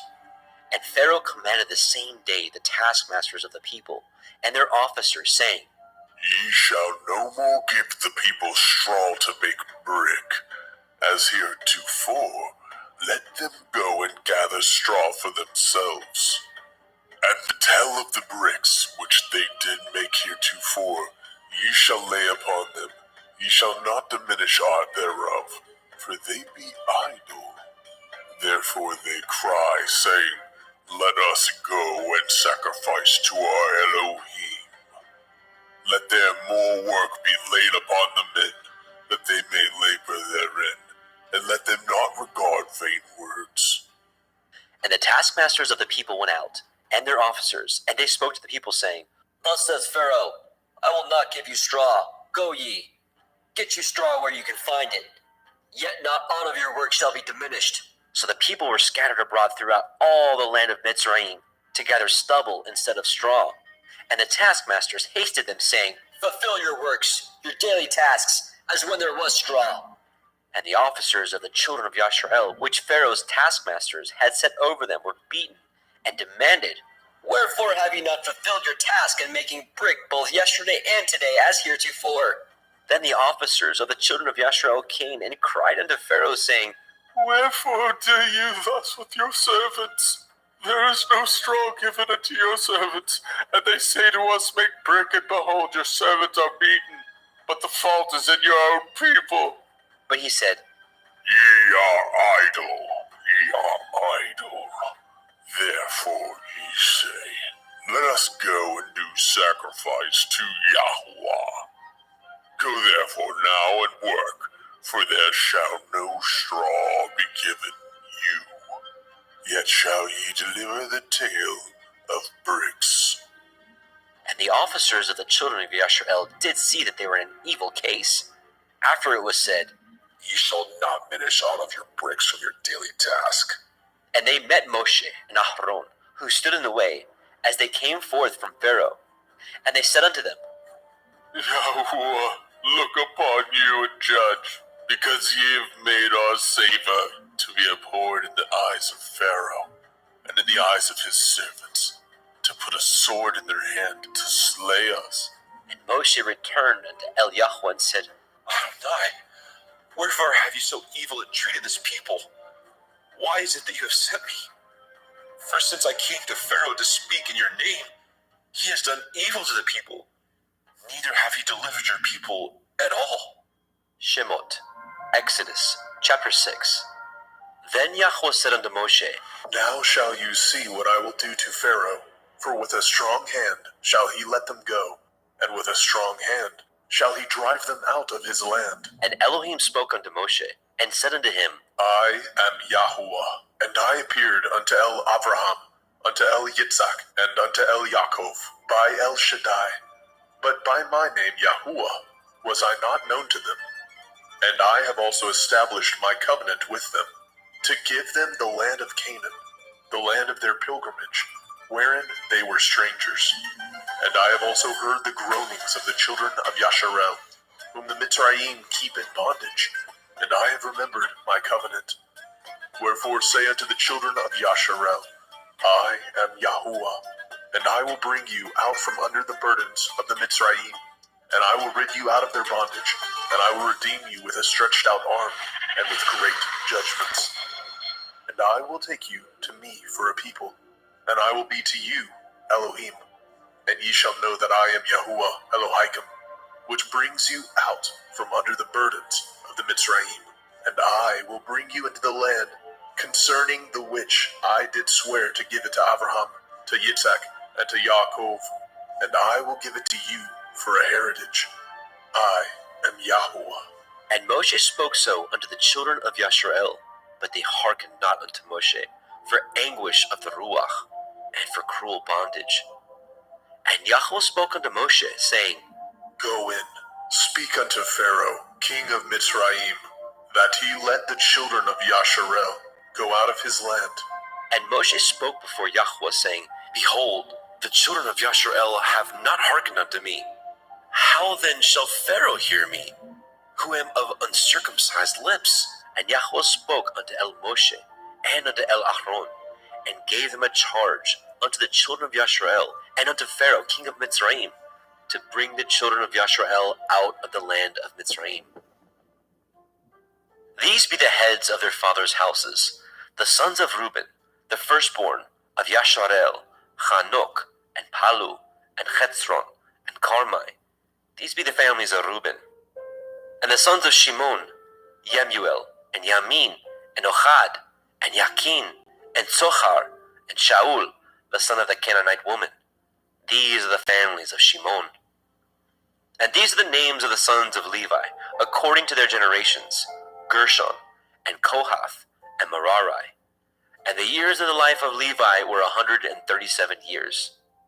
The sons of Gershon, Livni, and Shimei, according to their families. And the sons of Kohath, Amram, and Yitzchar, and Hebron, and Uziel. And the years of the life of Kohath were 133 years. And the sons of Merari, Machli, and Mushi. These are the families of Levi, according to their generations. And Amram took Jochebed, his father's sister, to be his woman, and she bore him Aharon and Moshe. And the years of the life of Amram were 137 years. And the sons of Yitzchar, Korach, and Nepheg, and Zikrai, and the sons of Uziel, Mishael, and Elishaphan, and Chitrai. And Aharon took him Elisheba, daughter of Aminadab, sister of Nachshon, to be his woman. And she bore him Nadab, and Abihu, and Eleazar, and Ithamar. And the sons of Korach, Asir, Elkanah, Avisaph. These are the families of the Korchai. And Eleazar, Aharon's son, took him one of the daughters of Putiel to be his woman, and she bore him Phinehas. These are the heads of the fathers of the Leviim, according to their families. These are that Aharon and Moshe, to whom Yahweh said, Bring out the children of Yasharel from the land of Mitzrayim, according to their families. These are they which spoke to Pharaoh, king of Mitzrayim, to bring out the children of Yasharel from Mitzrayim. These are that Moshe and Aharon. And it came to pass on the day when Yahweh spoke unto Moshe in the land of Mitzrayim, that Yahweh spoke unto Moshe, saying, I am Yahuwah. Speak you unto Pharaoh king of Mitzrayim all that I say unto you. And Moshe said before Yahweh, Behold, I am of uncircumcised lips. How shall Pharaoh hearken unto me? Shemot, Exodus, chapter 7. And Yahweh said unto Moshe, See, I have made you an Elohim to Pharaoh, and Aharon your brother shall be your prophet. You shall speak all that I command you, and Aharon your brother shall speak unto Pharaoh, that he send the children of Yasharel out of his land. And I will harden Pharaoh's heart, and multiply my signs and my wonders in the land of Mitzrayim. But Pharaoh shall not hearken unto you, that I may lay my hand upon Mitzrayim, and bring forth my armies and my people, the children of Yasharel, out of the land of Mitzrayim, by great judgments. And the Mitzrayim shall know that I am Yahuwah, when I stretch forth my hand upon the Mitzrayim, and bring out the children of Yasharel from among them. And Moshe and Aharon did as Yahweh commanded them. So did they. And Moshe was 80 years old, and Aharon 83 years old, when they spoke unto Pharaoh. And Yahweh spoke unto El Moshe, and unto El Aharon, saying, When Pharaoh shall speak unto you, saying, Show a miracle for you, then you shall say unto El Aharon, Take your rod, and cast it before Pharaoh, and it shall become a serpent. And Moshe and Aharon went in unto Pharaoh, and they did so, as Yahweh had commanded. And Aharon cast down his rod before Pharaoh, and before his servants, and it became a serpent. Then Pharaoh also called the wise men and the sorcerers, now the magicians of Mitzrayim. They also did in like manner with their enchantments, for they cast down every man his rod, and they became serpents. But Aharon's rod swallowed up their rods, and he hardened Pharaoh's heart, that he hearkened not unto them, as Yahweh had said. And Yahweh said unto Moshe, Pharaoh's heart is hardened. He refuses to let the people go. Get you unto Pharaoh in the morning. Lo, he goes out unto the water. You shall stand by the river's brink, against he come. And the rod which was turned to a serpent shall you take in your hand. And you shall say unto him, Yahuwah Elohai of the Ivrim has sent me unto you, saying, Let my people go, that they may serve me in the wilderness. And behold, hitherto you would not hear. Thus says Yahuwah, In this you shall know that I am Yahuwah. Behold, I will smite with the rod that is in my hand upon the waters which are in the river, and they shall be turned to blood. And the fish that is in the river shall die, and the river shall stink, and the Mitzrayim shall loathe the drink of the water of the river. And Yahweh said unto Moshe, Say unto Aaron, Take your rod, and stretch out your hand upon the waters of Mitzrayim, upon their streams, upon their rivers, and upon their ponds, and upon all their pools of water, that they may become blood, and that there may be blood throughout all the land of Mitzrayim. both in vessels of wood and in vessels of stone. And Moshe and Aharon did so, as Yahweh commanded. And he lifted up the rod, and smote the waters that were in the river, in the sight of Pharaoh, and in the sight of his servants. And all the waters that were in the river were turned to blood. And the fish that was in the river died. And the river stank. And the Mitzrayim could not drink of the water of the river. And there was blood throughout all the land of Mitzrayim. And the magicians of Mitzrayim did so with their enchantments. And Pharaoh's heart was hardened. Neither did he hearken unto them, as Yahweh had said. And Pharaoh turned and went into his house. Neither did he set his heart to this also. And all the Mitzrayim dug round about the river for water to drink, for they could not drink of the water of the river. And 7 days were fulfilled after that Yahweh had smitten the river.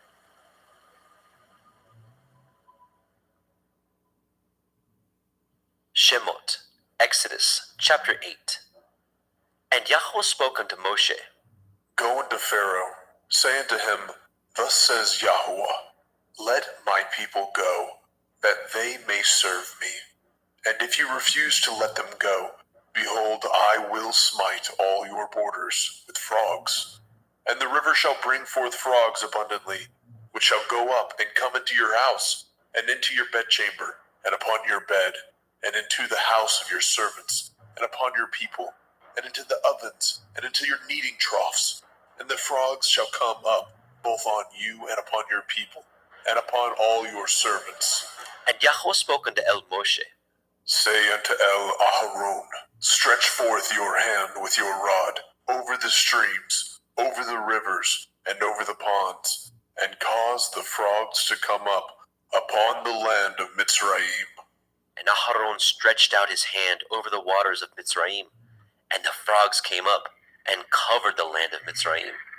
And the magicians did so with their enchantments, and brought up the frogs upon the land of Mitzrayim.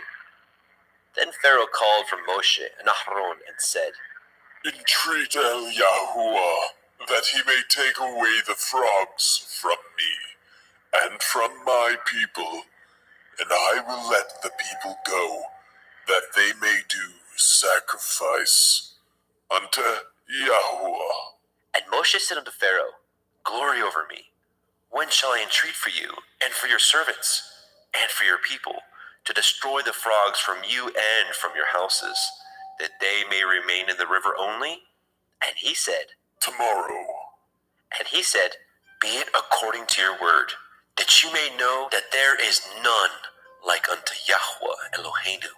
And the frogs shall depart from you, and from your houses, and from your servants, and from your people. They shall remain in the river only. And Moshe and Aharon went out from Pharaoh, and Moshe cried unto Yahweh because of the frogs which he had brought against Pharaoh. And Yahweh did according to the word of Moshe, and the frogs died out of the houses, out of the villages, and out of the fields. And they gathered them together upon heaps, and the land stank.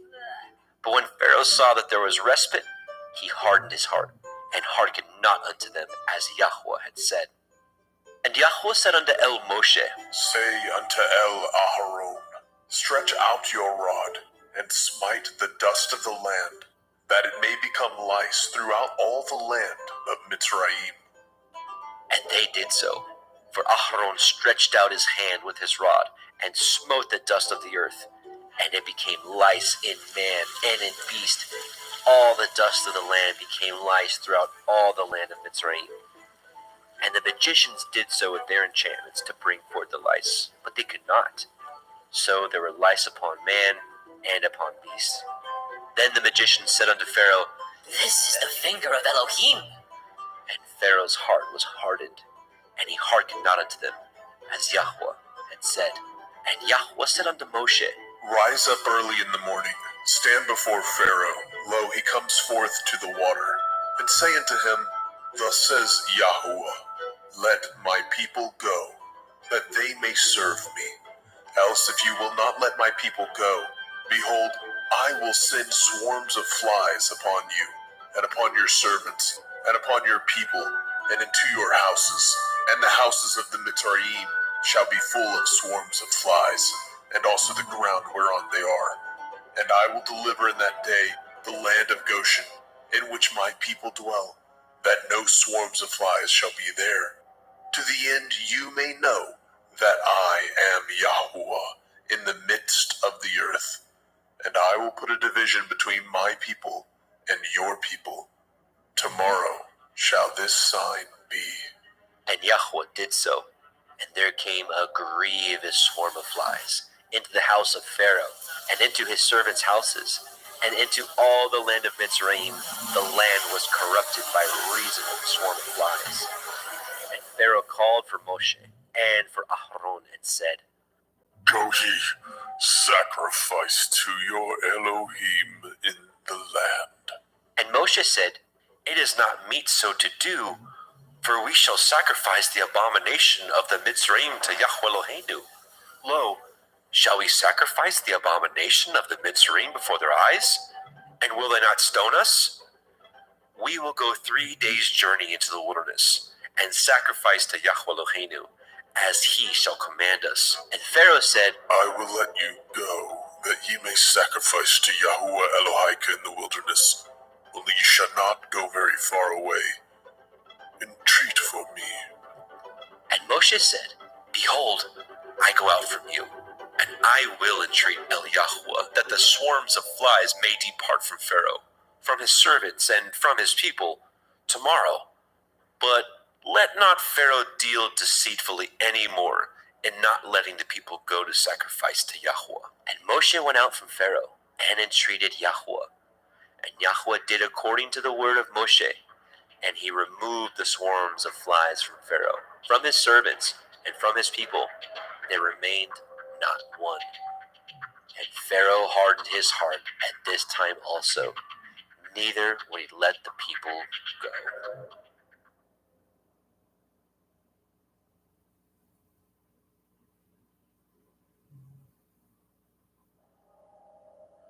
Shemot, Exodus chapter 9. Then Yahweh said unto El Moshe, Go in unto Pharaoh, and tell him, Thus says Yahuwah Elohai of the Ephraim, Let my people go, that they may serve me. For if you refuse to let them go, and will hold them still, behold, the hand of Yahuwah is upon your cattle, which is in the field, upon the horses, upon the asses, upon the camels, upon the oxen, upon the sheep.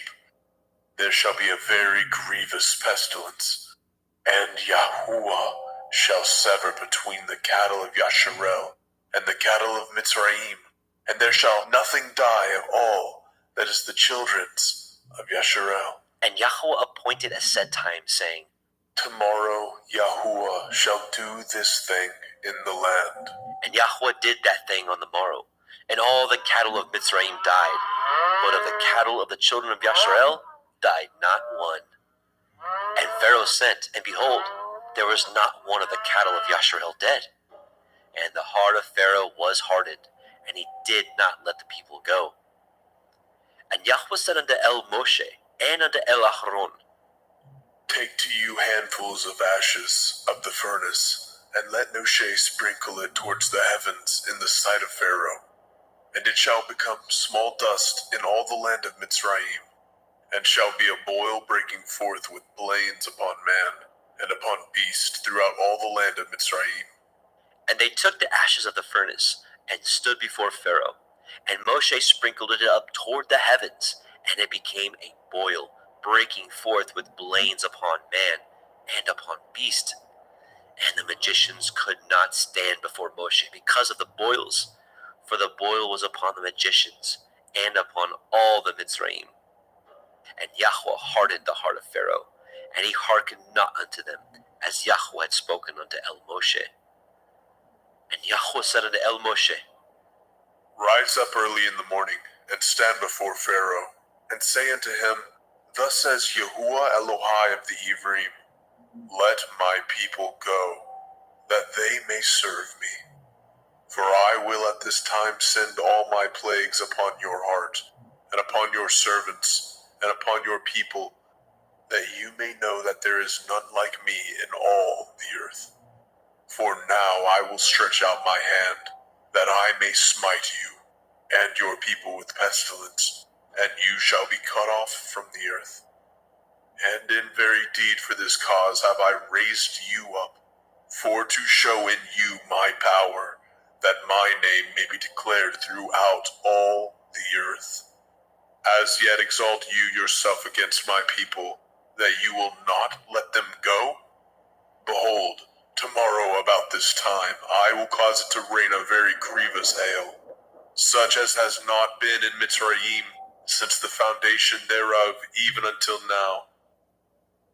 Send therefore now and gather your cattle, and all that you have in the field, for upon every man and beast which shall be found in the field, and shall not be brought home, the hail shall come down upon them, and they shall die. He that feared the word of Yahweh among the servants of Pharaoh made his servants and his cattle flee into the houses. And he that regarded not the word of Yahweh left his servants and his cattle in the field. And Yahweh said unto El Moshe, Stretch forth your hand towards the heavens, that there may be hail in all the land of Mitzrayim, upon man and upon beast, and upon every herb of the field, throughout the land of Mitzrayim. And Moshe stretched forth his rod toward the heavens, and Yahweh sent thunder and hail, and the fire ran along upon the ground, and Yahweh rained hail upon the land of Mitzrayim. So there was hail, and fire mingled with the hail, very grievous, such as there was none like it in all the land of Mitzrayim since it became a nation. And the hail smote throughout all the land of Mitzrayim, all that was in the field, both man and beast, and the hail smote every herb of the field, and broke every tree of the field. Only in the land of Goshen, where the children of Yashar'el were, was there no hail. And Pharaoh sent and called for Moshe and Aharon, and said unto them, I have sinned this time. Yahuwah is righteous, and I and my people are wicked. Entreat Yahuwah, for it is enough that there be no more mighty thunderings and hail, for I will let you go. Ye shall stay no longer. And Moshe said unto him, As soon as I am gone out of the city, I will spread abroad my hands unto El Yahweh, and the thunder shall cease, neither shall there be any more hail, that you may know how that the earth is Yahweh's. But as for you and your servants, I know that you will not fear Yahweh Elohim. And the flax and the barley was smitten, for the barley was in the ear, and the flax was bold. But the wheat and the rye were not smitten, for they were not grown up. And Moshe went out of the city from Pharaoh, and spread abroad his hands unto El Yahweh, and the thunders and the hail ceased, and the rain was not poured upon the earth. And when Pharaoh saw that the rain and the hail and the thunders were ceased, he sinned yet more, and hardened his heart, he and his servants. And the heart of Pharaoh was hardened, neither would he let the children of Yashar'el go, as Yahweh had spoken by Moshe. Shemot, Exodus, chapter 10. And Yahweh said unto El Moshe, Go in unto Pharaoh, for I have hardened his heart, and the heart of his servants, that I might show these my signs before him, and that you may tell in the ears of your son, and of your son's son, what things I have wrought in Mitzrayim, and my signs which I have done among them, that ye may know how that I am Yahuwah. And Moshe and Aharon came in unto Pharaoh, and said unto him, Thus says Yahweh Elohai of the Ephraim, How long will you refuse to humble yourselves before me? Let my people go, that they may serve me. Else, if you refuse to let my people go, behold, tomorrow I will bring the locusts into your coast, and they shall cover the face of the earth, that one cannot be able to see the earth. And they shall eat the remnant of that which is escaped, which remains unto you from the hail. and shall eat every tree which grows for you out of the field. And they shall fill your houses, and the houses of all your servants, and the houses of all the Mitzrayim, which neither your fathers nor your fathers' fathers have seen, since the day that they were upon the earth unto this day. And he turned himself and went out from Pharaoh. And Pharaoh's servants said unto him, How long shall this man be a snare unto us? Let the men go, that they may serve Yahweh Elohim. Know you not that Mizraim is destroyed? And Moshe and Aharon were brought again unto Pharaoh. And he said unto them, Go, serve Yahuwah Elohim. But who are they that shall go? And Moshe said, We will go with our young and with our old, with our sons and with our daughters, with our flocks and with our herds. We will go. For we must hold a feast unto Yahuwah. And he said unto them, Let Yahuwah be so with you, as I will let you go, and your little ones. Look to it, for evil is before you. Not so. Go now, ye that are men, and serve Yahuwah, for that ye did desire. And they were driven out from Pharaoh's presence. And Yahuwah said unto Moshe, Stretch out your hand over the land of Mizraim for the locusts, that they may come up upon the land of Mizraim, and eat every herb of the land, even all that the hail has left. And Moshe stretched forth his rod over the land of Mitzrayim. And Yahweh brought an east wind upon the land all that day and all that night. And when it was morning, the east wind brought the locusts. And the locusts went up over all the land of Mitzrayim, and rested in all the coast of Mitzrayim. Very grievous were they. Before them there were no such locusts as they, neither after them shall be such. For they covered the face of the whole earth, so that the land was darkened, and they did eat every herb of the land, and all the fruit of the trees which the hail had left, and there remained not any green thing in the trees, or in the herbs of the field, through all the land of Mitzrayim. Then Pharaoh called for Moshe and Aharon in haste, and he said, I have sinned against Yahuwah Elohim, and against you.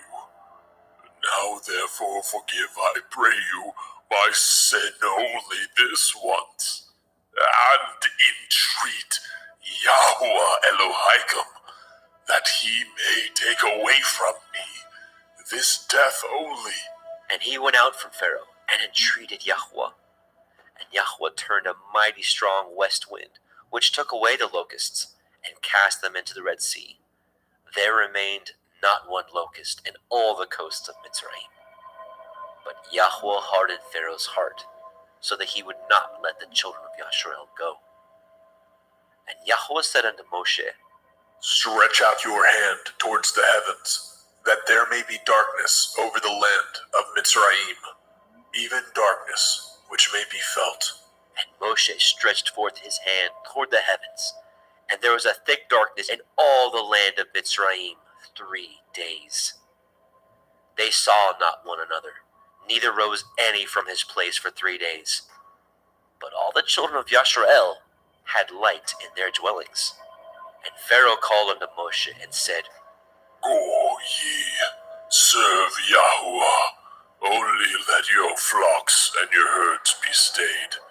Let your little ones also go with you. And Moshe said, You must give us also sacrifices and burnt offerings, that we may sacrifice unto Yahweh Eloheinu. Our cattle also shall go with us. There shall not a hoof be left behind. For thereof must we take to serve Yahweh Eloheinu. And we know not with what we must serve Yahweh until we come thither. But Yahweh hardened Pharaoh's heart, and he would not let them go. And Pharaoh said unto him, Get you from me. Take heed to yourself. See my face no more. For in that day you see my face, you shall die. And Moshe said, You have spoken well. I will see your face again no more.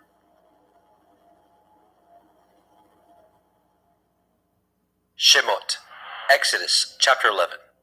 And Yahweh said unto Moshe, Yet will I bring one plague more upon Pharaoh, and upon Mitzrayim. Afterwards he will let you go hence. When he shall let you go, he shall surely thrust you out hence altogether. Speak now in the ears of the people, and let every man borrow of his neighbor, and every woman of her neighbor, jewels of silver and jewels of gold. And Yahweh gave the people favor in the sight of the Mitzrayim. Moreover, the man Moshe was very great in the land of Mitzrayim, in the sight of Pharaoh's servants, and in the sight of the people.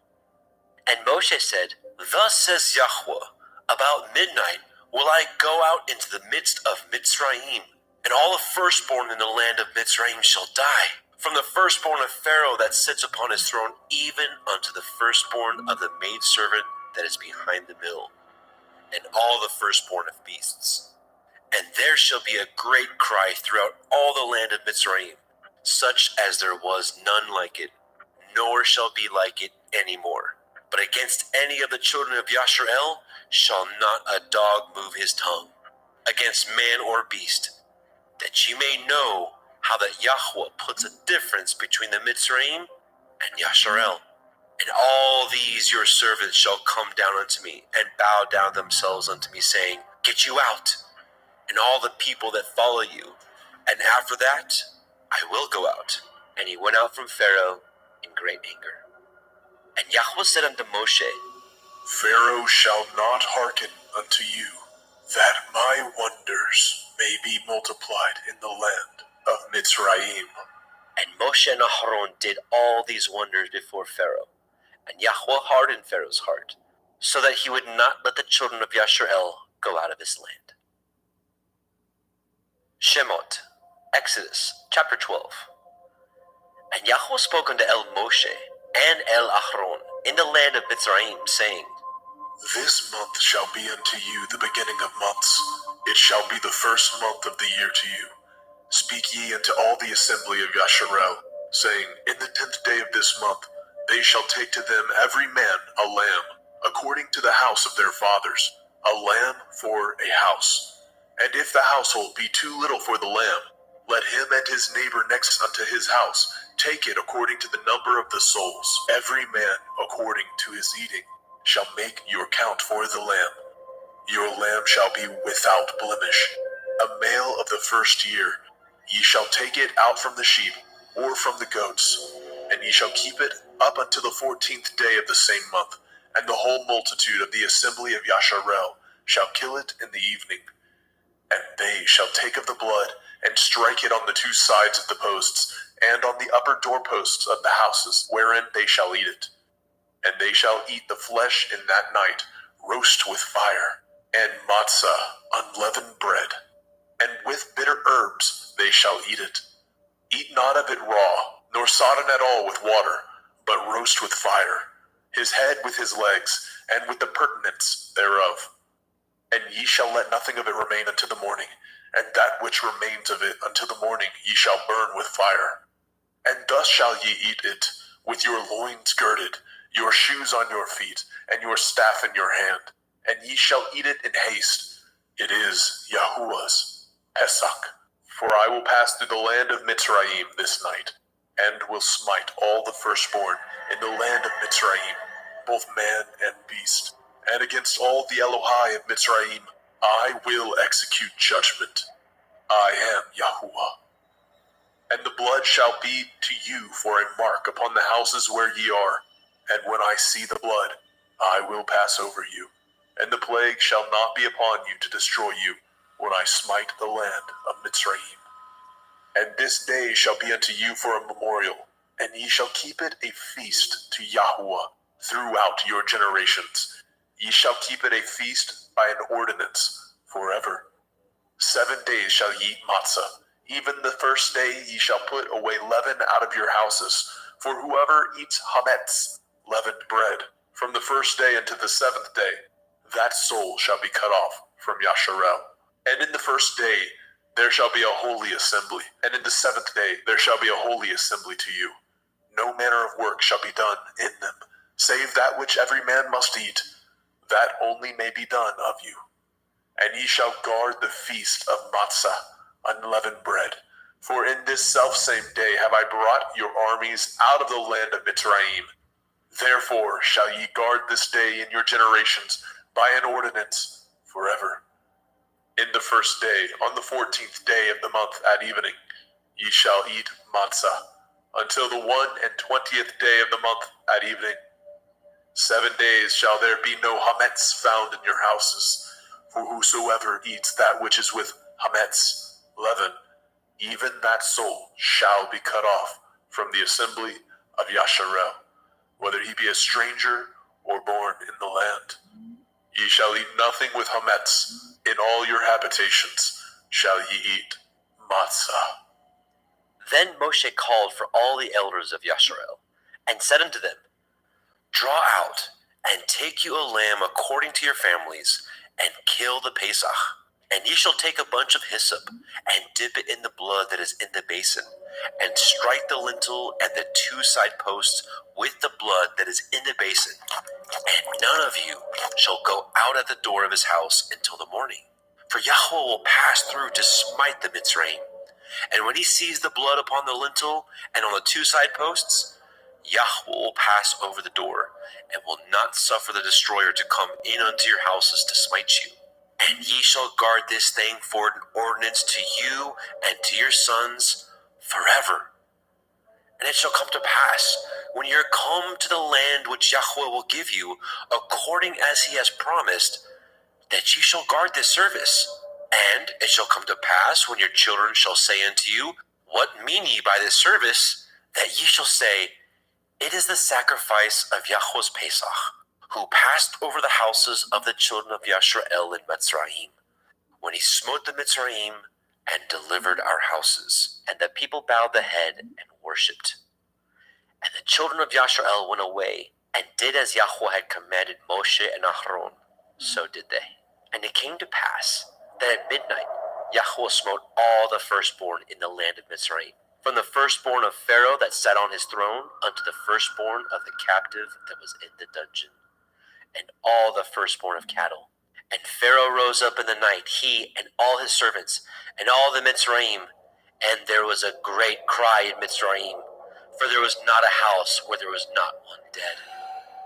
And he called for Moshe and Aharon by night, and said, Rise up, then get ye forth from among my people, both ye and the children of Yasharel, and go, serve Yahweh, as ye have said, and take your flocks and your herds, as ye have said, and be gone, and bless me also. And the Mitzrayim were urgent upon the people, that they might send them out of the land in haste. For they said, We be all dead men. And the people took their dough before it was leavened, and their kneading troughs being bound up in their clothes upon their shoulders. And the children of Yasharel did according to the word of Moshe.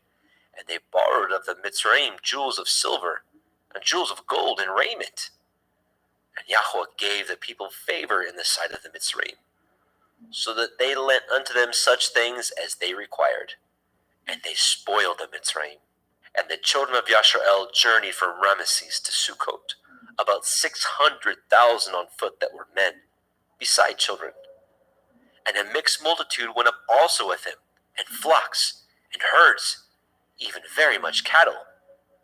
And they baked matzah cakes of the dough which they brought forth out of Mitzrayim, for it was not leavened, because they were thrust out of Mitzrayim, and could not tarry, neither had they prepared for themselves any victual. Now the sojourning of the children of Yasharel, who dwelt in the land of Mitzrayim, and in the land of Canaan, they and their fathers, was 430 years.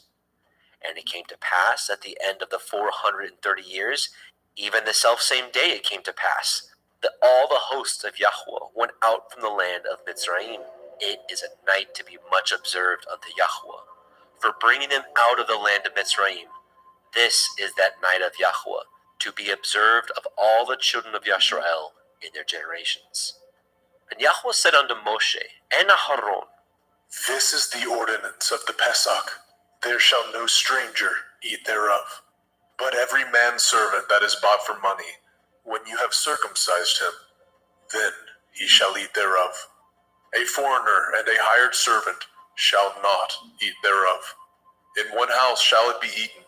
You shall not carry forth aught of the flesh abroad out of the house, neither shall ye break a bone thereof. All the assembly of Yasharel shall keep it. And when a stranger shall sojourn with you, and will keep the Pesach to Yahuwah, let all his males be circumcised, and then let him come near and keep it. And he shall be as one that is born in the land. For no one uncircumcised person shall eat thereof. One Torah shall be to him that is homeborn, and unto the stranger that sojourns among you.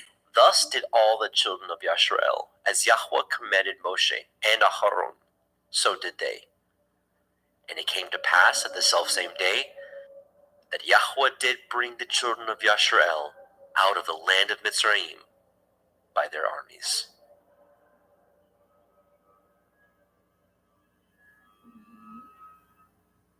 Shemot, Exodus chapter 13. And Yahweh spoke unto Moshe, saying, Sanctify unto me all the firstborn, whatsoever opens the womb among the children of Yasharel, both of man and of beast, it is mine. And Moshe said unto the people, Remember this day, in which you came out from Mitzrayim, out of the house of bondage, for by strength of hand Yahweh brought you out from this place. There shall no chametz be eaten. This day came ye out in the month Aviv. And it shall be, when Yahweh shall bring you into the land of the Canaanim, and the Hittim, and the Amorim, and the Chivim, and the Yebusim, which he swore unto your fathers to give you, a land flowing with milk and honey, that you shall keep this service in this month. 7 days you shall eat matzah, and in the 7th day shall be a feast unto Yahweh. Matzah shall be eaten 7 days, and there shall no chametz be seen with you, neither shall there be leaven seen with you in all your quarters. And ye shall show your son in that day, saying, This is done because of that which Yahweh did unto me, when I came forth out of Mitzrayim. And it shall be for a sign unto you upon your hand, and for a memorial between your eyes, that Yahweh's Torah may be in your mouth. For with a strong hand has Yahweh brought you out of Mitzrayim. You shall therefore guard this ordinance in his appointed time from year to year. And it shall be, when Yahweh shall bring you into the land of the Canaanim, as he swore unto you and to your fathers, and shall give it you, that you shall set apart unto Yahweh all that open the womb, and every firstling that comes of a beast which you have. The males shall be Yahweh's. And every firstling of an ass you shall redeem with a lamb, and if you will not redeem it, then you shall break his neck. And all the firstborn of man among your children shall you redeem. And it shall be, when your son asks you in time to come, saying, What is this? That you shall say unto him, By strength of hand Yahweh brought us out from Mitzrayim, from the house of bondage. And it came to pass, when Pharaoh would hardly let us go, that Yahweh slew all the firstborn in the land of Mitzrayim, both of the firstborn of man and the firstborn of beast. Therefore I sacrifice to Yahweh all that opens the womb, being males, but all the firstborn of my children I redeem. And it shall be for a mark upon your hand, and for frontlets between your eyes. For by strength of hand Yahweh brought us forth out of Mitzrayim. As when Pharaoh had let the people go, the Elohim led them not through the way of the land of the Pelishtim, though that was near.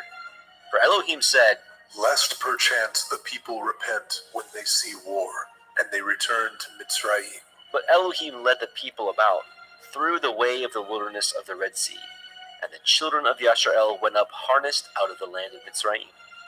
And Moshe took the bones of Joseph with him, for he had straitly sworn the children of Yasharel, saying, Elohim will surely visit you, and you will carry up my bones away hence with you. They took their journey from Sukkot, and encamped in Etham, in the edge of the wilderness. And Yahweh went before them by day in a pillar of cloud, to lead them in the way, and by night in a pillar of fire, to give them light, to go by day and night. He took not away the pillar of the cloud by day, nor the pillar of fire by night, from before the people.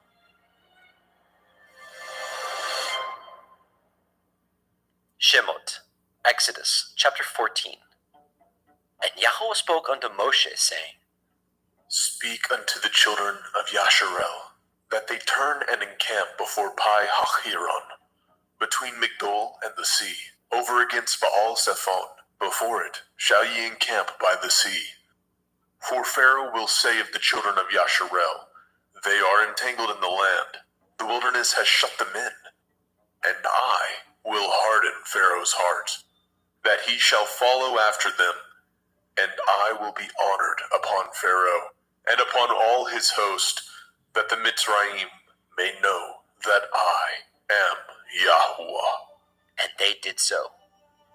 And it was told the king of Mitzrayim that the people fled, and the heart of Pharaoh and his servants was turned against the people. And they said, Why have we done this, that we have let Yasharel go from serving us?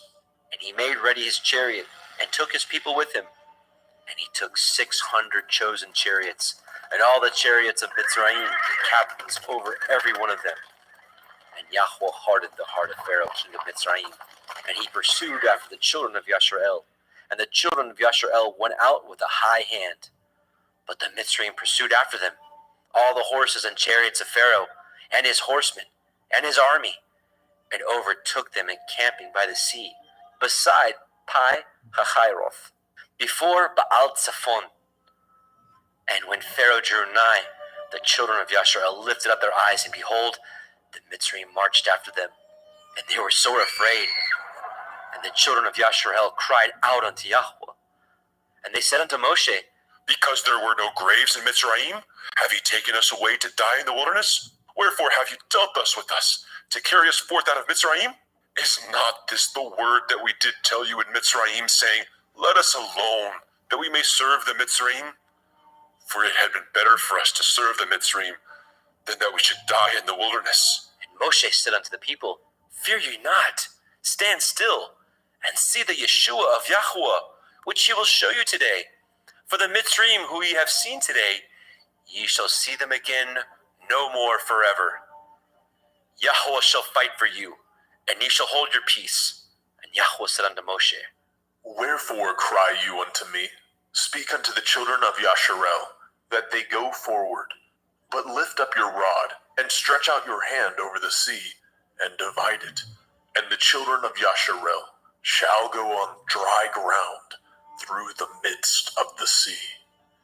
And I, behold, I will harden the hearts of the Mitzrayim, and they shall follow them, and I will get me honor upon Pharaoh, and upon all his host, upon his chariots, and upon his horsemen.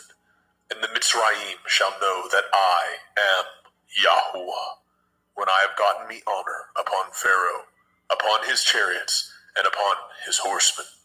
And the angel of Elohim, which went before the camp of Yasharel, removed and went behind them. And the pillar of the cloud went from before their face, and stood behind them.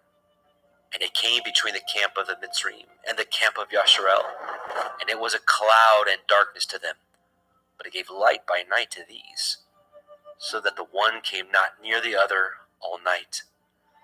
And Moshe stretched out his hand over the sea, and Yahweh caused the sea to go back by a strong east wind all that night, and made the sea dry land, and the waters were divided. And the children of Yasharel went into the midst of the sea upon the dry ground, and the waters were a wall unto them on their right hand and on their left. And the Mitzrayim pursued, and went in after them into the midst of the sea, even all Pharaoh's horses, his chariots, and his horsemen. And it came to pass that in the morning watch Yahweh looked unto the host of the Mitzrayim through the pillar of fire and of the cloud, and troubled the host of the Mitzrayim, and took off their chariot wheels, that they drove them heavily, so that the Mitzrayim said, Let us flee from the face of Yasharel, for Yahweh fights for them against the Mitzrayim. And Yahweh said unto Moshe, Stretch out your hand over the sea, that the waters may come again upon the Mitzrayim, upon their chariots, and upon their horsemen. And Moshe stretched forth his hand over the sea, and the sea returned to his strength when the morning appeared, and the Mitzrayim fled against it. Yahweh overthrew the Mitzrayim in the midst of the sea, and the waters returned and covered the chariots and the horsemen and all the host of Pharaoh that came into the sea after them. There remained not so much as one of them. But the children of Yashrael walked upon dry land in the midst of the sea, and the waters were a wall unto them on their right hand and on their left. Thus Yahweh saved Yashrael that day out of the hand of the Mitzrayim. And Yashrael saw the Mitzrayim dead upon the seashore. And Yashrael saw that great work which Yahweh did upon the Mitzrayim. And the people feared Yahweh and believed Yahweh and his servant Moshe.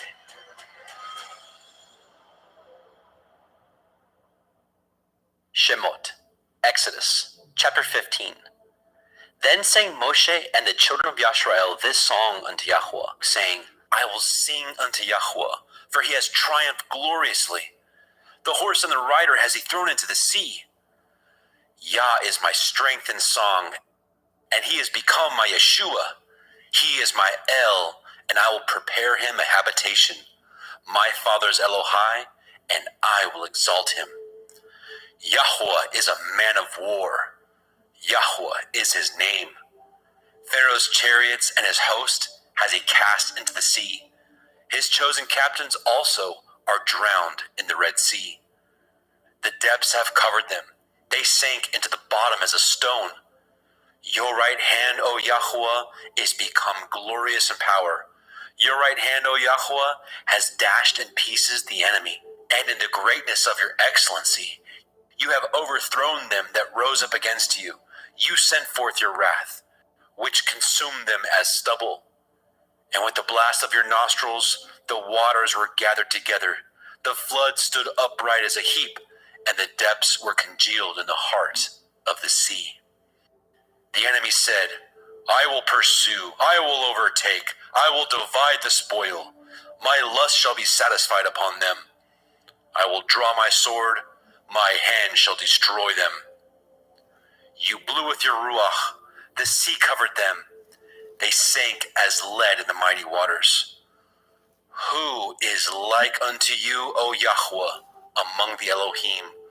Who is like you, glorious in holiness, fearful in praises, doing wonders? You stretched out your right hand, the earth swallowed them. You and your mercy have led forth the people which you have redeemed. You have guided them in your strength unto your holy habitation. The people shall hear and be afraid. Sorrow shall take hold on the inhabitants of Pelesheth. Then the dukes of Edom shall be amazed, the mighty men of Moab. Trembling shall take hold upon them.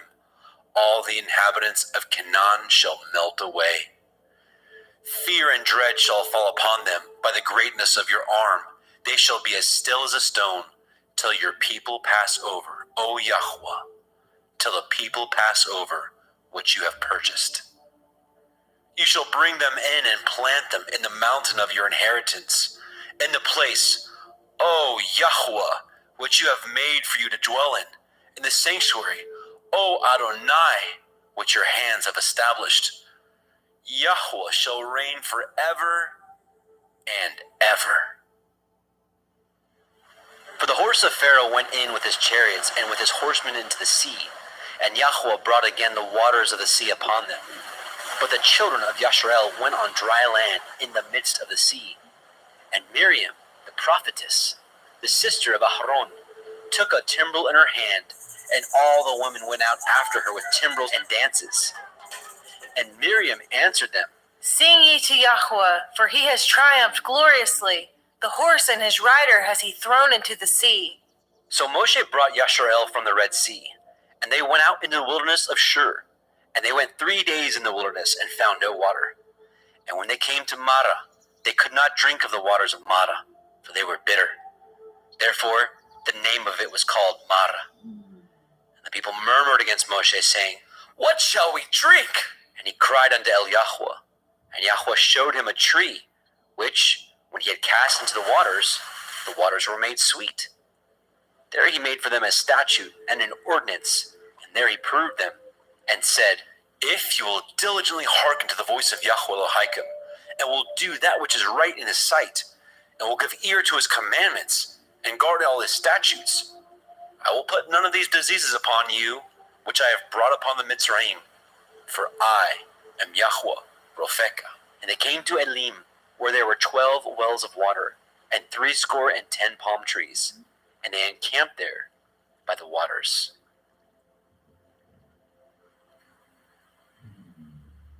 Shemot, Exodus, chapter 16. And they took their journey from Elim, and all the assembly of the children of Yashrael came unto the wilderness of Sin, which is between Elim and Sinai, on the 15th day of the 2nd month after their departing out of the land of Mitzrayim. And the whole assembly of the children of Yashrael murmured against Moshe and Aharon in the wilderness. And the children of Yashrael said unto them, Would to Elohim we had died by the hand of Yahweh in the land of Mitzrayim, when we sat by the flesh pots, and when we did eat bread to the full. For ye have brought us forth into this wilderness to kill this whole assembly with hunger.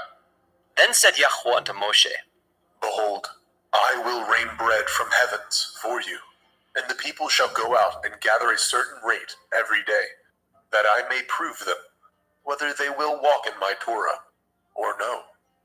And it shall come to pass that on the 6th day they shall prepare that which they bring in, and it shall be twice as much as they gather daily. And Moshe and Aharon said unto all the children of Yashrael, At evening, then ye shall know what Yahweh has brought out of the land of Mitzrayim. And in the morning, then ye shall see the glory of Yahweh, for that he hears your murmurings against Yahweh. And what are we, that ye murmur against us? And Moshe said, This shall be, when Yahweh shall give you in the evening flesh to eat, and in the morning bread to the full, for that Yahweh hears your murmurings which you murmur against him. And what are we? Your murmurings are not against us, but against Yahweh. And Moshe spoke unto Aharon, Say unto all the assembly of the children of Yashrael, Come near before Yahweh, for he has heard your murmurings. And it came to pass, as Aharon spoke unto the whole assembly of the children of Yashrael, that they looked toward the wilderness, and behold, the glory of Yahweh appeared in the cloud. And Yahweh spoke unto Moshe, saying, I have heard the murmurings of the children of Yasharel. Speak unto them, saying, At evening ye shall eat flesh, and in the morning ye shall be filled with bread, and ye shall know that I am Yahweh Elohim. And it came to pass that at evening the quails came up and covered the camp, and in the morning the dew lay round about the host.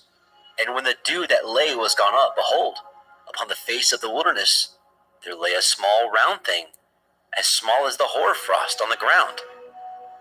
And when the children of Yashrael saw it, they said one to another, It is manna, for they knew not what it was. And Moshe said unto them, This is the bread which Yahweh has given you to eat. This is the thing which Yahweh has commanded. Gather of it every man according to his eating, an omer for every man, according to the number of your persons. Take you every man for them which are in his tents. And the children of Yashrael did so, and gathered some more, some less. And when they did meet it with an omer, he that gathered much had nothing over, and he that gathered little had no lack. They gathered every man according to his eating. And Moshe said, Let no man leave of it till the morning. Notwithstanding they hearkened not unto Moshe. But some of them left of it until the morning, and it bred worms, and stank. And Moshe was wroth with them. And they gathered it every morning, every man according to his eating. And when the sun waxed hot, it melted. And it came to pass that on the 6th day they gathered twice as much bread, 2 omers for one man. And all the rulers of the assembly came and told Moshe.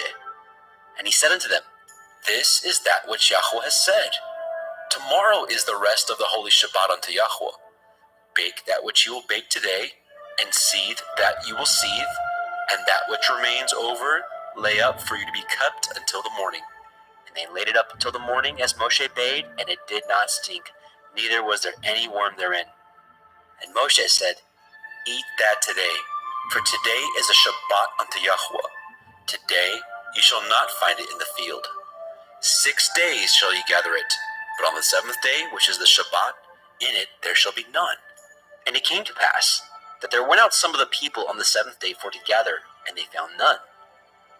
And Yahweh said unto Moshe, How long refuse ye to guard my commandments and my Torah? See for that Yahuwah has given you the Sabbath. Therefore, he gives you on the sixth day the bread of 2 days. Abide ye every man in his place. Let no man go out of his place on the seventh day. So the people rested on the seventh day. And the house of Yasharel called the name thereof Manna. And it was like coriander seed, white, and the taste of it was like wafers made with honey. And Moshe said, This is the thing which Yahweh commands. Fill an omer of it to be kept for your generations, that they may see the bread wherewith I have fed you in the wilderness, when I brought you forth from the land of Mitzrayim. And Moshe said unto Aaron, Take a pot, and put an omer full of manna therein, and lay it up before Yahweh, to be kept for your generations. As Yahweh commanded Moshe, so Aaron laid it up before the testimony to be kept. And the children of Yasharel did eat manna 40 years, until they came to a land inhabited. They did eat manna until they came unto the borders of the land of Canaan. Now, an omer is a 10th part of an ephah. Shemot, Exodus, chapter 17. And all the assembly of the children of Yasharel journeyed from the wilderness of Sin, after their journeys, according to the commandment of Yahweh, and pitched in Rephidim, and there was no water for the people to drink. Wherefore the people did chide with Moshe, and said, Give us water, that we may drink. And Moshe said unto them, Why chide ye with me? Wherefore do you tempt Yahweh? The people thirsted there for water. And the people murmured against Moshe, and said, Wherefore is it that you brought us up out of Mitzrayim, to kill us and our children and our cattle with thirst? And Moshe cried unto El Yahweh, saying, What shall I do unto this people? They be almost ready to stone me. And Yahweh said unto Moshe, Go on before the people, and take with you the elders of Yasharel, and your rod, wherewith you smote the river, take in your hand, and go. Behold, I will stand before you there upon the rock in Horeb, and you shall smite the rock, and there shall come water out of it, that people may drink. And Moshe did so in the sight of the elders of Yasharel. And he called the name of the place Massa and Meribah, because of the chiding of the children of Yasharel, and because they tempted Yahweh, saying, Is Yahweh among us or not? Then came Amalek, and fought with Yasharel and Rephidim. And Moshe said unto El Yahusha, Choose us out men, and go out, fight with Amalek. Tomorrow I will stand on the top of the hill with the rod of Elohim in my hand. So Yahusha did as Moshe had said to him, and fought with Amalek. And Moshe and Aharon and Hur went up to the top of the hill. And it came to pass, when Moshe held up his hand, that Yasharel prevailed. And when he let down his hand, Amalek prevailed. But Moshe's hands were heavy, and they took a stone and put it under him, and he sat thereon. And Aharon and Hur stayed up his hands, the one on the one side, and the other on the other side. And his hands were steady until the going down of the sun. And Yahusha discomfited Amalek and his people with the edge of the sword.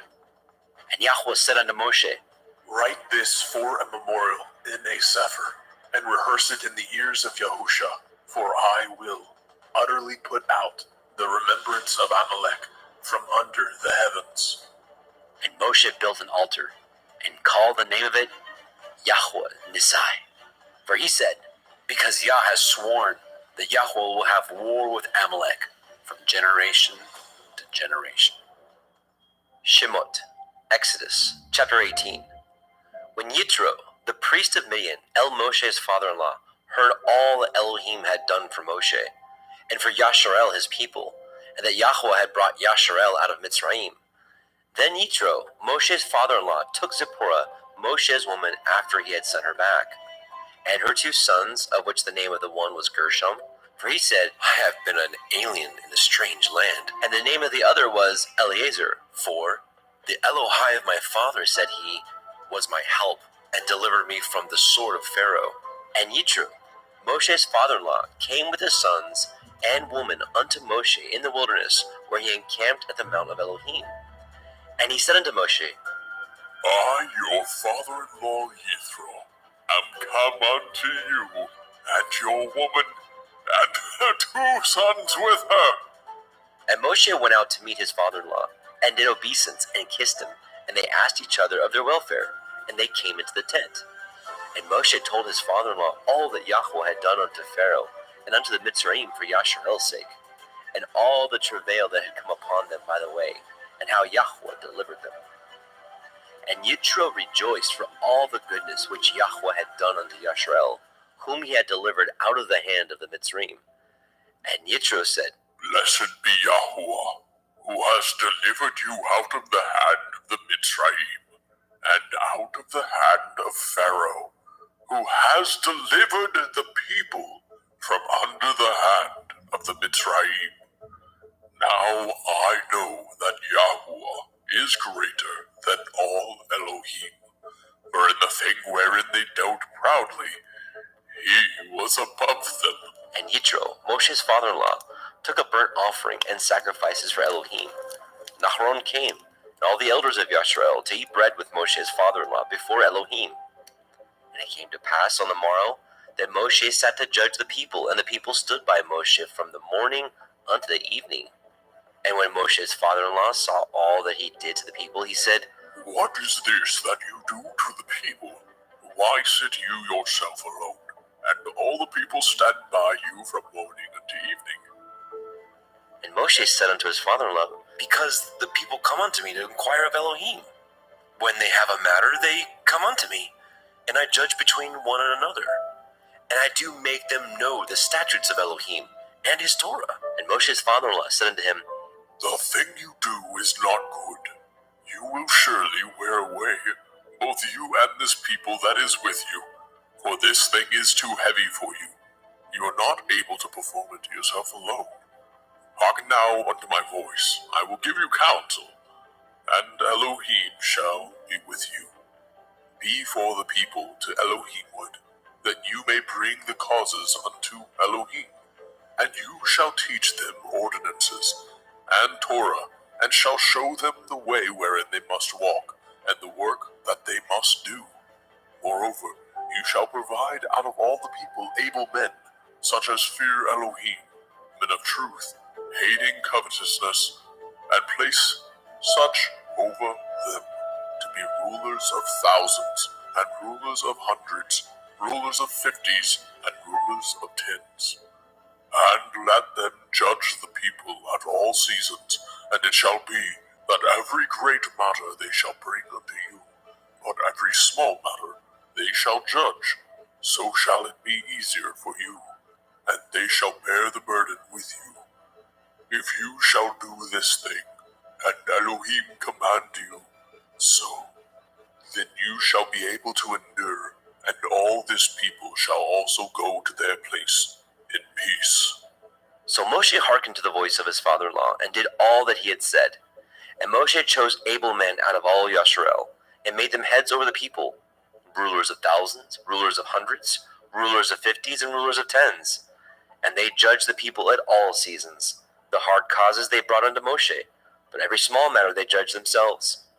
And Moshe let his father-in-law depart, and he went his way into his own land. Shemot, Exodus, chapter 19. In the 3rd month, when the children of Yasharel were gone forth out of the land of Mitzrayim, the same day came they into the wilderness of Sinai. For they were departed from Rephidim, and were come to the desert of Sinai, and had pitched in the wilderness. And there Yasharel camped before the mount.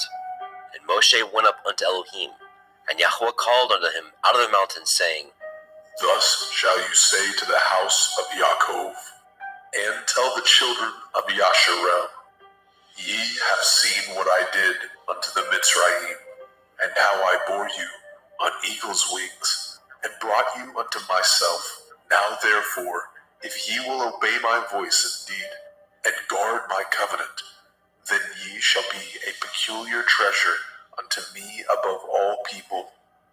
For all the earth is mine, And ye shall be unto me a kingdom of priests, and a holy nation. These are the words which you shall speak unto the children of Yasharel. And Moshe came and called for the elders of the people, and laid before their faces all these words which Yahweh commanded him. And all the people answered together and said, All that Yahweh has spoken, we will do. And Moshe returned the words of the people unto Yahweh. And Yahweh said unto Moshe, Lo, I come unto you in a thick cloud, that the people may hear when I speak with you, and believe you forever. And Moshe told the words of the people unto Yahweh. And Yahweh said unto Moshe, Go unto the people, and sanctify them today and tomorrow, and let them wash their clothes, and be ready against the third day.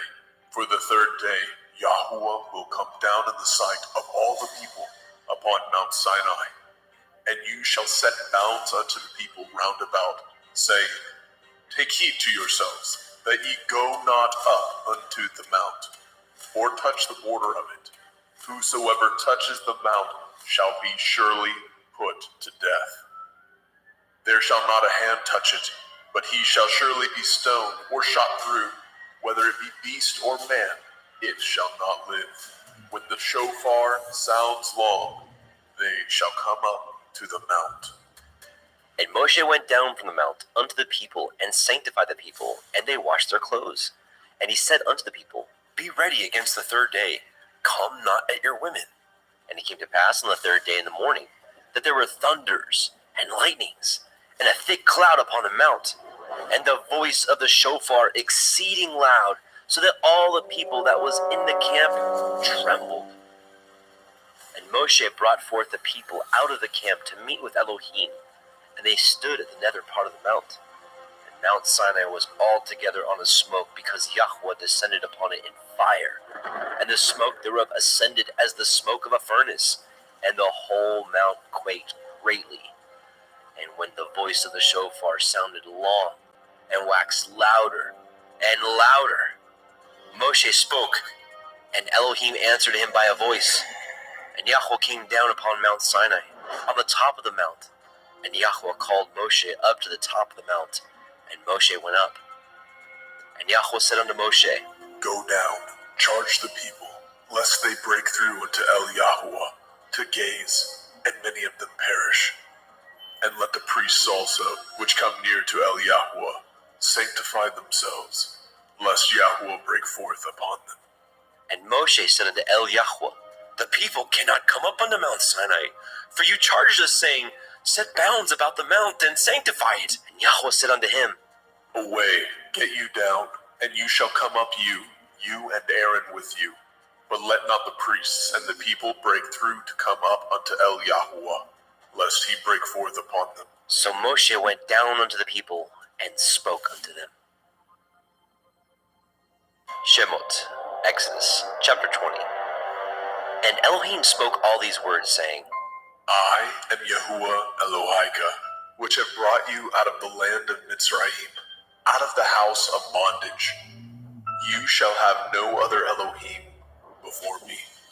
You shall not make any graven image or any likeness of anything that is in the heavens above, or that is in the earth beneath, or that is in the water under the earth.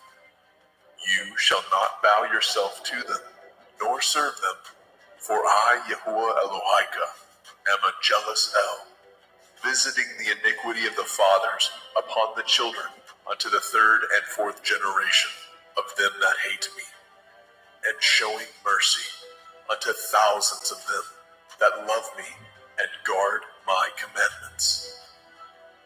You shall not take the name of Yahuwah Elohika in vain, for Yahuwah will not hold him guiltless that takes his name in vain. Remember the day of the Sabbath, to keep it holy.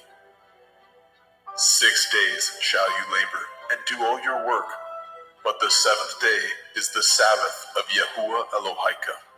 In it you shall not do any work, you, nor your son, nor your daughter, your manservant, nor your maidservant, nor your cattle, nor your stranger that is within your gates. For in 6 days Yahuwah made the heavens and the earth, the sea and all that is in them, and rested the seventh day. Wherefore Yahweh blessed the day of the Sabbath, and hallowed it. Honor your father and your mother, that your days may be long upon the land which Yahuwah Elohika gives you.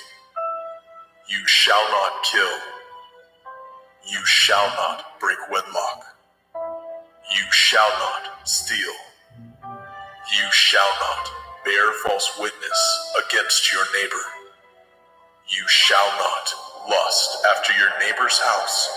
You shall not lust after your neighbor's woman, nor his manservant, nor his maidservant, nor his ox, nor his ass, nor anything that is your neighbor's. And all the people saw the thunderings and the lightnings, and the noise of the shofar, and the mountain smoking. And when the people saw it, they were moved and stood afar off. And they said unto Moshe, Speak with us, and we will hear, but let not Elohim speak with us, lest we die. And Moshe said unto the people, Fear not, for Elohim is come to prove you, and that his fear may be before your faces, that you sin not. And the people stood afar off. And Moshe drew near unto the thick darkness where Elohim was. And Yahweh said unto Moshe, Thus you shall say unto the children of Yasharel, Ye have seen that I have talked with you from heaven. Ye shall not make with me Elohai of silver, neither shall ye make unto you Elohai of gold. An altar of earth you shall make unto me, and shall sacrifice thereon your burnt offerings, and your peace offerings, your sheep and your oxen. In all places where I record my name, I will come unto you, and I will bless you. And if you will make me an altar of stone, you shall not build it of hewn stone. For if you lift up your tool upon it, you have polluted it. Neither shall you go up my steps unto my altar, that your nakedness be not discovered thereon. Shemot, Exodus chapter 21. Now these are the judgments which you shall set before them. If you obtain an Ivri servant, 6 years he shall serve, and in the 7th he shall go out free for nothing. If he came in by himself, he shall go out by himself. If he were married, then his woman shall go out with him. If his master have given him a woman, and she have borne him sons or daughters, the woman and her children shall be her master's, and he shall go out by himself. And if the servant shall plainly say, I love my master, my woman, and my children, I will not go out free, then his master shall bring him unto the judges. He shall also bring him to the door, or unto the doorpost, and his master shall pierce his ear through with an awl, and he shall serve him forever. And if a man surrenders his daughter to be a maidservant, she shall not go out as the menservants do. If she please not her master, who has betrothed her to himself, then shall he let her be redeemed. To surrender her unto a strange nation, he shall have no power, seeing he has dealt deceitfully with her. If he have betrothed her unto his son, he shall deal with her after the manner of daughters. If he take him another woman, her food, her raiment, and her duty of marriage shall he not diminish. And if he do not these three unto her, then shall she go out free without money. He that smites a man so that he die shall be surely put to death. And if a man lie not in wait, but Elohim deliver him into his hand, then I will appoint you a place whither he shall flee. But if a man come presumptuously upon his neighbor to slay him with guile, you shall take him from my altar, that he may die. And he that smites his father or his mother shall be surely put to death. And he that steals a man and sells him, or if he be found in his hand, he shall surely be put to death. And he that curses his father or his mother shall surely be put to death. And if men strive together, and one smite another with a stone, or with his fist, and he die not, but keeps his bed, if he rise again, and walk abroad upon his staff, then shall he that smote him be innocent. Only he shall pay for the loss of his time, and shall cause him to be thoroughly healed. And if a man smite his servant, or his mate with a rod, and he die under his hand, he shall surely be punished. Notwithstanding, if he continue a day or two, he shall not be punished, for he is his money. If men strive and hurt a woman with a child, so that her fruit depart from her, and yet no mischief follow, he shall surely be punished, according as the woman's man will lay upon him. he shall pay as the judges determine. And if any mischief follow, then you shall give life for life, eye for eye, tooth for tooth, hand for hand, foot for foot, burning for burning, wound for wound, stripe for stripe. And if a man smite the eye of his servant, or the eye of his maid, that it perish, he shall let him go free for his eye's sake. If he smite out his manservant's tooth, or his maidservant's tooth, he shall let him go free for his tooth's sake. If an ox gore a man or a woman, that they die, then the ox shall be surely stoned, and his flesh shall not be eaten, but the owner of the ox shall be innocent. But if the ox were wont to push with his horn in the time past, and it has been testified to his owner, and he has not kept him in, but that he has killed a man or a woman, the ox shall be stoned, and his owner also shall be put to death. If there be laid on him a sum of money, then he shall give for the ransom of his life whatsoever is laid upon him. Whether he have gored a son or have gored a daughter, according to this judgment shall it be done unto him. If the ox shall push a manservant or a maidservant, he shall give unto their master 30 shekels of silver, and the ox shall be stoned. And if a man shall open a pit, or if a man shall dig a pit, and not cover it, and an ox or an ass fall therein, the owner of the pit shall make it good, and give up money unto the owner of them, and the dead beast shall be his. And if the ox of one man hurts the ox of another, that he die, then they shall sell the live ox, and divide the money of it, and the dead ox also they shall divide. Or if it be known that the ox has used to push in time past, and his owner has not kept him in, he shall surely pay ox for ox, and the dead shall be his own. Shemot, Exodus, chapter 22. If a man shall steal an ox or a sheep and kill it, or sell it, he shall restore 5 oxen for an ox, and 4 sheep for a sheep. If a thief be found breaking up, and be smitten that he die, there shall no blood be shed for him. If the sun be risen upon him, there shall be blood shed for him, for he should make full restitution. If he have nothing, then he shall be sold for his theft. If the theft be certainly found in his hand alive, whether it be ox or ass or sheep, he shall restore double. If a man shall cause a field or vineyard to be eaten, and shall put in his beast, and shall feed in another man's field, of the best of his own field, and of the best of his own vineyard, shall he make restitution. If fire break out and catch in thorns, so that the stacks of grain, or the standing grain, or the field be consumed therewith, he that kindled the fire shall surely make restitution. If a man shall deliver unto his neighbor money or stuff to guard, and to be stolen out of the man's house, if the thief be found, let him pay double. If the thief be not found, then the master of the house shall be brought unto the judges, to see whether he hath put his hand unto his neighbor's goods. For all manner of transgression, whether it be for ox, for ass, for sheep, for raiment, or for any manner of lost thing, which another challenge to be his, the cause of both parties shall come before the judges, and whom the judges shall condemn, he shall pay double unto his neighbor.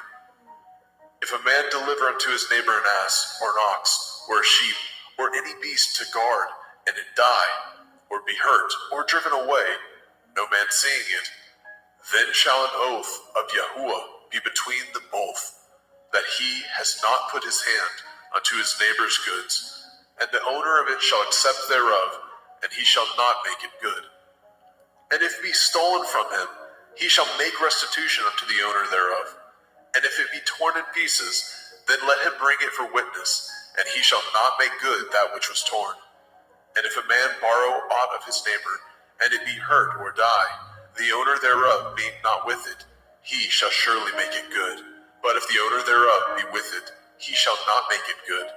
If it be a hired thing, it came for his hire. And if a man entice a maid that is not betrothed, and lie with her, he shall surely endow her to be his woman. And if a father utterly refuse to give her unto him, he shall pay money according to the dowry of virgins. You shall not suffer a witch to live. Whosoever lies with a beast shall surely be put to death. He that sacrifices unto Elohim, save unto Yahweh only, he shall be utterly destroyed. You shall neither vex a stranger nor oppress him, for ye were strangers in the land of Mizraim. Ye shall not afflict any widow or fatherless child. If you afflict them in any wise, and they cry at all unto me, I will surely hear their cry. And my wrath shall wax hot, and I will kill you with the sword, and your women shall be widows, and your children fatherless. If you lend money to any of my people that is poor by you, you shall not be to him as a usurer, neither shall you lay upon him usury. If you at all take your neighbor's raiment to pledge, you shall deliver it unto him by the time that the sun goes down. For that is his covering only, it is his raiment for his skin, wherein shall he sleep. And it shall come to pass, when he cries unto me, that I will hear, for I am gracious. You shall not revile the Elohim, nor curse the ruler of your people. You shall not delay to offer the first of your ripe fruit, and of your liquors, the firstborn of your sons shall you give unto me. Likewise shall you do with your oxen and with your sheep. 7 days it shall be with this dam. On the 8th day you shall give it to me. And ye shall be holy men unto me. Neither shall ye eat any flesh that is torn of beast in the field. Ye shall cast it to the dogs. Shemot, Exodus, chapter 23. You shall not raise a false report. Put not your hand with the wicked to be an unrighteous witness. You shall not follow a multitude to do evil, neither shall you speak in a cause, to decline after many, to pervert judgment. Neither shall you countenance a poor man in his cause. If you meet your enemy's ox or his ass going astray, you shall surely bring it back to him again. If you see the ass of him that hates you lying under his burden, and would forbear to help him, you shall surely help with him. You shall not pervert the judgment of your poor in his cause. Keep far from a false matter, and the innocent and righteous slay you not, for I will not justify the wicked. And you shall take no gift, for the gift blinds the wise, and perverts the words of the righteous. Also, you shall not oppress a stranger, for ye know the heart of a stranger, seeing ye were strangers in the land of Mizraim. And 6 years you shall sow your land, and shall gather in the fruits thereof. But the 7th year you shall let it rest and lie still, that the poor of your people may eat what they leave the beasts of the field shall eat. In like manner you shall deal with your vineyard and with your olive yard.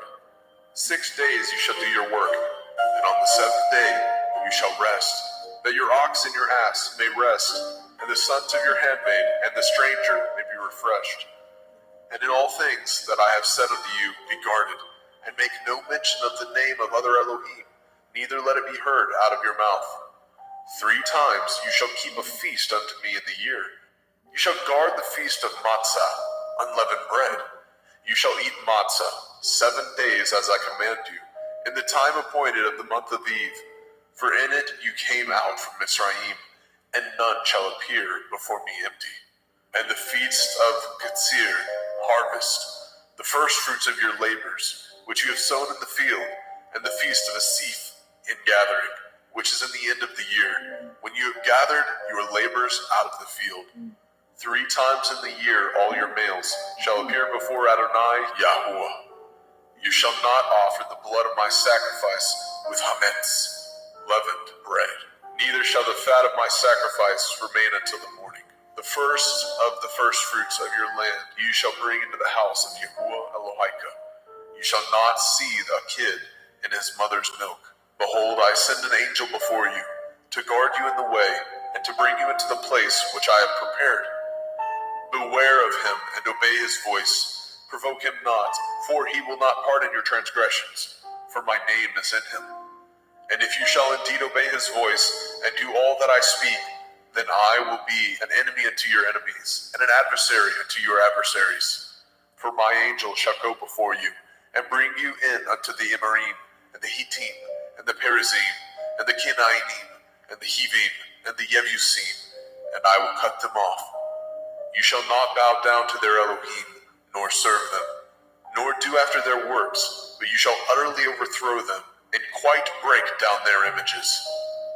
And ye shall serve Yahuwah Elohim, and he shall bless your bread and your water, and I will take sickness away from the midst of you. There shall nothing cast their young, nor be barren in your land, and the number of your days I will fulfill. I will send my fear before you, and will destroy all the people to whom you shall come, and I will make all your enemies turn their backs unto you. And I will send hornets before you, which shall drive out the Hivi, and the Kinaini, and the Hittite from before you. And I will not drive them out from before you in 1 year, lest the land become desolate, and the beasts of the field multiply against you. By little and little I will drive them out before you, until you be increased and inherit the land. And I will set your bonds from the Red Sea, even unto the sea of the Palestine, and from the desert unto the river. For I will deliver the inhabitants of the land unto your hand, and you shall drive them out before you. You shall cut no covenant with them, nor with their Elohim. They shall not dwell in your land, lest they make you sin against me. For if you serve their Elohim, it will surely be a snare unto you. Shemot, Exodus, chapter 24. And he said unto Moshe, Come up unto Eliyahu, you and Aaron, Nadav and Abihu, and 70 of the elders of Yasharel, and worship ye afar off. And Moshe alone shall come near Eliyahu, but they shall not come nigh, neither shall the people go up with him. And Moshe came and told the people all the words of Yahweh, and all the judgments. And all the people answered with one voice and said, All the words which Yahweh said, we will do. And Moshe wrote all the words of Yahweh, and rose up early in the morning, and built an altar unto the hill, and 12 pillars, according to the 12 tribes of Yasharel. And he sent young men of the children of Yasharel, which offered burnt offerings, and sacrificed peace offerings of oxen unto Yahweh. And Moshe took half of the blood, and put it in the basins, and half of the blood he sprinkled on the altar. And he took the sefer of the covenant, and read it in the audience of the people. And they said, All that Yahweh has said, we will do, and be obedient. And Moshe took the blood, and sprinkled it on the people, and said, Behold, the blood of the covenant, which Yahweh has cut with you, concerning all these words. Then went up Moshe, and Aaron, Nadab, and Abihu, and 70 of the elders of Yasharel. And they saw the Elohai of Yasharel, and there was under his feet, as it were, a paved work of sapphire stone, and as it were the body of heaven in its clearness. And upon the nobles of the children of Yasharel he laid not his hand. Also they saw Elohim, and did eat and drink. And Yahweh said unto Moshe, Come up to me into the mount, and be there, and I will give you sapphire stones, and a Torah, and commandments which I have written, that you may teach them. And Moshe rose up, and his minister Yahusha. And Moshe went up into the mount of Elohim. And he said unto the elders, Tarry ye here for us, until we come again unto you. And behold, Aaron and Horai are with you. If any man have any matters to do, let him come unto them. And Moshe went up into the mount, and a cloud covered the mount. And the glory of Yahweh abode upon Mount Sinai. And the cloud covered it 6 days. And the 7th day he called unto Moshe out of the midst of the cloud. And the sight of the glory of Yahweh was like devouring fire on the top of the mount in the eyes of the children of Yasharel. And Moshe went into the midst of the cloud, and got him up into the mount. And Moshe was in the mount 40 days and 40 nights. Shemot, Exodus chapter 25. And Yahweh spoke unto Moshe, saying, Speak unto the children of Yasharel, that they bring me an offering. Of every man that gives it willingly with his heart, ye shall take my offering. And this is the offering which ye shall take of them: gold, and silver, and brass, and blue, and purple, and scarlet, and fine linen, and goat's hair, and ram skin dyed red, and badger skin, and shittim wood, oil for the light, spices for anointing oil, and for sweet incense, onyx stones, and stones to be set in the ephod, in the breastplate. And let them make me a sanctuary, that I may dwell among them. According to all that I show you, after the pattern of the tabernacle, and the pattern of all the instruments thereof, even so shall ye make it. And they shall make an ark of shittim wood. 2 cubits and a half shall be the length thereof, and a cubit and a half the breadth thereof, and a cubit and a half the height thereof. And you shall overlay it with pure gold. Within and without shall you overlay it, and shall make upon it a crown of gold round about. And you shall cast 4 rings of gold for it, and put them in the corners thereof. And 2 rings shall be in the one side of it, and 2 rings on the other side of it. And you shall make staves of shittim wood, and overlay them with gold. And you shall put the staves into the rings by the sides of the ark, that the ark may be borne with them. The staves shall be in the rings of the ark, they shall not be taken from it. And you shall put into the ark the testimony which I give you. And you shall make a mercy seat of pure gold. 2 cubits and a half shall be the length thereof, and a cubit and a half the breadth thereof. And you shall make 2 cherubim of gold, of beaten work shall you make them, in the 2 ends of the mercy seat. And make 1 cherub on one end, and the other cherub on the other end. Even of the mercy seat shall you make the cherubim on the 2 ends thereof. And the cherubim shall stretch forth their wings on high, covering the mercy seat with their wings, and their faces shall look one to another. Towards the mercy seat shall the faces of the cherubim be. And you shall put the mercy seat above upon the ark, and in the ark you shall put the testimony that I shall give you. And there I will meet with you, and I will commune with you from above the mercy seat, from between the 2 cherubim, which are upon the ark of the testimony, of all things which I give you in commandment unto the children of Yasharel. You shall also make a table of shittim wood. 2 cubits shall be the length thereof, and a cubit the breadth thereof, and a cubit and a half the height thereof. And you shall overlay it with pure gold, and make thereto a crown of gold round about. And you shall make unto it a border of a handbreadth round about. And you shall make a golden crown to the border thereof round about. And you shall make it 4 rings of gold, and put the rings in the 4 corners that are on the 4 feet thereof. Over against the border shall the rings be for places of the staves to bear the table. And you shall make the staves of shittim wood, and overlay them with gold, that the table may be borne with them. And you shall make dishes thereof, and spoons thereof, and covers thereof, and bowls thereof. To cover withal of pure gold shall you make them. And you shall set upon the table showbread before me always. And you shall make a menorah, 7-branched candlestick of pure gold. Of beaten work shall the menorah be made. His shaft and his branches, his bowls, his knobs, and his flowers shall be of the same. And 6 branches shall come out of the sides of it, 3 branches of the menorah out of the one side, and 3 branches of the menorah out of the other side. 3 bowls made like unto almonds, with a knop and a flower in one branch, and 3 bowls made like almonds in the other branch, with a knop and a flower.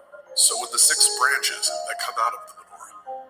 And in the menorah shall be 4 bowls made like unto almonds, with their knops and their flowers. And there shall be a knop under 2 branches of the same, and a knop under 2 branches of the same, and a knop under 2 branches of the same, according to the 6 branches that proceed out of the menorah. Their knops and their branches shall be of the same. All of it shall be one beaten work of pure gold. And you shall make the 7 lamps thereof, and they shall light the lamps thereof, that they may give light over against it. And the tongs thereof, and the snuff dishes thereof, shall be of pure gold. Of a talent of pure gold shall he make it, with all these vessels. And look that you make them after the pattern, which was showed you in the mount. Shemot, Exodus chapter 26. Moreover, you shall make the tabernacle with 10 curtains of fine twined linen, and blue and purple, and scarlet, with cherubim of cunning work shall you make them. The length of 1 curtain shall be 8 and 20 cubits, and the breadth of 1 curtain 4 cubits. Every one of the curtains shall have 1 measure. The 5 curtains shall be coupled together, one to another, and other 5 curtains shall be coupled one to another. And you shall make loops of blue upon the edge of the 1 curtain from the selvage in the coupling, and likewise shall you make in the uttermost edge of another curtain in the coupling of the second. 50 loops shall you make in the one curtain, and 50 loops shall you make in the edge of the curtain that is the coupling of the second, and the loops may take hold one of another. And you shall make 50 taches of gold, and couple the curtains together with the taches, and it shall be one tabernacle. And you shall make curtains of goat hair to be a covering upon the tabernacle. 11 curtains shall you make. The length of one curtain shall be 30 cubits, and the breadth of one curtain 4 cubits. And the 11 curtains shall be all of one measure. And you shall couple 5 curtains by themselves, and 6 curtains by themselves, and shall double the 6th curtain in the forefront of the tabernacle. And you shall make 50 loops on the edge of the one curtain that is utmost in the coupling, and 50 loops in the edge of the curtain, which couples the second. And you shall make 50 taches of brass, and put the taches into the loops, and couple the tent together, that it may be one. And the remnant that remains of the curtain of the tent, the half curtain that remains, shall hang over the backside of the tabernacle, and a cubit on the one side, and a cubit on the other side, of that which remains in the length of the curtains of the tent. It shall hang over the sides of the tabernacle, on this side and on that side, to cover it. And you shall make a covering for the tent of ram skin dyed red, and a covering above of badger skin. And you shall make the boards for the tabernacle of shittim wood, standing up. 10 cubits shall be the length of a board, and a cubit and a half shall be the breadth of one board. 2 tenons shall be in one board, set in order one against another. Thus shall you make for all the boards of the tabernacle. You shall make the boards for the tabernacle, 20 boards on the south side southward. And you shall make 40 sockets of silver under the 20 boards, 2 sockets under one board for his 2 tenons, and 2 sockets under another board for his 2 tenons. And for the second side of the tabernacle, on the north side, there shall be 20 boards, and there 40 sockets of silver, 2 sockets under one board, and 2 sockets under another board. And for the sides of the tabernacle westward, you shall make 6 boards. And 2 boards shall you make for the corners of the tabernacle in the 2 sides.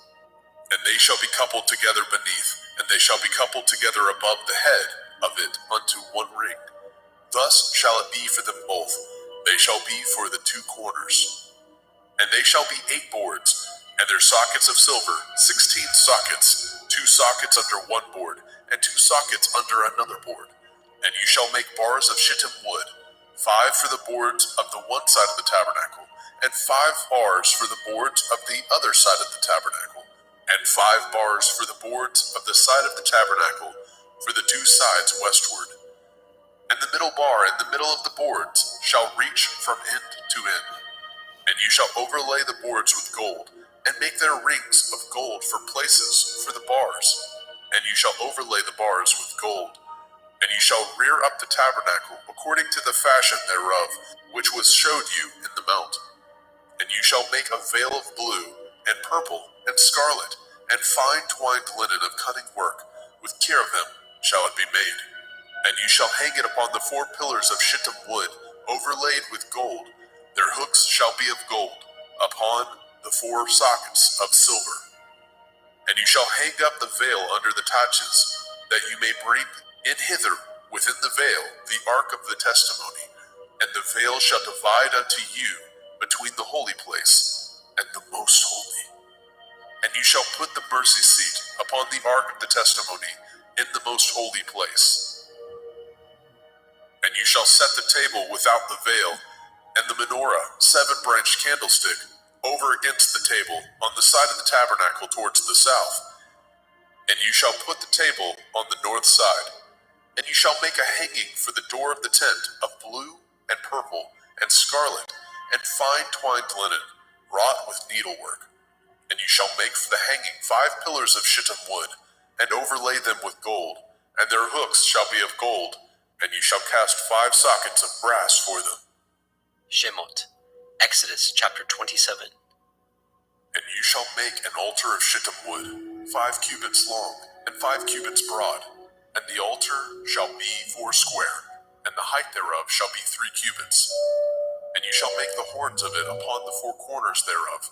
His horns shall be of the same, and you shall overlay it with brass. And you shall make his pans to receive his ashes, and his shovels, and his basins, and his flesh hooks, and his fire pans. All the vessels thereof you shall make of brass, and you shall make it for a grate of network of brass, and upon the net shall you make 4 brazen rings in the 4 corners thereof. And you shall put it under the compass of the altar beneath, that the net may be even to the midst of the altar. And you shall make staves for the altar, staves of shittim wood, and overlay them with brass. And the staves shall be put into the rings, and the staves shall be upon the 2 sides of the altar, to bear it. Hollow with boards shall you make it, as it was showed you in the mount, so shall they make it. And you shall make the court of the tabernacle. For the south side southward, there shall be hangings for the court of fine twined linen, of 100 cubits long for 1 side. And the 20 pillars thereof and their 20 sockets shall be of brass. The hooks of the pillars and their fillets shall be of silver. And likewise for the north side in length there shall be hangings of 100 cubits long, and his 20 pillars, and their 20 sockets of brass, the hooks of the pillars and their fillets of silver. And for the breadth of the court on the west side shall be hangings of 50 cubits, their pillars 10, and their sockets 10. And the breadth of the court on the east side eastward shall be 50 cubits. The hangings of one side of the gate shall be 15 cubits, their pillars 3, and their sockets 3. And on the other side shall be hangings 15 cubits, their pillars 3, and their sockets 3. And for the gate of the court shall be hangings of 20 cubits, of blue and purple and scarlet and fine twined linen, wrought with needlework. And their pillars shall be 4, and their sockets 4. All the pillars round about the court shall be filleted with silver. Their hooks shall be of silver, and their sockets of brass. The length of the court shall be 100 cubits, and the breadth 50 everywhere. And the height of 5 cubits of fine twined linen, and their sockets of brass. All the vessels of the tabernacle in the service thereof, and all the pins thereof, and all the pins of the court shall be of brass. And you shall command the children of Yasharel that they bring you pure olive oil, beaten for the light, to cause the lamp to burn always. In the tabernacle of the assembly, without the veil, which is before the testimony, Aaron and his sons shall order it from evening to morning before Yahuwah. It shall be a statute forever unto their generations on the behalf of the children of Yasharel. Shemot, Exodus chapter 28. And take unto you Aaron your brother, and his sons with him, from among the children of Yasharel, that he may minister unto me in the priest's office, even Aaron, Nadab, and Abihu, Eleazar, and Itamar, Aaron's sons. And you shall make holy garments for Aaron your brother, for glory and for beauty. And you shall speak unto all that are wise-hearted, whom I have filled with the Ruach Hakmah, spirit of wisdom, that they may make Aaron's garments to consecrate him, that he may minister unto me in the priest's office. And these are the garments which they shall make: a breastplate, an ephod, and a robe, and a broidered coat, a turban, and a belt. And they shall make holy garments for Aaron your brother, and his sons, that he may minister unto me in the priest's office. And they shall take gold, and blue, and purple, and scarlet, and fine linen, and they shall make an ephod of gold, of blue, of purple, of scarlet, and fine twined linen, with cunning work. It shall have the 2 shoulder pieces thereof joined at the 2 edges thereof, and so it shall be joined together. And the belt of the ephod, which is upon it, shall be of the same, according to the work thereof, even of gold, of blue, and purple, and scarlet, and fine twined linen.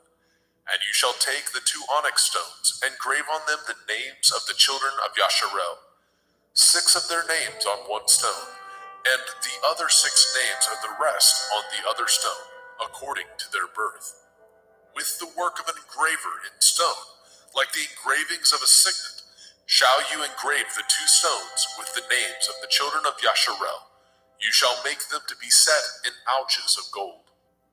And you shall put the 2 stones upon the shoulders of the ephod for stones of memorial unto the children of Yasharel. And Aaron shall bear their names before Yahweh upon his 2 shoulders for a memorial. And you shall make ouches of gold, and 2 chains of pure gold at the ends of wreathen work shall you make them, and fasten the wreathen chains to the ouches. And you shall make the breastplate of judgment with cunning work. After the work of the ephod you shall make it, of gold, of blue, and of purple, and of scarlet, and of fine twined linen shall you make it. 4 square it shall be, being doubled. A span shall be the length thereof, and a span shall be the breadth thereof. And you shall set in it settings of stone, even 4 rows of stones. The first row shall be sardius, a topaz, a carbuncle. This shall be the first row. And the second row shall be an emerald, a sapphire, and a diamond. And the third row a ligure, an agate, and an amethyst. And the fourth row a beryl, and an onyx, and a jasper. They shall be set in gold in their enclosings. And the stones shall be with the names of the children of Yasharel, 12, according to their names, like the engravings of a signet. Every one with his name shall they be according to the 12 tribes. And you shall make upon the breastplate chains at the end of wreathen work of pure gold. And you shall make upon the breastplate 2 rings of gold, and shall put the 2 rings on the 2 ends of the breastplate. And you shall put the 2 wreathen chains of gold in the 2 rings which are on the ends of the breastplate. And the other 2 ends of the 2 wreathen chains you shall fasten in the 2 ouches, and put them on the shoulder pieces of the ephod before it. And you shall make 2 rings of gold, and you shall put them upon the 2 ends of the breastplate, and the order thereof, which is in the side of the ephod inward. And 2 other rings of gold you shall make, and shall put them on the 2 sides of the ephod underneath, towards the forepart thereof, over against the other coupling thereof, above the belt of the ephod.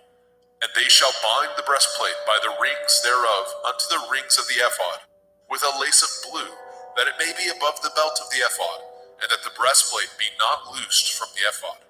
And Aaron shall bear the names of the children of Yasharel in the breastplate of judgment upon his heart, when he goes in unto the holy place, for a memorial before Yahweh continually. And you shall put in the breastplate of judgment the Urim and the Thummim, and they shall be upon Aaron's heart, when he goes in before Yahweh. And Aaron shall bear the judgment of the children of Yasharel upon his heart before Yahweh continually. And you shall make the robe of the ephod all of blue, and there shall be a hole in the top of it. In the midst thereof it shall have a binding of woven work round about the whole of it, as it were the hole of a habergeon, that it be not rent. And beneath upon the hem of it you shall make pomegranates of blue, of purple, and of scarlet, round about the hem thereof, and bells of gold between them round about. A golden bell and a pomegranate, a golden bell and a pomegranate, upon the hem of the robe round about. And it shall be upon Aaron to minister, and his sound shall be heard when he goes in unto the holy place before Yahweh, and when he comes out, that he die not. And you shall make a plate of pure gold, grave upon it, like the engravings of a signet, Kodesh el Yahweh, holiness unto Yahweh.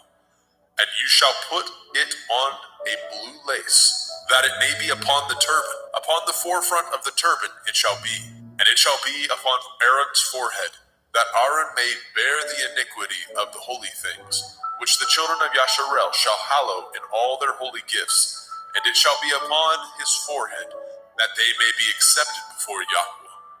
And you shall embroider the coat of fine linen, and you shall make the turban of fine linen, and you shall make the belt of needlework.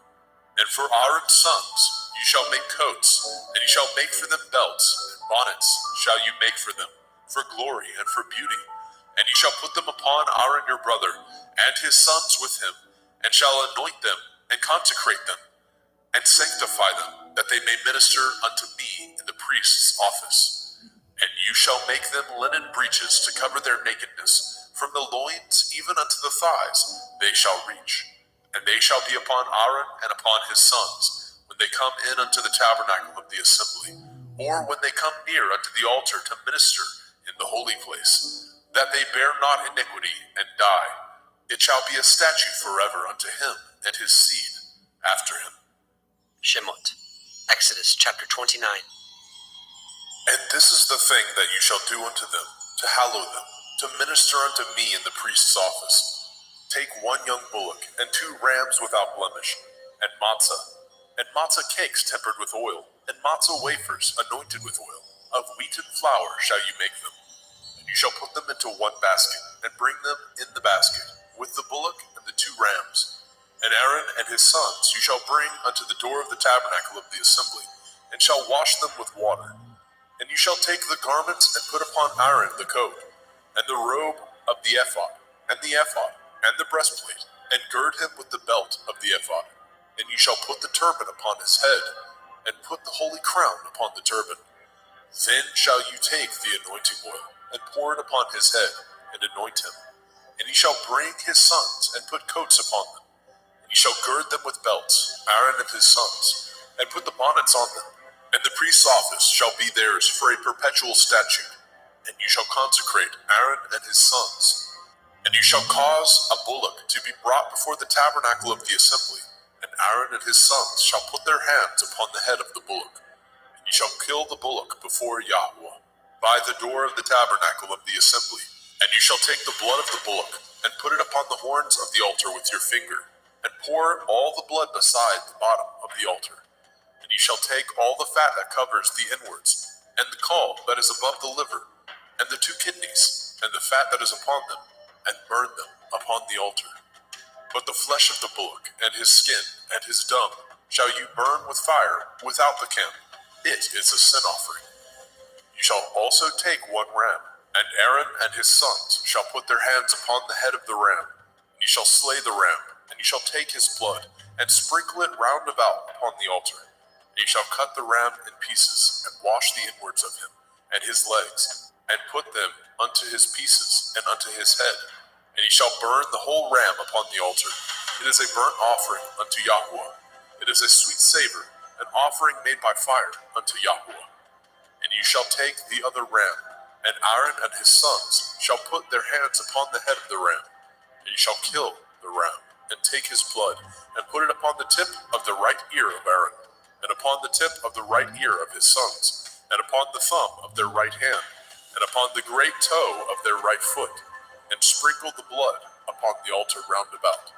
And ye shall take the blood that is upon the altar, and of the anointing oil, and sprinkle it upon Aaron, and upon his garments, and upon his sons, and upon the garments of his sons with him. And he shall be hallowed, and his garments, and his sons' garments with him.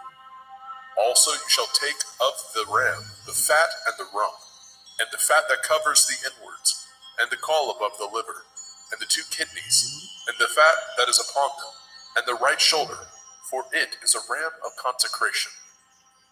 And 1 loaf of bread, and 1 cake of oiled bread, and 1 wafer out of the basket of the matzah that is before Yahweh. And you shall put it all in the hands of Aaron, and in the hands of his sons, and shall wave them for a wave offering before Yahweh. And you shall receive them of their hands, and burn them upon the altar for a burnt offering, for a sweet savor before Yahweh. It is an offering made by fire unto Yahweh. And you shall take the breast of the ram of Aaron's consecration, and wave it for a wave offering before Yahweh, and it shall be your part. And you shall sanctify the breast of the wave offering, and the shoulder of the heave offering, which is waved, and which is heaved up, of the ram of the consecration, even of that which is for Aaron, and of that which is for his sons. And it shall be Aaron and his sons by a statute forever from the children of Yasharel, for it is a heave offering, and it shall be a heave offering from the children of Yasharel, of the sacrifice of their peace offerings, even their heave offering unto Yahweh. And the holy garments of Aaron shall be his sons after him, to be anointed therein, and to be consecrated in them. And that son that is priest in his stead shall put them on 7 days, when he comes into the tabernacle of the assembly to minister in the holy place. And you shall take the ram of the consecration, and seethe his flesh in the holy place. And Aaron and his sons shall eat the flesh of the ram, and the bread that is in the basket by the door of the tabernacle of the assembly. And they shall eat those things wherewith the atonement was made, to consecrate and to sanctify them. But a stranger shall not eat thereof, because they are holy. And if aught of the flesh of the consecrations, or of the bread, remain unto the morning, then you shall burn the remainder with fire. It shall not be eaten, because it is holy. And thus shall you do unto Aaron and to his sons, according to all things which I have commanded you. 7 days shall you consecrate them. And you shall offer every day a bullock for a sin offering, for atonement. And you shall cleanse the altar when you have made an atonement for it, and you shall anoint it to sanctify it. 7 days you shall make an atonement for the altar, and sanctify it, and it shall be an altar most holy. Whatsoever touches the altar shall be holy. Now this is that which you shall offer upon the altar: 2 lambs of the first year, day by day, continually. The one lamb you shall offer in the morning, and the other lamb you shall offer at evening. And with the one lamb 1/10 deal of flour, mingled with the 4th part of a hin of beaten oil, and the 4th part of a hin of wine, for a drink offering. And the other lamb you shall offer at evening, and shall do thereto according to the meat offering of the morning, and according to the drink offering thereof, for a sweet savor, an offering made by fire unto Yahweh. This shall be a continual burnt offering throughout your generations, at the door of the tabernacle of the assembly, before Yahweh, where I will meet you, to speak there unto you. And there I will meet with the children of Yasharel, and the tabernacle shall be sanctified by my glory. And I will sanctify the tabernacle of the assembly, and the altar, and I will sanctify also both Aaron and his sons, to minister to me in the priest's office. And I will dwell among the children of Yasharel, and will be their Elohim. And they shall know that I am Yahuwah Elohim, that brought them forth out of the land of Mitzrayim, that I may dwell among them. I am Yahuwah Elohim. Shemot, Exodus chapter 30. And you shall make an altar to burn incense upon. Of shittim wood shall you make it. A cubit shall be the length thereof, and a cubit the breadth thereof. 4 squares shall it be, and 2 cubits shall be the height thereof. The horns thereof shall be of the same. And you shall overlay it with pure gold, the top thereof, and the sides thereof round about, and the horns thereof. And you shall make unto it a crown of gold round about. And 2 golden rings shall you make it under the crown of it. By the 2 corners thereof, upon the 2 sides of it, shall you make it. And they shall be for places for the staves to bear it withal. And you shall make the staves of shittim wood, and overlay them with gold. And you shall put it before the veil that is by the ark of the testimony, before the mercy seat that is over the testimony, where I will meet with you. And Aaron shall burn thereon sweet incense every morning. When he dresses the lamps, he shall burn incense upon it. And when Aaron lights the lamp at evening, he shall burn incense upon it, a perpetual incense before Yahweh throughout your generations. Ye shall offer no strange incense thereon, nor burnt sacrifice, nor meat offering, neither shall ye pour drink offering thereon. And Aaron shall make an atonement upon the horns of it once in a year, with the blood of the sin offering of atonement. Once in the year shall he make atonement upon it throughout your generations. It is most holy unto Yahweh. And Yahweh spoke unto Moshe, saying, When you take the sum of the children of Yasharel after their number, then shall they give every man a ransom for his soul unto Yahweh, when you number them, that there be no plague among them when you number them. This they shall give, every one that passes among them that are numbered, 1/2 shekel, after the shekel of the sanctuary. A shekel is 20 gerahs. A 1/2 shekel shall be the offering of Yahweh. Every one that passes among them that are numbered, from 20 years old and above, shall give an offering unto Yahweh. The rich shall not give more, and the poor shall not give less than 1/2 shekel, when they give an offering unto Yahweh to make an atonement for your souls. And you shall take the atonement money of the children of Yasharel, and shall appoint it for the service of the tabernacle of the assembly, that it may be a memorial unto the children of Yasharel before Yahweh, to make an atonement for your souls.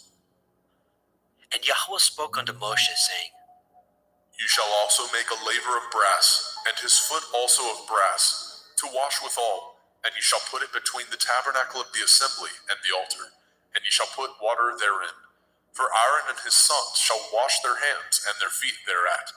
When they go into the tabernacle of the assembly, they shall wash with water, that they die not, or when they come near to the altar to minister, to burn offering made by fire unto Yahweh. So they shall wash their hands and their feet, that they die not, and it shall be a statute forever to them, even to him and to his seed throughout their generations.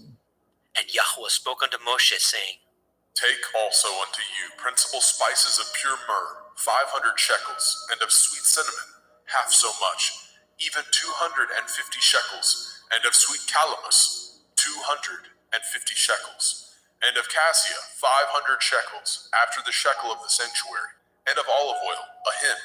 And you shall make it an oil of holy ointment, an ointment compound after the art of the apothecary.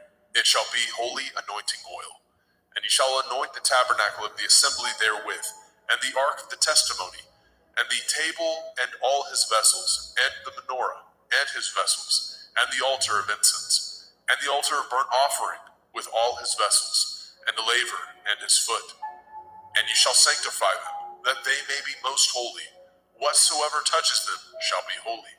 And ye shall anoint Aaron and his sons, and consecrate them, that they may minister unto me in the priest's office. And you shall speak unto the children of Yasharel, saying, This shall be a holy anointing oil unto me throughout your generations. Upon man's flesh shall it not be poured, neither shall ye make any other like it. After the composition of it, it is holy, and it shall be holy unto you. Whosoever compounds any like it, or whosoever puts any of it upon a stranger, shall even be cut off from his people. And Yahweh spoke unto Moshe, saying, Take unto you sweet spices, stacte, and onycha, and galbanum. These sweet spices and pure frankincense of each shall be a like weight. And you shall make it a perfume, a confection after the art of the apothecary, tempered together, pure and holy. And you shall beat some of it very small, and put of it before the testimony in the tabernacle of the assembly, where I will meet with you. It shall be unto you most holy. And as for the perfume which you shall make, ye shall not make to yourselves according to the composition thereof. It shall be unto you holy for Yahweh. Whosoever shall make like unto that, to smell thereto, shall even be cut off from his people.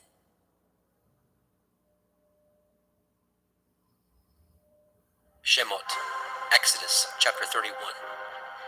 And Yahweh spoke unto Moshe, saying, See, I have called by name Bezalel, the son of Uri, the son of Hori, of the tribe of Yehudah, and I have filled him with the Ruach Elohim, in wisdom and in understanding, and in knowledge, and in all manner of workmanship, to devise cunning works, to work in gold, and in silver, and in brass, and in cutting of stones, to set them, and in carving of timber, to work in all manner of workmanship.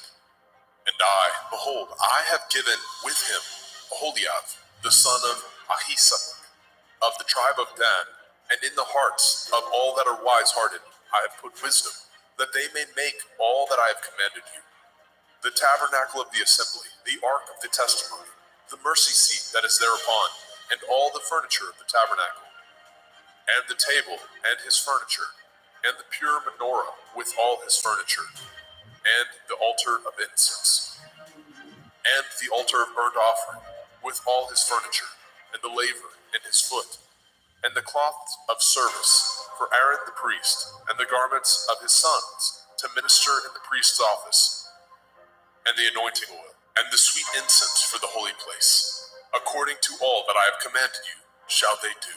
And Yahweh spoke unto Moshe, saying, Speak also unto the children of Yasharel, saying, Truly my Shabbathot ye shall guard, for it is a sign between me and you throughout your generations, that ye may know that I am Yahuwah Mekodeshim, Yahuwah who sanctifies you. Ye shall guard the Sabbath, therefore, for it is holy unto you. Every one that defiles it shall surely be put to death, for whosoever does any work thereon, that soul shall be cut off from among his people. 6 days may work be done, but in the seventh is the Sabbath of rest, holy unto Yahuwah. Whosoever does any work in the Sabbath, he shall surely be put to death. Wherefore the children of Yasharel shall guard the Sabbath, to keep the Sabbath throughout their generations, for a perpetual covenant. It is a sign between me and the children of Yasharel forever. For in 6 days Yahweh made the heavens and the earth, and on the seventh day he rested, and was refreshed. And he gave unto Moshe, when he had made an end of communing with him upon Mount Sinai, 2 sapphires of testimony, sapphire stones, written with the finger of Elohim. Shemot, Exodus chapter 32. And when the people saw that Moshe delayed to come down out of the mount, the people gathered themselves together unto Aaron, and said unto him, Up, make us Elohim, which shall go before us.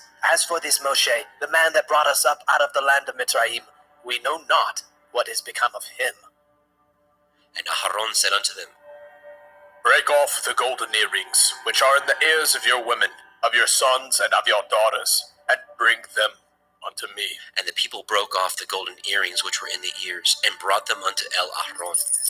And he received them at their hand, and fashioned it with a graving tool, after he had made it a molten calf. And they said, These be your Elohim, O Yasharel, which brought you up out of the land of Mitzrayim. And when Aaron saw it, he built an altar before it. And Aaron made proclamation and said, Tomorrow is a feast to Yahuwah. And they rose up early on the morrow, and offered burnt offerings, and brought peace offerings. And the people sat down to eat and to drink, and rose up to play. And Yahweh said unto Moshe, Go, get you down, for your people, which you brought out of the land of Mitzrayim, have corrupted themselves. They have turned aside quickly out of the way which I commanded them. They have made them a molten calf, and have worshipped it, and have sacrificed thereunto, and said, These be your Elohim, O Yasharel, which have brought you up out of the land of Mitzrayim. And Yahweh said unto Moshe, I have seen this people, and behold, it is a stiff-necked people. Now therefore let me alone, that my wrath may wax hot against them, and that I may consume them, and I will make of you a great nation. And Moshe besought Yahweh Eloheinu, and said, Yahweh, why does your wrath wax hot against your people, which you have brought forth out of the land of Mitzrayim with great power, and with a mighty hand? Wherefore should the Mitzrayim speak and say, For mischief did he bring them out, to slay them in the mountains, and to consume them from the face of the earth? Turn from your fierce wrath, and repent of this evil against your people. Remember Avraham, Yitzchak, and Yasharel, your servants, to whom you swore by your own self, and said unto them, I will multiply your seed as the stars of heaven. And all this land that I have spoken of will I give unto your seed, and they shall inherit it forever. And Yahweh repented of the evil which he thought to do unto his people. And Moshe turned, and went down from the mount, and the 2 sapphires of the testimony were in his hand. The sapphires were written on both their sides. On the one side and on the other were they written. And the sapphires were the work of Elohim, and their writing was the writing of Elohim, graven upon the sapphires. And when Yahusha heard the noise of the people as they shouted, he said unto Moshe, There is noise of war in the camp!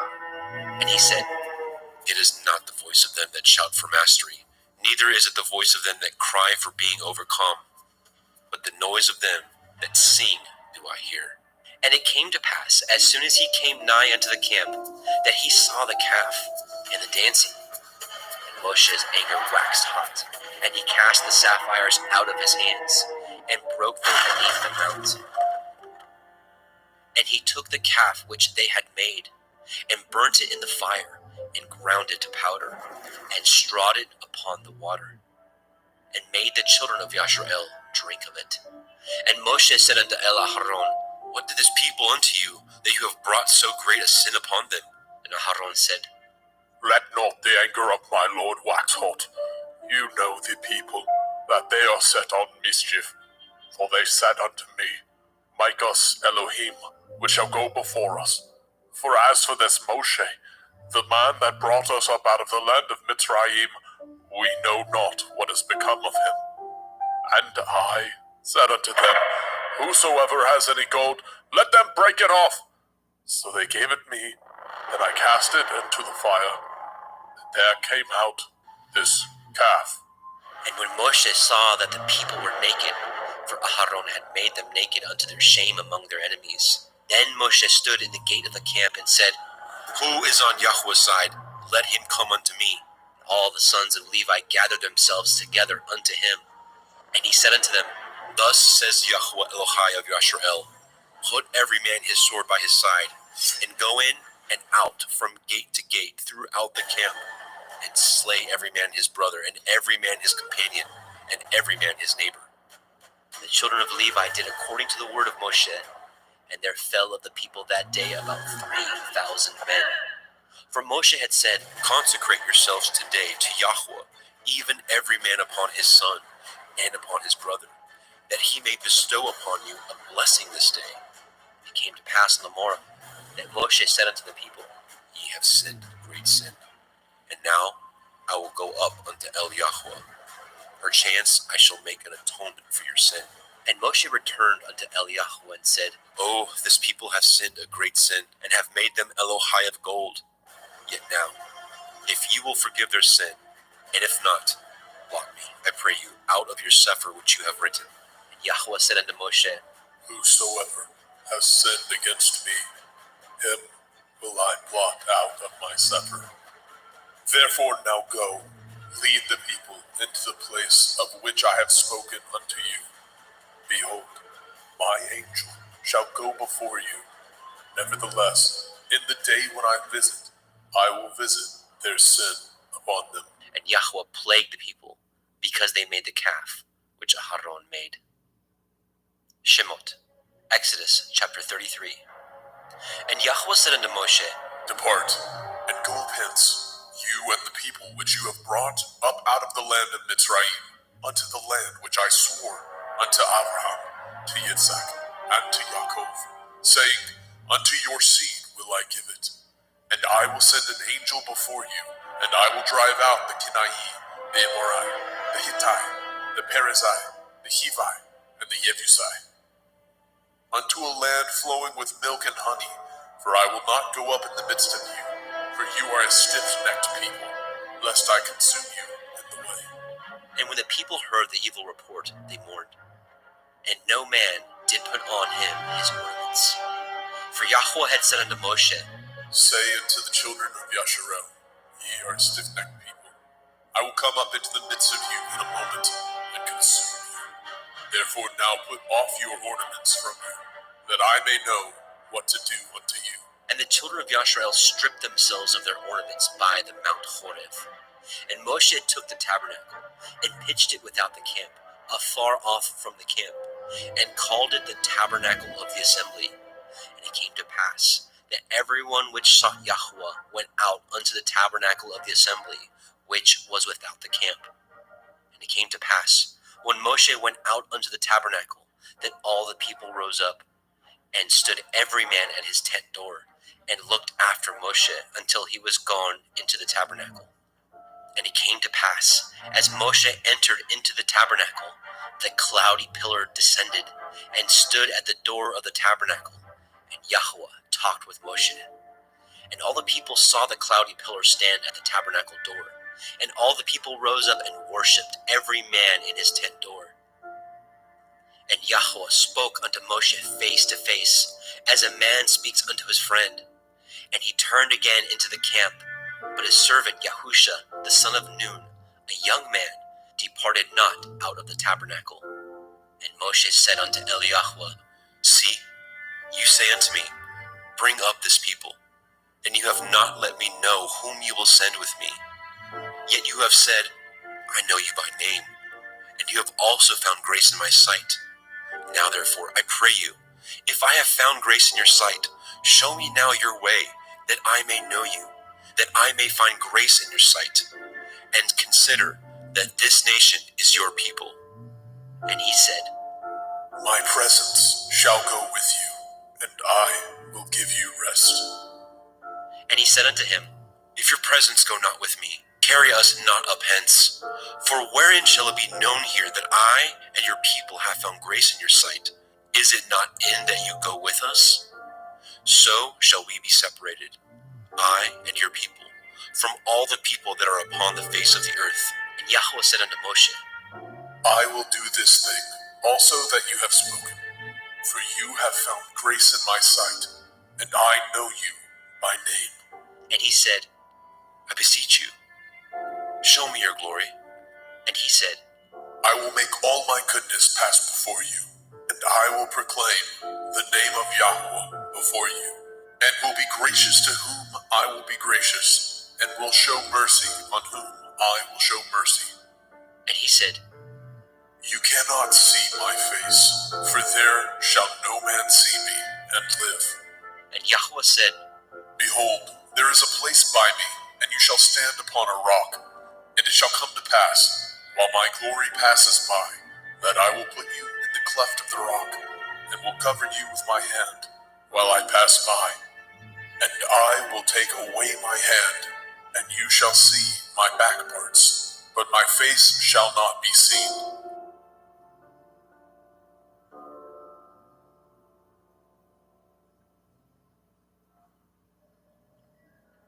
Shemot, Exodus chapter 34.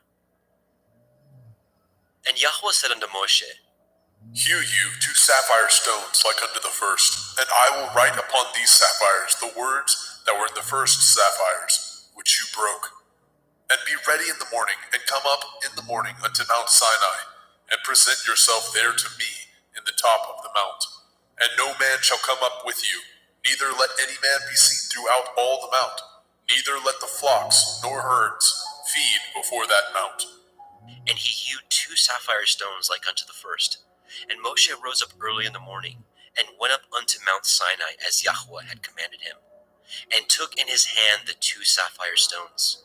And Yahweh descended in the cloud, and stood with him there, and proclaimed the name of Yahweh. Yahweh, And Yahweh passed by before him, and proclaimed, Yahweh, Yahweh El, merciful and gracious, long-suffering and abundant in goodness and truth, keeping mercy for thousands, forgiving iniquity and transgression and sin, and that will by no means clear the guilty, visiting the iniquity of the fathers upon the children, and upon the children's children, unto the 3rd and 4th generation.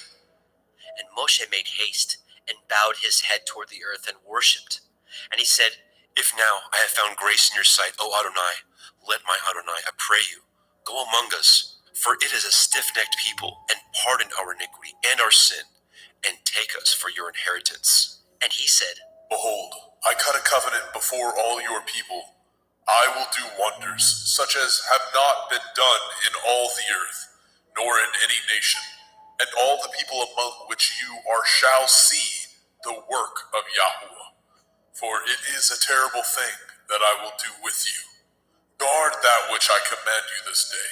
Behold, I drive out before you the Emorai, the Kenani, the Hittite, and the Perizzai, and the Hivi, and the Yebusai. Take heed to yourselves, lest you cut a covenant with the inhabitants of the land whither you go, lest it be for a snare in the midst of you. But ye shall destroy their altars, break their images, and cut down their Asherah poles. For you shall worship no other El, for Yahweh Kana. Yahweh is jealous, is my name. He is a jealous El. Lest you cut a covenant with the inhabitants of the land, and they go a-whoring after their Elohim, and do sacrifice unto their Elohim, and one call you, and you eat of his sacrifice.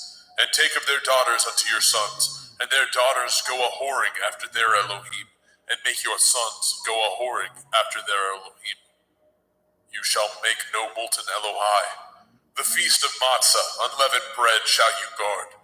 7 days you shall eat matzah, unleavened bread, as I commanded you, in the time of the month of Eve. For in the month of Eve you came out from Mitzrayim. All that opens the womb is mine, and every firstling among your cattle, whether ox or sheep, that is male. But the firstling of an ass you shall redeem with a lamb, and if you redeem him not, then shall you break his neck. All the firstborn of your sons you shall redeem, and none shall appear before me empty. 6 days you shall work, but on the 7th day you shall rest. In earing time and in harvest you shall rest.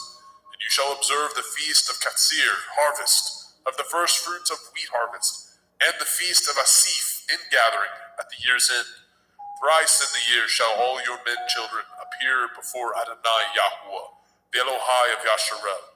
For I will cast out the nations before you, and enlarge your borders. Neither shall any man desire your land, when you shall go up to appear before Yahuwah Elohika thrice in the year. You shall not offer the blood of my sacrifice with leaven, neither shall the sacrifice of the feast of the Pesach be left unto the morning. The first of the first fruits of your land you shall bring into the house of Yahuwah Elohika. You shall not see the kid in his mother's milk. And Yahweh said unto Moshe, Write these words, for after the tenor of these words I have cut a covenant with you and with Yasharel. And he was there with Yahweh 40 days and 40 nights. He did neither eat bread nor drink water. And he wrote upon the sapphires the words of the covenant, the 10 Devarim. And it came to pass, when Moshe came down from Mount Sinai with the 2 sapphires of testimony in Moshe's hand, when he came down from the mount, that Moshe knew not that the skin of his face shone while he talked with him. And when Aharon and all the children of Yasharel saw Moshe, behold, the skin of his face shone, and they were afraid to come nigh him. And Moshe called unto them, and Aharon and all the rulers of the assembly returned unto him, and Moshe talked with them. And afterward all the children of Yasharel came nigh, and he gave them in commandment all that Yahweh had spoken with him in Mount Sinai. And till Moshe had done speaking with him, he put a veil on his face. But when Moshe went in before Yahweh to speak with him, he took the veil off until he came out. And he came out and spoke unto the children of Yasharel, which he was commanded. And the children of Yasharel saw the face of Moshe, that the skin of Moshe's face shone. And Moshe put the veil upon his face again until he went in to speak with him. Shemot, Exodus chapter 35. And Moshe gathered all the assembly of the children of Yasharel together, and said unto them, These are the words which Yahweh has commanded, that ye should do them. 6 days shall work be done, but on the 7th day there shall be to you a holy day, a Shabbat of rest to Yahweh. Whosoever does work thereon shall be put to death. Ye shall kindle no fire throughout your habitations upon the Sabbath. And Moshe spoke unto all the assembly of the children of Yasharel, saying, This is the thing which Yahweh commanded, saying, Take ye from among you an offering unto Yahweh.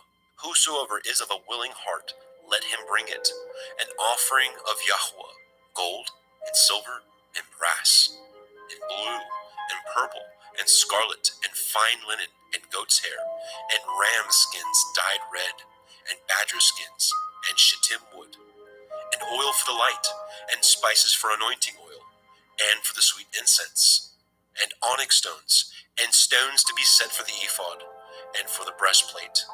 And every wise-hearted among you shall come, and make all that Yahweh has commanded.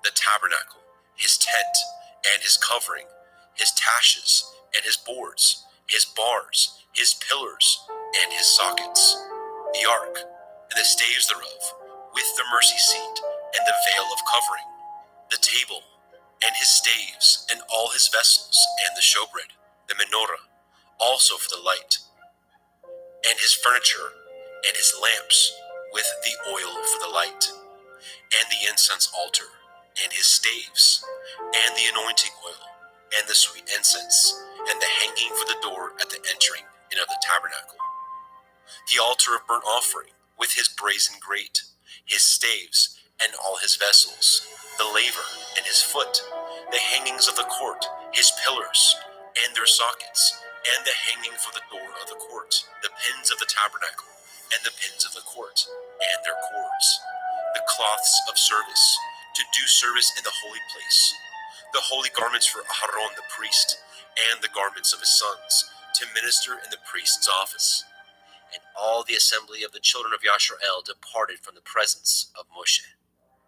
And they came, everyone whose heart stirred him up, and everyone whom his ruach made willing, and they brought Yahweh's offering, to the work of the tabernacle of the assembly, and for all his service, and for the holy garments. And they came, both men and women, as many as were willing-hearted, and brought bracelets and earrings and rings and tablets, all jewels of gold.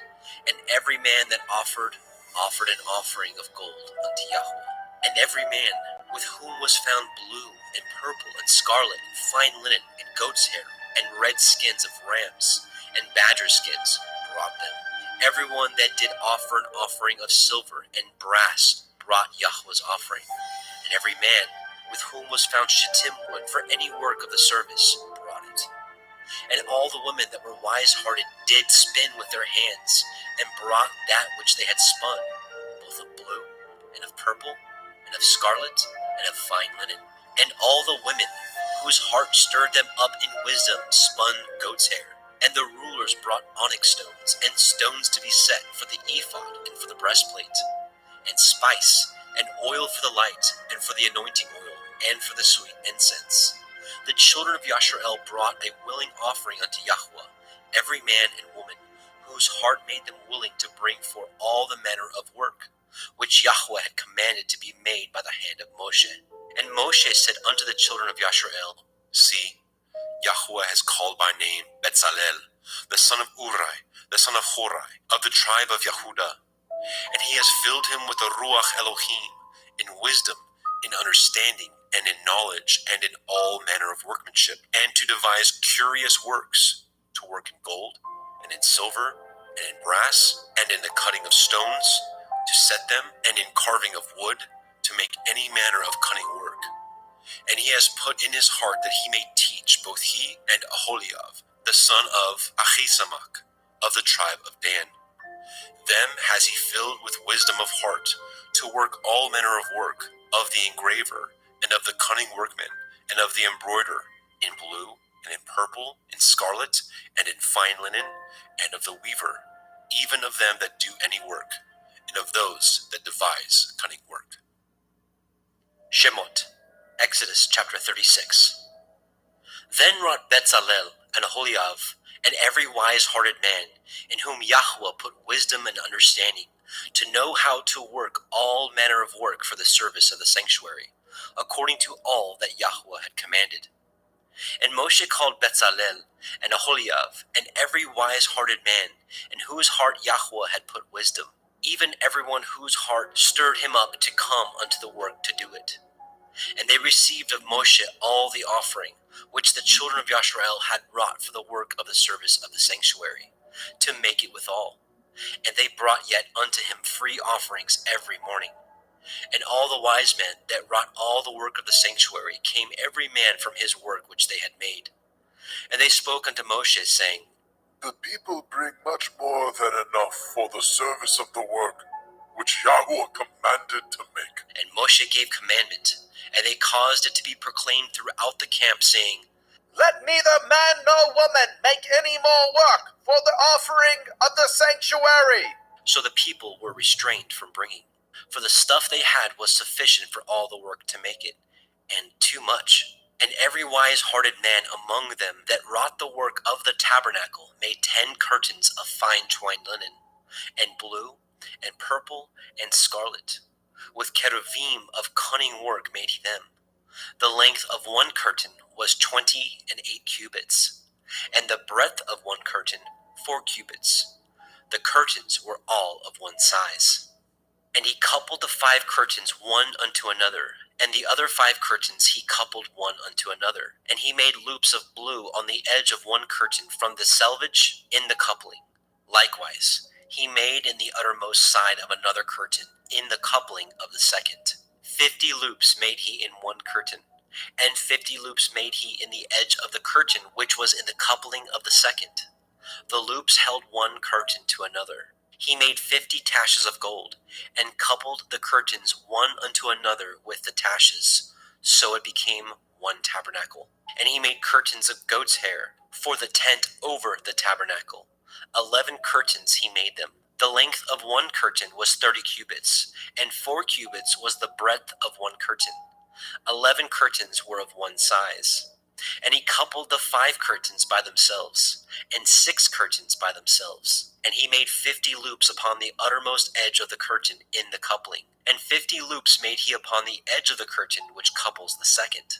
And he made 50 taches of brass to couple the tent together, that it might be one. And he made a covering for the tent of ram skins dyed red, and a covering of badger skins above that. And he made the boards for the tabernacle of shittim wood, standing up. The length of a board was 10 cubits, and the breadth of a board 1 cubit and a half. One board had 2 tenons, equally distant one from another. Thus did he make for all the boards of the tabernacle. And he made the boards for the tabernacle, 20 boards for the south side, southward.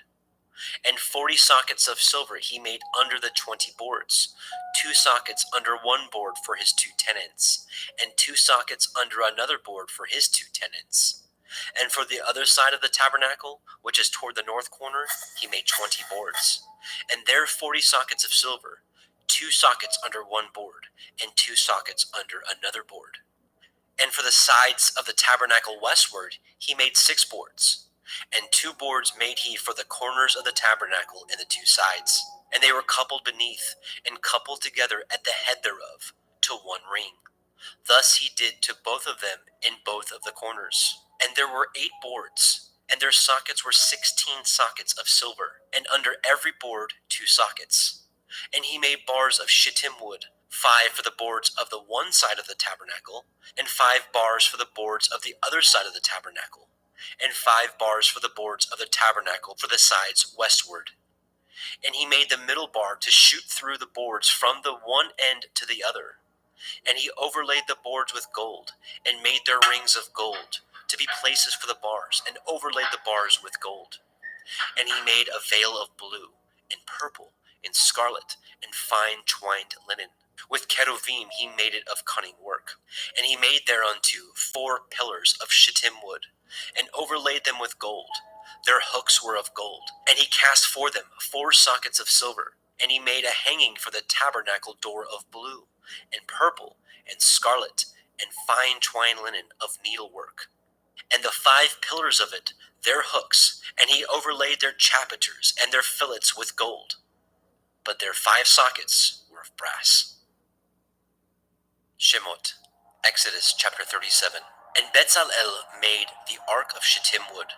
2 cubits and a half was the length of it, and a cubit and a half the breadth of it, and a cubit and a half the height of it. And he overlaid it with pure gold, within and without, and made a crown of gold to it round about.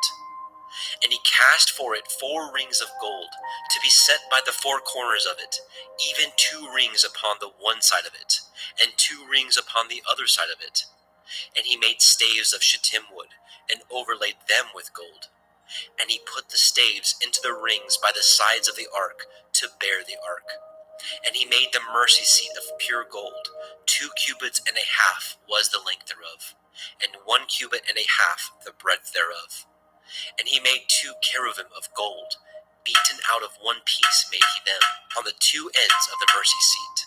1 cherub on the end of this side, and another cherub on the other end of that side. Out of the mercy seat made he the cherubim on the 2 ends thereof. And the cherubim spread out their wings on high, and covered with their wings over the mercy seat, with their faces one to another, even to the mercy seatward were the faces of the cherubim. And he made the table of shittim wood. 2 cubits was the length thereof, and a cubit the breadth thereof, and a cubit and a half the height thereof. And he overlaid it with pure gold, and made thereunto a crown of gold round about.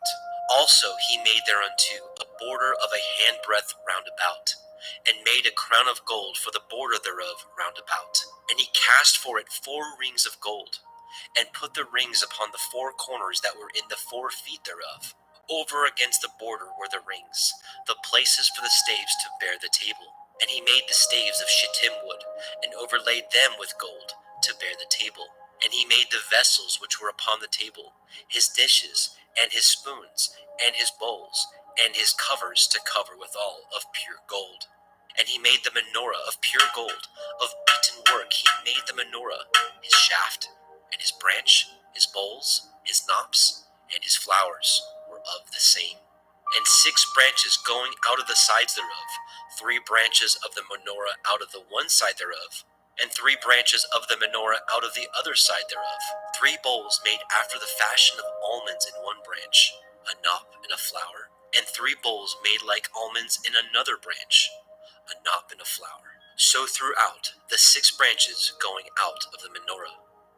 And in the menorah were 4 bowls made like almonds, his knops and his flowers, and a knop under 2 branches of the same, and a knop under 2 branches of the same, and a knop under 2 branches of the same, according to the 6 branches going out of it. Their knops and their branches were of the same.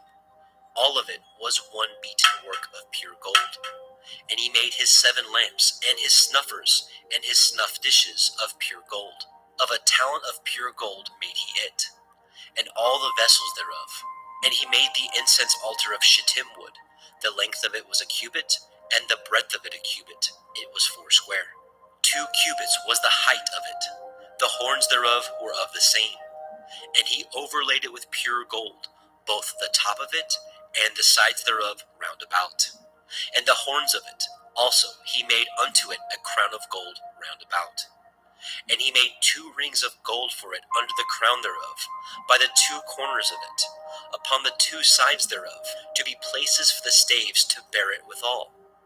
And he made the staves of shittim wood, and overlaid them with gold. And he made the holy anointing oil, and the pure incense of sweet spices, according to the work of the apothecary. Shemot, Exodus chapter 38. And he made the altar of burnt offering of shittim wood. 5 cubits was the length thereof, and 5 cubits the breadth thereof. It was 4 square, and 3 cubits the height thereof. And he made the horns thereof on the 4 corners of it. The horns thereof were of the same, and he overlaid it with brass. And he made all the vessels of the altar, the pots, the shovels, and the basins, and the flesh hooks, and the fire pans. All the vessels thereof he made of brass. And he made for the altar a brazen grate of network under the compass thereof, beneath unto the midst of it. And he cast 4 rings for the 4 ends of the grate of brass, to be places for the staves. And he made the staves of shittim wood, and overlaid them with brass. And he put the staves into the rings on the sides of the altar, to bear it withal. He made the altar hollow with boards. And he made the laver of brass, and the foot of it brass, of the looking glasses of the women assembling, which assembled at the door of the tabernacle of the assembly. And he made the court on the south side southward. The hangings of the court were of fine twined linen, 100 cubits. Their pillars were 20, and their brazen sockets 20. The hooks of the pillars and their fillets were of silver. And for the north side the hangings were 100 cubits. Their pillars were 20, and their sockets of brass 20. The hooks of the pillars and their fillets of silver. And for the west side were hangings of 50 cubits, their pillars 10, and their sockets 10. The hooks of the pillars and their fillets of silver. And for the east side, eastward, 50 cubits. The hangings of the one side of the gate were 15 cubits, their pillars 3, and their sockets 3. And for the other side of the court gate, on this hand and on that hand, were hangings of 15 cubits, their pillars 3, and their sockets 3. All the hangings of the court round about were of fine twined linen, and the sockets for the pillars were of brass, the hooks of the pillars and their fillets of silver, and the overlaying of their chapiters of silver, and all the pillars of the court were filleted with silver. And the hanging for the gate of the court was needlework of blue, and purple, and scarlet, and fine twined linen, and 20 cubits was the length, and the height in the breadth was 5 cubits, answerable to the hangings of the court. And their pillars were 4, and their sockets of brass 4, their hooks of silver, and the overlaying of their chapiters and their fillets of silver. And all the pins of the tabernacle and of the court round about were of brass. This is the sum of the tabernacle, even of the tabernacle of the assembly, as it was counted according to the commandment of Moshe, for the service of the Leviim, by the hand of Ithamar, son to Aharon the priest. And Bezalel, the son of Uri, the son of Horai, of the tribe of Yehudah, made all that Yahweh commanded Moshe, and with him was Aholibav, son of Achisamach, of the tribe of Dan, an engraver, and a cunning workman, and an embroiderer in blue, and in purple, and in scarlet, and fine linen. All the gold that was occupied for the work in all the work of the holy place, even the gold of the offering, was 29 talents, and 730 shekels after the shekel of the sanctuary. And the silver of them that were numbered of the assembly was 100 talents, and 100,703 shekels after the shekel of the sanctuary. A beka for every man, that is, half a shekel, after the shekel of the sanctuary, for every one that went to be numbered from 20 years old and upward, for 600,000 and 3,550 men. And of the 100 talents of silver were cast the sockets of the sanctuary, and the sockets of the veil, 100 sockets of 100 talents, a talent for a socket. And of the 1,775 shekels he made hooks for the pillars, and overlaid their chapiters, and filleted them. And the brass of the offering was 70 talents, and 2,400 shekels. And therewith he made the sockets to the door of the tabernacle of the assembly, and the brazen altar, and the brazen grate for it, and all the vessels of the altar, and the sockets of the court round about, and the sockets of the court gate, and all the pins of the tabernacle, and all the pins of the court round about. Shemot, Exodus chapter 39. And of the blue, and purple, and scarlet, they made cloths of service, to do service in the holy place, and made the holy garments for Aharon, as Yahweh commanded Moshe. And he made the ephod of gold, blue, and purple, and scarlet, and fine twined linen. And they did beat the gold into thin plates, and cut it into wires, to work it in the blue, and in the purple, and in the scarlet, and in the fine linen, with cunning work. They made shoulder pieces for it, to couple it together. By the two edges was it coupled together. And the belt of his ephod, that was upon it, was of the same, according to the work thereof, of gold, blue, and purple, and scarlet, and fine twined linen, as Yahweh commanded Moshe. And they wrought onyx stones enclosed in ouches of gold, graven as signets are graven, with the names of the children of Yasharel. And he put them on the shoulders of the ephod, that they should be stones for a memorial to the children of Yasharel, as Yahweh commanded Moshe. And he made the breastplate of cunning work, like the work of the ephod, of gold, blue, and purple, and scarlet, and fine twined linen. It was foursquare. They made the breastplate double. A span was the length thereof, and a span the breadth thereof, being doubled. And they set in it 4 rows of stones. The first row was a sardius, a topaz, and a carbuncle. This was the first row. And the second row, an emerald, a sapphire, and a diamond. And the third row, a ligure, an agate, and an amethyst. And the fourth row, a beryl, an onyx, and a jasper. They were enclosed in ouches of gold in their enclosings. And the stones were according to the names of the children of Yasharel, 12, according to their names, like the engravings of a signet, every one with his name, according to the 12 tribes. And they made upon the breastplate chains at the end of wreathen work of pure gold. And they made 2 ouches of gold, and 2 gold rings, and put the 2 rings in the 2 ends of the breastplate. And they put the 2 wreathen chains of gold in the 2 rings on the ends of the breastplate. And the 2 ends of the 2 wreathen chains they fastened in the 2 ouches, and put them on the shoulder pieces of the ephod before it. And they made 2 rings of gold, and put them on the 2 ends of the breastplate, upon the border of it, which was on the side of the ephod inward. And they made 2 other golden rings, and put them on the 2 sides of the ephod underneath, toward the forepart of it, over against the other coupling thereof, above the belt of the ephod. And they did bind the breastplate by his rings unto the rings of the ephod with a lace of blue. that it might be above the belt of the ephod, and that the breastplate might not be loosed from the ephod, as Yahweh commanded Moshe. And he made the robe of the ephod of woven work, all of blue. And there was a hole in the midst of the robe, as the hole of a habergeon, with a band round about the hole, that it should not rend. And they made upon the hems of the robe pomegranates of blue, and purple, and scarlet, and twined linen. And they made bells of pure gold, and the bells between the pomegranates unto the hem of the robe, round about between the pomegranates. A bell and a pomegranate, a bell and a pomegranate, round about the hem of the robe to minister in, as Yahweh commanded Moshe. And they made coats of fine linen of woven work for Aharon, and for his sons, and a turban of fine linen, and goodly bonnets of fine linen, and linen breeches of fine twined linen, and a belt of fine twined linen, and blue, and purple, and scarlet of needlework, as Yahweh commanded Moshe. And they made the plate of the holy crown of pure gold, and wrote it upon a writing, like the engravings of a signet, Kodesh El Yahweh. And they tied it unto a lace of blue, to fasten it on high upon the turban, as Yahweh commanded Moshe. Thus was all the work of the tabernacle of the tent of the assembly finished. And the children of Yashrael did according to all that Yahweh commanded Moshe.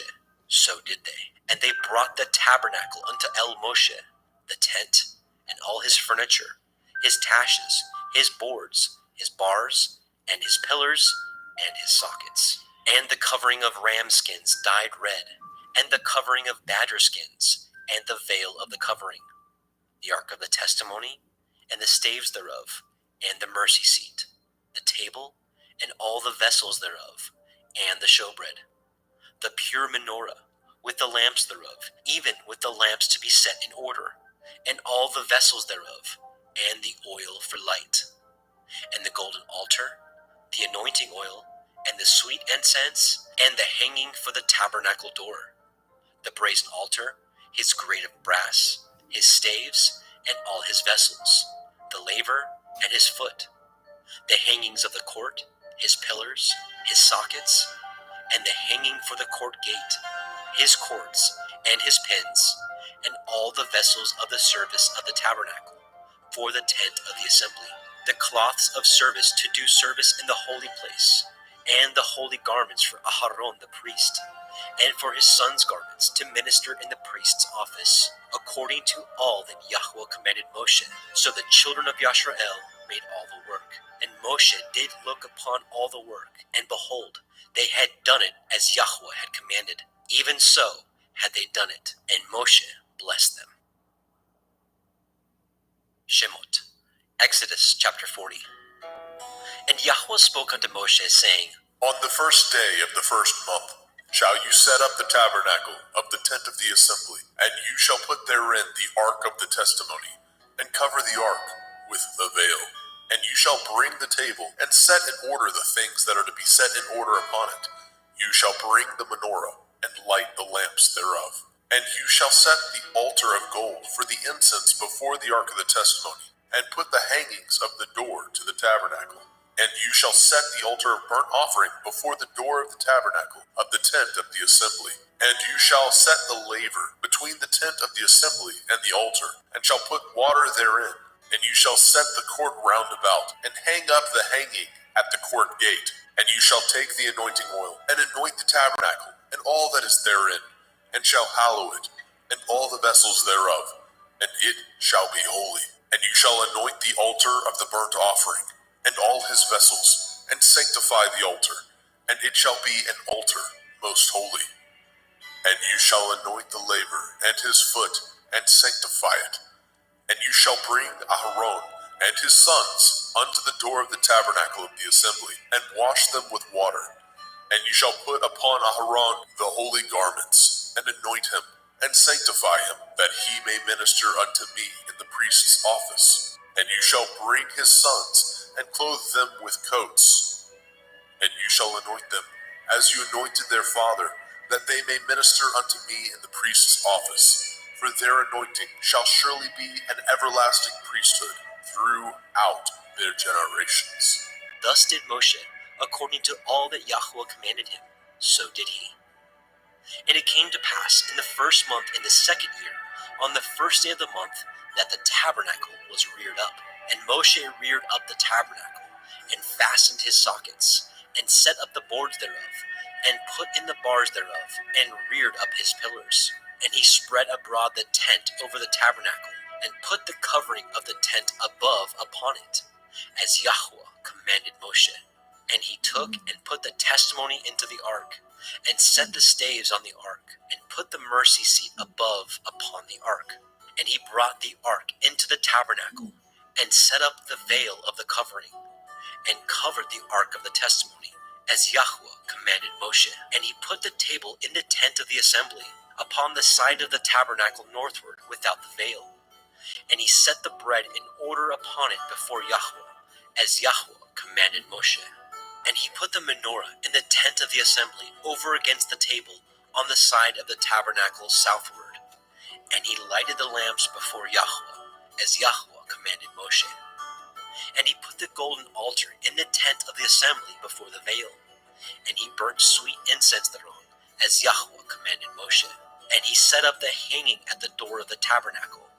And he put the altar of burnt offering by the door of the tabernacle of the tent of the assembly, and offered upon it the burnt offering and the meat offering, as Yahweh commanded Moshe. And he set the laver between the tent of the assembly and the altar, and put water therein to wash withal. And Moshe and Aharon and his sons washed their hands and their feet thereat, when they went into the tent of the assembly, and when they came near unto the altar, they washed, as Yahweh commanded Moshe. And he reared up the court round about the tabernacle and the altar, and set up the hanging of the court gate. So Moshe finished the work. Then a cloud covered the tent of the assembly, and the glory of Yahweh filled the tabernacle. And Moshe was not able to enter into the tent of the assembly, because the cloud abode thereon, and the glory of Yahweh filled the tabernacle. And when the cloud was taken up over the tabernacle, the children of Yasharel went onward in all their journeys. But if the cloud were not taken up, then they journeyed not till the day that it was taken up. For the cloud of Yahweh was upon the tabernacle day by day, and fire on it by night, in the sight of all the house of Yasharel, throughout all their journeys.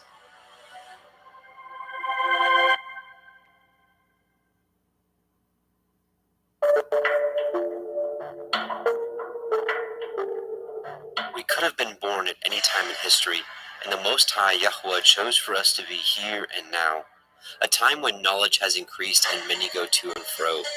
We find ourselves in the time of the end, according to the book of Daniel, and as we have seen, comes with both blessings and spiritual trials like no other. The book of Revelation, the field manual to the end times, tells us what to expect and how to prepare, but was obscured from the generations with parables and hidden understandings just waiting for these last days to be unsealed.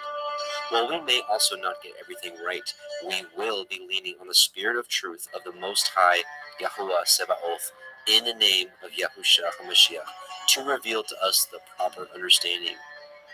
For who knows if you have come to the kingdom for such a time as this.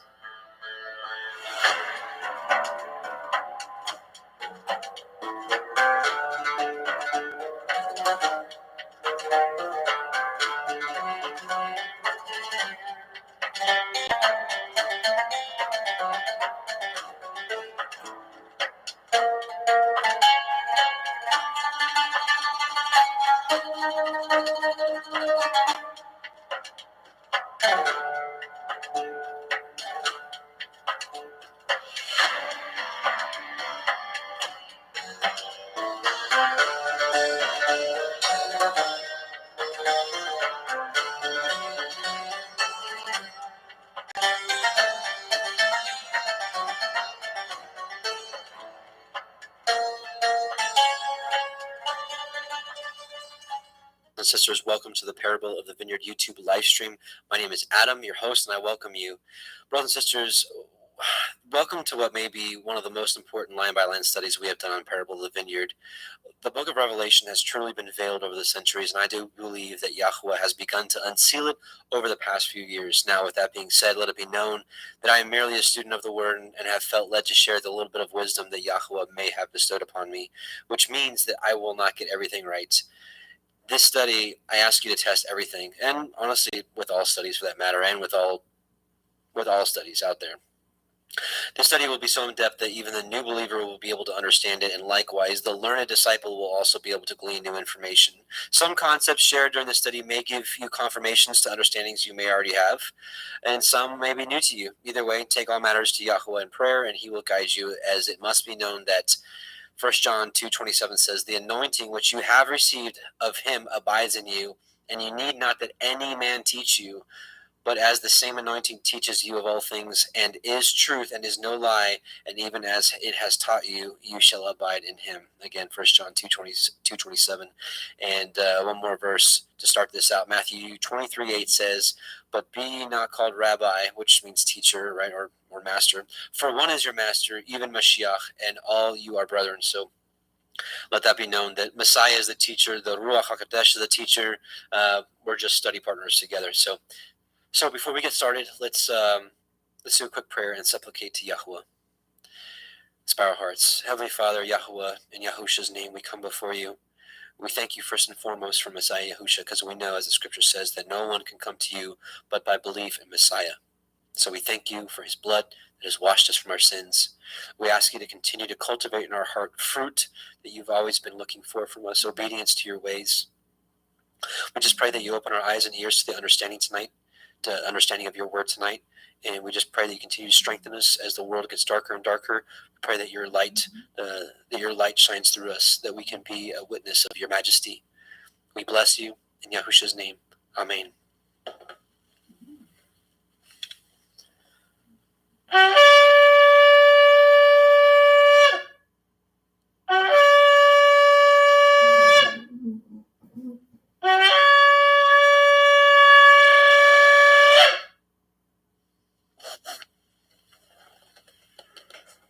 Let's get into it. So last week in part 1, we got through Revelation 1:1 through 1:13. Hopefully it was beneficial to you. If you're just watching this and you haven't seen part 1, I would recommend watching part 1 first, but definitely not needed because you can pick back up at any time. So I want to address a few things. Many of you actually had questions regarding the two witnesses, and please keep the questions and rebuttals coming, because when we get to Revelation chapter 11, we're going to do an even deeper study on the two witnesses, and I'm going to do my best to answer every question, as I know that this is a sensitive topic to many, just like the 144,000. These are studies that people really dig their heels in once they kind of make their mind up. So, which I don't blame you. I don't. We all kind of tend to do that. But I definitely want to keep this study as open and transparent and as close to scriptures as possible, without reaching, without making assumptions, those type of things. But I do want to answer a few quick questions that came up. Now, a lot of you are really sticking to it's two physical men coming here, breathing fire on everybody like a dragon, and that kind of stuff. And that may be the case. I will address the Enoch Elijah or Moses Elijah theory real quick. Think about this. What if it's like kind of a dual understanding? And by the way, I am addressing what we talked about last week. For those of you that may just be stumbling upon this live or as a recording, we talked a lot about the two witnesses. But what if it's not just two physical men? What if it's the spirit of Elijah and the spirit of Enoch, or the spirit of Moses and the spirit of Elijah, whatever you kind of hold to? Because it's kind of reminds me a little bit of what we saw with John the Baptist. And let me pull up a little scripture if you don't mind. And let's get this study started. So in Malachi 4:4-6, it says, "Remember ye the Torah of Moshe, my servant, which I command." The Hebrew word here for law is Torah. "Remember ye the Torah of Moshe, my servant, which I commanded unto him in Horeb," which is Mount Sinai, "for all Israel with the statutes and judgments. Behold, I will send you Elijah the prophet before the coming of the great and dreadful day of Yahuwah, and he shall turn the heart of the fathers to the children, and the heart of the children to their fathers, lest I come and smite the earth with a curse." All right, so this is what was kind of left out there, hanging out there before Messiah Yahusha came. So let's see what Messiah said about this. Matthew 17, 10 through 13 says, and his disciples asked him, saying, why then say the scribes that Elias, which is Elijah, must first come? And Yahusha answered and said unto him, Elias truly shall first come and restore all things. But I say unto you that Elias is come already, and they knew him not, but have done unto him whatsoever they listed. Likewise shall also the Son of Man suffer of them. Then the disciples understood that he spake unto them of John the Baptist, Yahukanan the Baptist, the immerser. So what we're seeing here is it wasn't physically Elijah coming back, the first fulfillment of it. It was his spirit. The spirit of Elijah was in John the Baptist. And so I say to you, we know that history repeats itself. And honestly, we're starting to see a lot of things that happened 2,000 years ago is happening now. We have... you had Messiah come on the scene 2,000 years ago, rebuking at that time modern day traditions of men that made of no effect the commandments of Yahweh, and he came to teach. I think he's sending that spirit again, and we're learning. We're coming back to Torah. We're coming back to his covenant, and people are rejecting it. People are still clinging to their doctrines of men and whatnot. And I think that a lot of us, which my conclusion last week was that Israel, his two houses, the house of Ephraim and the house of Judah, are his two witnesses. It's the two candlesticks, as we saw in Zechariah 4. We had the two olive branches pouring out oil into the candlestick, which it's interesting that that came up in last week's Torah portion and this week. Specifically this week, it talks about in Exodus 28, talks about how the children of Israel are to bring oil for the lamp, for the light to burn continually. And we know through Solomon, in the wisdom of Solomon in Proverbs, it's Proverbs 6:23. It says that the Torah is light, right? The commandment is a lamp, and the Torah is light. And we know that the commandment was for the light to burn continually. So my point being is, I really do believe that he's raising up his remnant. He's raising up his witnesses, and we're starting to share what he's given to us, and so I think he may be endowing us with the spirit of Enoch, the spirit of Elijah. Let's talk about the spirit of Elijah really quickly and kind of what that may look like. We saw it with John the Baptist, right? I mean, he was reproving the people. He's like, turn them back, repent, bring forth fruits worthy of repentance. What's the fruit has always been? The fruit has always been, if you don't mind here, those of you that are familiar with this or are regulars here, you're very familiar with Psalm 1 through 3. Blessed is the man that walketh not in the counsel of the ungodly, nor standeth in the way of sinners, nor sitteth in the seat of the scornful, but his delight is in the Torah of Yahweh, and in his Torah doth he meditate day and night. And so the person that delights in the Torah and meditates on it, he shall be like a tree planted by the rivers of water that bringeth forth his fruit in his season. His leaf also shall not wither, and whatsoever he doeth shall prosper. That's the fruit that Yahweh's always been seeking from us. We're his planting, we're his creation. Just like when he creates a tomato plant, he expects that tomato plant to bring forth a tomato. He plants the olive tree, he expects the olive tree to bring forth its olives. What is man supposed to bring forth? This, obedience to his ways. That's what it's always been about. So let's talk about the spirit of Elijah really quickly. We're going to turn to Jubilees chapter 23, Yovelim chapter 23. For those of you that may be unfamiliar with this was found in the Dead Sea Scroll finding. They found 15 copies of this book in Hebrew intact that was preserved. All right, so I want to read verses 16, 19, and 26, and I think this explains the spirit of Elijah. And in that generation, this is the end time generation, in which I believe we are in, and in that generation, the sons shall convict their fathers and their elders of sin and unrighteousness, and of the words of their mouth, and the great wickedness which they perpetrate, and concerning their forsaking the covenant which Yahweh made between them and him, that they should observe and do all his commandments and his ordinances and his laws without departing either to the right hand or to the left. Okay, this is part 1. Part 2, and they shall strive one with another. Now, I will say that Paul has given us a better way of doing this, to be patient, to be meek, to be kind, to be humble, to be long-suffering, to be apt to teach. That's 2 Timothy 2, I think 19 through 24 or something like that. And they shall strive one with another, the young with the old, and the old with the young, the poor with the rich, the low with the great, the beggar with the prince, on account of the Torah and the covenant, For they have forgotten commandment and covenant and feasts and months and Sabbaths and jubilees and all judgments, right? And this is what's happening in this generation. It's coming back. And I believe the spirit of Elijah is doing the very same thing that we saw in Malachi, right? Let me bring that up again real quick. And I'll send you Elijah, right? And he shall turn the heart of the fathers to the children, and the heart of the children to their fathers, lest I come and smite the earth with a curse. And again, what does that come back to right here? Remembering the Torah of Moshe. That's what it's been all about. But last but not least, verse 26 of Jubilees 23, it says, and in those days the children shall begin to study the laws, the Torah, and to seek the commandments, and to return to the path of righteousness, this is the straight and narrow path that Messiah Yahushua talked about, not deviating to the left or to the right of. So, in short, my conclusion is, and again, and here in a few weeks, it might even be a month at the rate we're going here, it might even be a few months. When we get to Revelation 11, we're going to do probably an entire night on just the two witnesses. So keep the questions coming, keep the rebukes coming. I'm looking for sharpening here. Remember, the book of Proverbs says a wise man loves correction and invites reproof. It's the foolish man that does not like it because he doesn't want to be wrong, and that's pride. So, excuse me. So I'm waiting, or I'm not waiting. I'm inviting.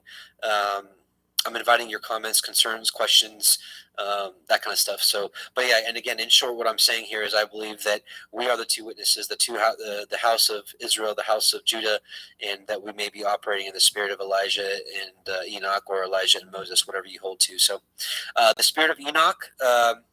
Which the whole book of Enoch, it's instructing in righteousness, just like Elijah. And it is also interesting that this generation has been the generation that has been bringing forth Enoch back to the center stage here. And I know most of mainstream Christianity rejects it and whatnot, but for this called out assembly, this set apart people that he is raising up, for many of us, the book of Enoch has become really a big part of our understanding. So that's my belief on that. So maybe that may answer some questions already, but again, don't worry, we're going to be going over the two witnesses in great deal and the 144,000 in great deal when we get to Revelation 7 and 14 as well. So let's get to the study at hand tonight. And so where we're at now is we are at Revelation 1:14.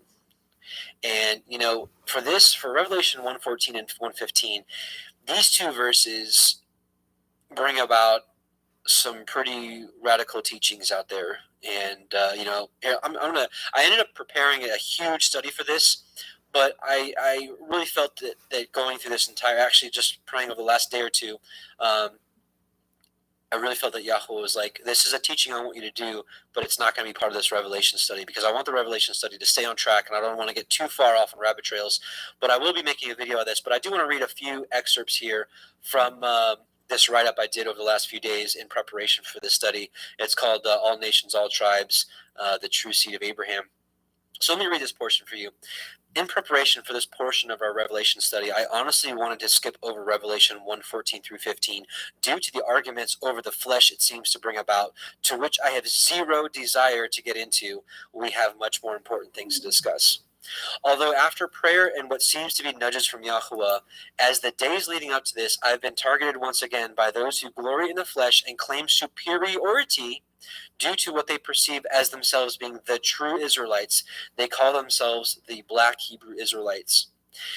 And that all others must recognize this, so we all must recognize that they are the true seed to be part of the kingdom. I get this all the time, They're like, Adam, you're preaching a lot of truth, bro. You're preaching a lot of truth, but you ain't preaching the truth, which to them is that, that they are the true seed of Israel, and everybody needs to recognize that, or they're not going to be part of the kingdom. And even if we get into the kingdom, we're going to be like servants to them. And it's just crazy stuff. Anyways, back on track. So we must recognize this to be part of the kingdom, and lesser beings at that. For the 3.5 years this ministry has been on YouTube, I have constantly been called a white Edomite devil who has no right to read or discern the scriptures, as they are not for me, but for them alone. Or alongside this, being accused of not preaching the full truth, as they say, for not teaching who the true seed of Yahuwah are. After so many of these types of comments, I decided to research the matter for myself, for after all, I'm in pursuit of all truth, regardless of what that looks like. embracing Sirach 4:28, which says, "Strive for the truth unto death, and Yahweh will fight for you." So I'm going to stop there for a second. So this is a really long study, and basically it's debunking their movement. But so what I am going to do is I am going to do a separate study on this, separate video on this. But I am going to leave a link for this for anybody that wants to study this out, because once again, I'll be looking for reproof. I'll be looking for rebukes. I'll be looking for confirmations, whatever it may be, because when I put this video out, I want to address all angles, and I wanted to, answer every single question out there regarding this doctrine that they have out there. And, I would have never touched this, but it seems to touch every corner. I mean, I see it all over Facebook. I mean, this gets brought up all the time, and it's all over YouTube and comment. You guys have seen it, and it's just such a fruitless movement. It's pure racism, and I get it. The black people have been horribly treated. They absolutely have. The Atlantic slave trade was horrible. Even in this country, just up until the 50s, 60s, they didn't have the same rights as white people. Like, that's crazy to me. That's horrible. That is not Christ-like. That is not Messiah-like. And so I get it. I get that they have been, trampled on by society. But just that fact doesn't prove that the true Israelites. But we're not gonna get into that right now. But so I get why they're upset.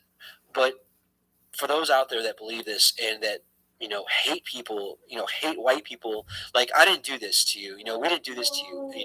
It was generations beforehand. But don't turn around and make the same mistakes that they did. We're supposed to be ambassadors for Messiah. How can we be ambassadors for Messiah if you're going around and telling people that they're inferior to you because of skin color? So you're making the same mistakes that other generations have. So we know that Messiah said, no longer is it eye for an eye, tooth for a tooth. But do good to them, right? Even do good. If you think that we're your enemies, you're still supposed to love us, right? So anyways, so I'm not going to go through this whole study. I am going to leave a link for this if you want to study it for yourself. But I am going to be making a video on this in the coming weeks. But I am going to at least go through the part here that talks about Revelation 1:14 and 1:15 that brings about so much strife. So first, it should be made clear that it does not matter to me what skin color we are. We are the true seed by faith in Messiah Yahusha. Beware of anyone who teaches superiority based off skin color or being the true seed because of their race. My goal for this study is not to glory in the flesh, but to free those who are held captive by this belief. Yes, they are held captive by this belief because it's a glory in the flesh. This is not from the Ruach. That there is something to boast about in our racial genealogy. Let's review the scriptures, as with these three short passages I'll include will clearly state that the grace and salvation of Yahweh through Yahusha is free to all men and women who believe, and that this shouldn't even be a topic of discussion. Nevertheless, here we are. And this is not even complete. There's probably 40 verses I could have included here, but I'm just including three sections. Galatians 3:28-29 says, there is neither Jew nor Greek, which I would interpret as Gentile. There is neither bond nor free. There is neither male nor female, for you are all one in Messiah Yahusha. And if you be Messiahs, then are ye Abraham's seed and heirs according to the promise. This right here is the true seed of Israel. Don't let anybody fool you. This is Revelation 7:9. This is a picture of the multitudes saved out of tribulation. After this I beheld, and lo, a great multitude, which no man could number, of all nations and kindreds and peoples and tongues, stood before the throne and before the Lamb, clothed with white robes and palms in their hands. Here it is right here, right? All nations, kindreds, peoples, tongues. This is all races, all of them. White, black, red, yellow, whatever. Acts 10:34-36. Then Peter opened his mouth and said, of a truth I perceive that Elohim is no respecter of persons, but in every nation he that feareth him and worketh righteousness is accepted with him. The word which Elohim sent unto the children of Israel, preaching peace by Yahushua HaMashiach, for he is Adonai of all.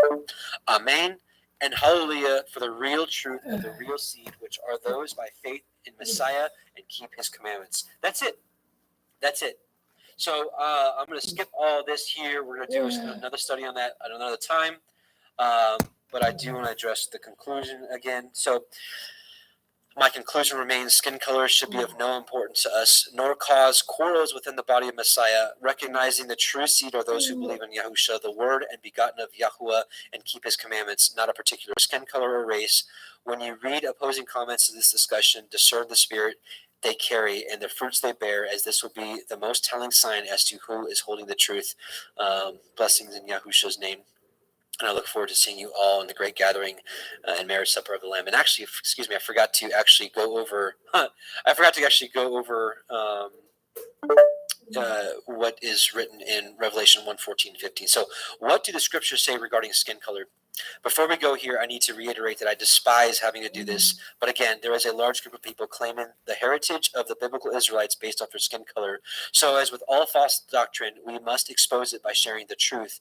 And in his infinite wisdom, Yahuwah thought it meet to express the color of his people and his son, Yahusha HaMashiach, through the scripture. So, Yahusha, Revelation 1:14 says, his head and his hairs were white like wool, as white as snow, and his eyes were as a flame of fire. Now, interestingly enough, this movement that I'm talking about actually uses this verse to say that they're the true race.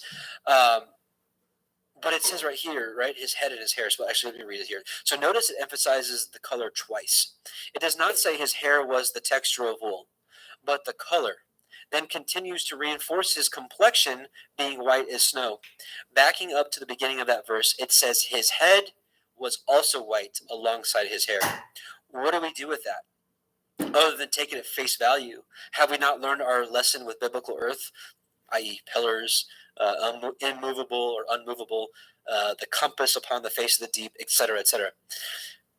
Then Revelation 1:15, it says, and his feet like unto fine brass, as if they burn in a furnace. So let's look at the Greek word used for fine brass. It's chalk. Kalkolebanon. All right. So it's a root word, or the root word here, in the implied mean of whiteness or brilliancy. The KJV translated it as fine brass twice, and it says some metal like of gold, if not more precious. So let's just read this here. Neuter of a compound of G, such and such and such and such, and the implied mean of whiteness or brilliancy, burnished copper, an alloy of copper or gold, and silver having a brilliant luster, fine brass. Okay? So that's the best description of what he was actually looking at. So again, this is here. This is what we just read. So skipping here, let's look at what fine brass looks like. Oops. Let's go to here.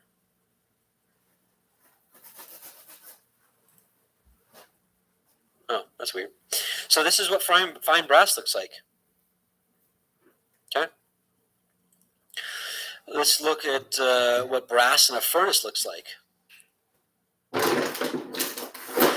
not going to have any sound here, but so this is brass. Yes, most gun shells are or bullet shells are made out of brass. So, anyways, he pours into this little furnace here, right? So this is what brass looks like in a furnace. We'll just skip ahead here. Anyways, and then this is when it's refined. So just to give you an idea of what Yehukanan was saying, and then here's another witness for Yahusha. This is Enoch 46:1, and there I saw one who had a head of days, and his head was white like wool, and with him was another being whose countenance had the appearance of a man, and his face was full of graciousness like one of the holy angels. So just a second witness, and also it's in Daniel as well. But what they say is that his hair had the texture of wool, but that's not what it says. It says his hair was white like wool, and anyways, I really hate even talking about this, but like I said, Abba put it on my heart that we have to address this because it was written. I can't just skip over what he found it was meet to write in his scripture. So that's enough for now. Like I said, I'm going to put this link in the description box for those that want to read up on this and maybe even rebuke me before I put out that video to sharpen me in any way I can. But that movement needs to be addressed, and Yah put it on my heart that I've got to address it. So I don't know what to do with that. So other than obey. All right. So moving on now, Revelation 1:16. And he had in his right hand 7 stars, and out of his mouth went a sharp 2-edged sword, which we're going to read that here in Yeshayah here in a second. And his countenance was white as the sun shines in his strength. Yeah, his countenance was as the sun shines in his strength. Amen. So let's, actually, my goodness, I'm all over the place here. I forgot to address the second part of Revelation 1:15, and his voice as the sound of many waters. There's actually lots of different scriptures we can pull up about this, but I actually want to pull up a vision that included this section right here. So we're going to take a look at 2 Ezra chapter 6, verses 1 through 28, and this is going to have a little section in here about the sound of many waters. So, and he said to me, at the beginning of the circle of the earth, before the portals of the world were in place, and before the assembled winds blew, and by the way, it is interesting, right? The circle of the earth, just like we see in Yeshayah, in Isaiah 40:22, it reminds me of the compass set upon the face of the deep, right? A circle does not mean a ball. And in Isaiah 22, he actually says the word kadur, which is ball. And so he could have said that in Isaiah, but he didn't. He said circle. Anyways, and before the rumblings of the thunder sounded, and before the flashes of lightning shone, and before the foundations of paradise were laid, and before the beautiful flowers were seen, and before the powers of movement were established, and before the innumerable hosts of angels were gathered together, and before the heights of the air were lifted up, and before the measures of the firmaments were named, and before the footstool of Zion was established, and before the present years were reckoned, and before the imaginations of those who now sin were estranged, and before those who stored up treasures of faith were sealed, then I planted these things, and they were made through me and not through another, just as the end shall come through me and not through another. And I answered, this is Ezra speaking, right, to the angel Uriel, and I answered and said, what will be the dividing of times, or when will be the end of the first age and the beginning of the age that follows? And he said to me, from Abraham to Yitzchak, because from him were born Yaakov and Esau. For Jacob's hand held Esau's heel from the beginning. For Esau is the end of this age, and Jacob is the beginning of the age that follows. For the beginning of a man is his hand, and the end of a man is his heel. Between the heel and the hand, seek for nothing else, Ezra. It is interesting that right now, technically, Esau is ruling this earth in the physical sense. With the Rothschilds, the royal families, the DuPonts, the Rockefellers. These are all Esau. Esau is ruling this age, but there's going to be a time at the end of this age when Messiah Yahusha comes back and gives us that sword. Jacob will be the beginning of the age that follows. I answered and said, O sovereign Adonai, if I have found favor in your sight, show your servant the end of the signs which you did show me in part on the previous night. He answered and said to me, rise to your feet, and you will hear a full resounding voice. And if the place where you are standing is greatly shaken while the voice is speaking, do not be terrified, because the word concerns the end, and the foundations of the earth will understand that the speech concerns them, right? The foundations of the earth, right? Just like a house is built, it has foundations it's set upon. They will tremble and be shaken, for they know that their end must be changed. When I heard this, I rose to my feet and listened, and behold, a voice was speaking, and its sound was like the sound of many waters. So what we just saw, right? And his voice, the sound of many waters. This is Messiah Yahusha speaking to Ezra. And it said, behold, the days are coming, and it shall be that when I draw near to visit the inhabitants of the earth, and when I require from the doers of iniquity the penalty of their iniquity, right? Iniquity is lawlessness. And when the humiliation of Zion is complete, and when the seal is placed upon the age which is about to pass away, then I will show these signs. The book shall be opened before the firmament, which we saw in Daniel, and all shall see it together. Infants a year old shall speak with their voices, and women with child shall give birth to premature children at 3 or 4 months, and these shall live and dance. Now, I will say, this kind of happens. I've had 5 children, and I've had infants at a year speaking with their voices. Now, not full sentences, and maybe this is what this is implying, so maybe we're not there yet. But with modern day medicine, which I hate even saying that word, but I mean, let's just say what it is. I mean, there's technology, and I don't know. I mean, is this the will of Yahweh that this technology came about so that premature preemies that are born at 3 or 4 months, they can live? There's cases out there of preemies born at 3 or 4 months that do live. Now, I don't know if that's what this is implying, but it is interesting to think about. And these shall live and dance. Sown places shall suddenly appear unsown, and full storehouses shall suddenly be found to be empty. And the trumpet shall sound aloud, which we're going to talk about this in a bit. Remember this, and the trumpet shall sound aloud, and when all hear it, they shall suddenly be terrified. At that time, friends shall make war on friends like enemies, and the earth and all those who inhabit it shall be terrified, and the springs of the fountains shall stand still, so that for 3 hours they shall not flow. This is hard for me to understand exactly what's going on here, just being honest. And it shall be that whoever remains after that I have foretold you shall himself be saved. Right, so there's going to be an end times remnant that lasts till the end, and shall see my salvation and the end of my world, and they shall see the men, so a different group, who were taken up, who from their birth have not tasted death, and the heart of the earth's inhabitants shall be changed and converted to a different spirit. For evil shall be blotted out, and deceit shall be quenched, faithfulness shall flourish, and corruption shall be overcome, and the truth, the Torah, which has been so long without fruit, we talked about this earlier, shall be revealed, which this is happening now. So it is interesting how all this is going on. But remember this trumpet. I think we're going to go over this a little bit later on today, if I have this right. Oh, you know what? I didn't save that. Let's pull it up now. It's what is it? If I remember correctly, it was Joel 2.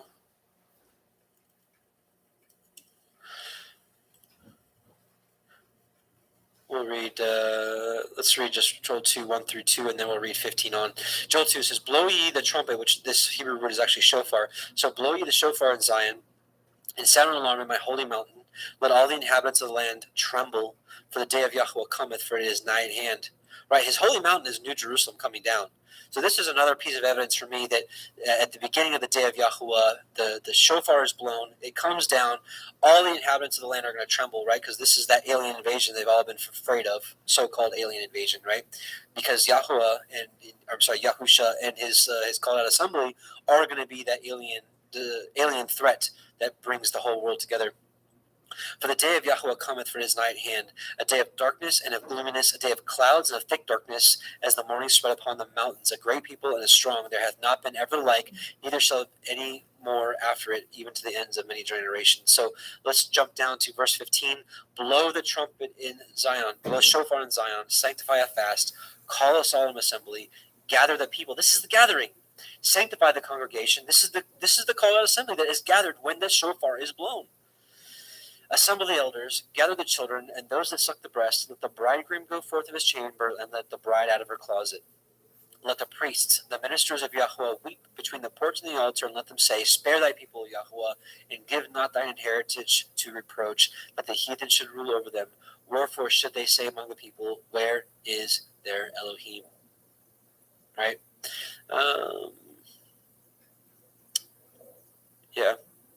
Anyways, so we'll stop there, but it's just really interesting. So I brought up 2 Esdras because I wanted to let you know about what happens. It says right here, and the shofar shall sound aloud, and when all hear it, they shall suddenly be terrified. And at that time, friends shall make war on friends like enemies, right? So this is kind of what we see in Matthew 24, nation against nation, people against people.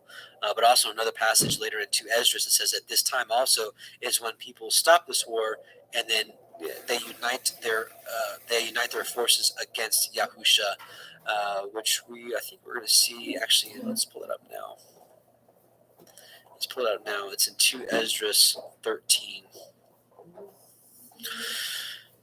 2 Esdras 13. After 7 days I dreamed a dream in the night, and behold, a wind arose from the sea and stirred up all its waves. And I looked, and behold, this wind made something like the figure of a man come up out of the heart of the sea. And I looked, and behold, that man flew with the clouds of heaven. For those of you that did watch part 1, we did a huge rabbit trail on who the clouds of heaven are. And wherever which is basically his Kodeshim, his called out ones, his assembly, his 144,000, I believe, and maybe possibly the great multitude. I'm not sure exactly how that works. And wherever he turned his face to look, everything under his gaze trembled. And whenever his voice issued from his mouth, all who heard his voice melted as wax melts when it feels the fire.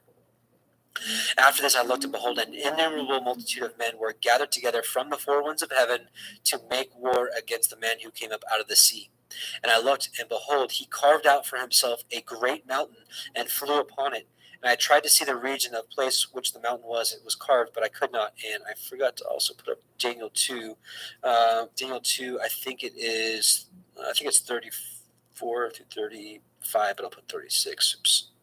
So maybe wrong. Oh. Yeah, here we go.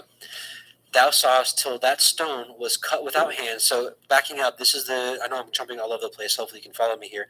This is the dream that Nebuchadnezzar was given, and Daniel interpreted that giant statue that had the head of gold, the chest and arms of silver, the waist and thighs of bronze or brass, and then the feet and the legs of iron and the feet of iron mixed with clay. And then at the end of those kingdoms, the stone that was cut without hands came and broke all these to pieces. And we're going to see what that is. Thou sawest till that stone was cut without hands. Right? And I looked, and behold, he carved out for himself a great mountain. He carved it out, right? So cut without human hands, which smote the image upon his feet that were of iron and clay, and brake them into pieces. Then was the iron, the clay, the brass, the silver, and the gold broken to pieces together, and became like the chaff of the summer threshing floors. So, and the wind carried them away, that no place was found for them. And the stone that smote the image became a great mountain,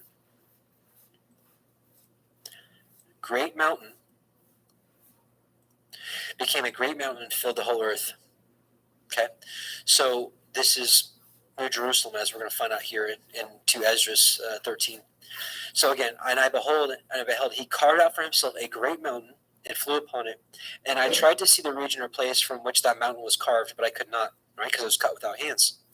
After this I looked, and behold, all who had gathered together against him to wage war were much afraid, yet dared to fight.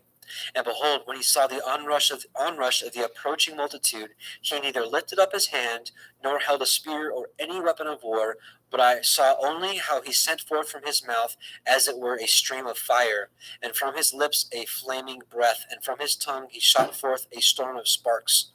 All these were mingled together, the stream of fire, and the flaming breath, and the great storm, and fell on the onrushing multitude, which was prepared to fight, and burned them all up, so that suddenly nothing was seen of the innumerable multitude, but only the dust of ashes and the smell of smoke. When I saw it, I was amazed.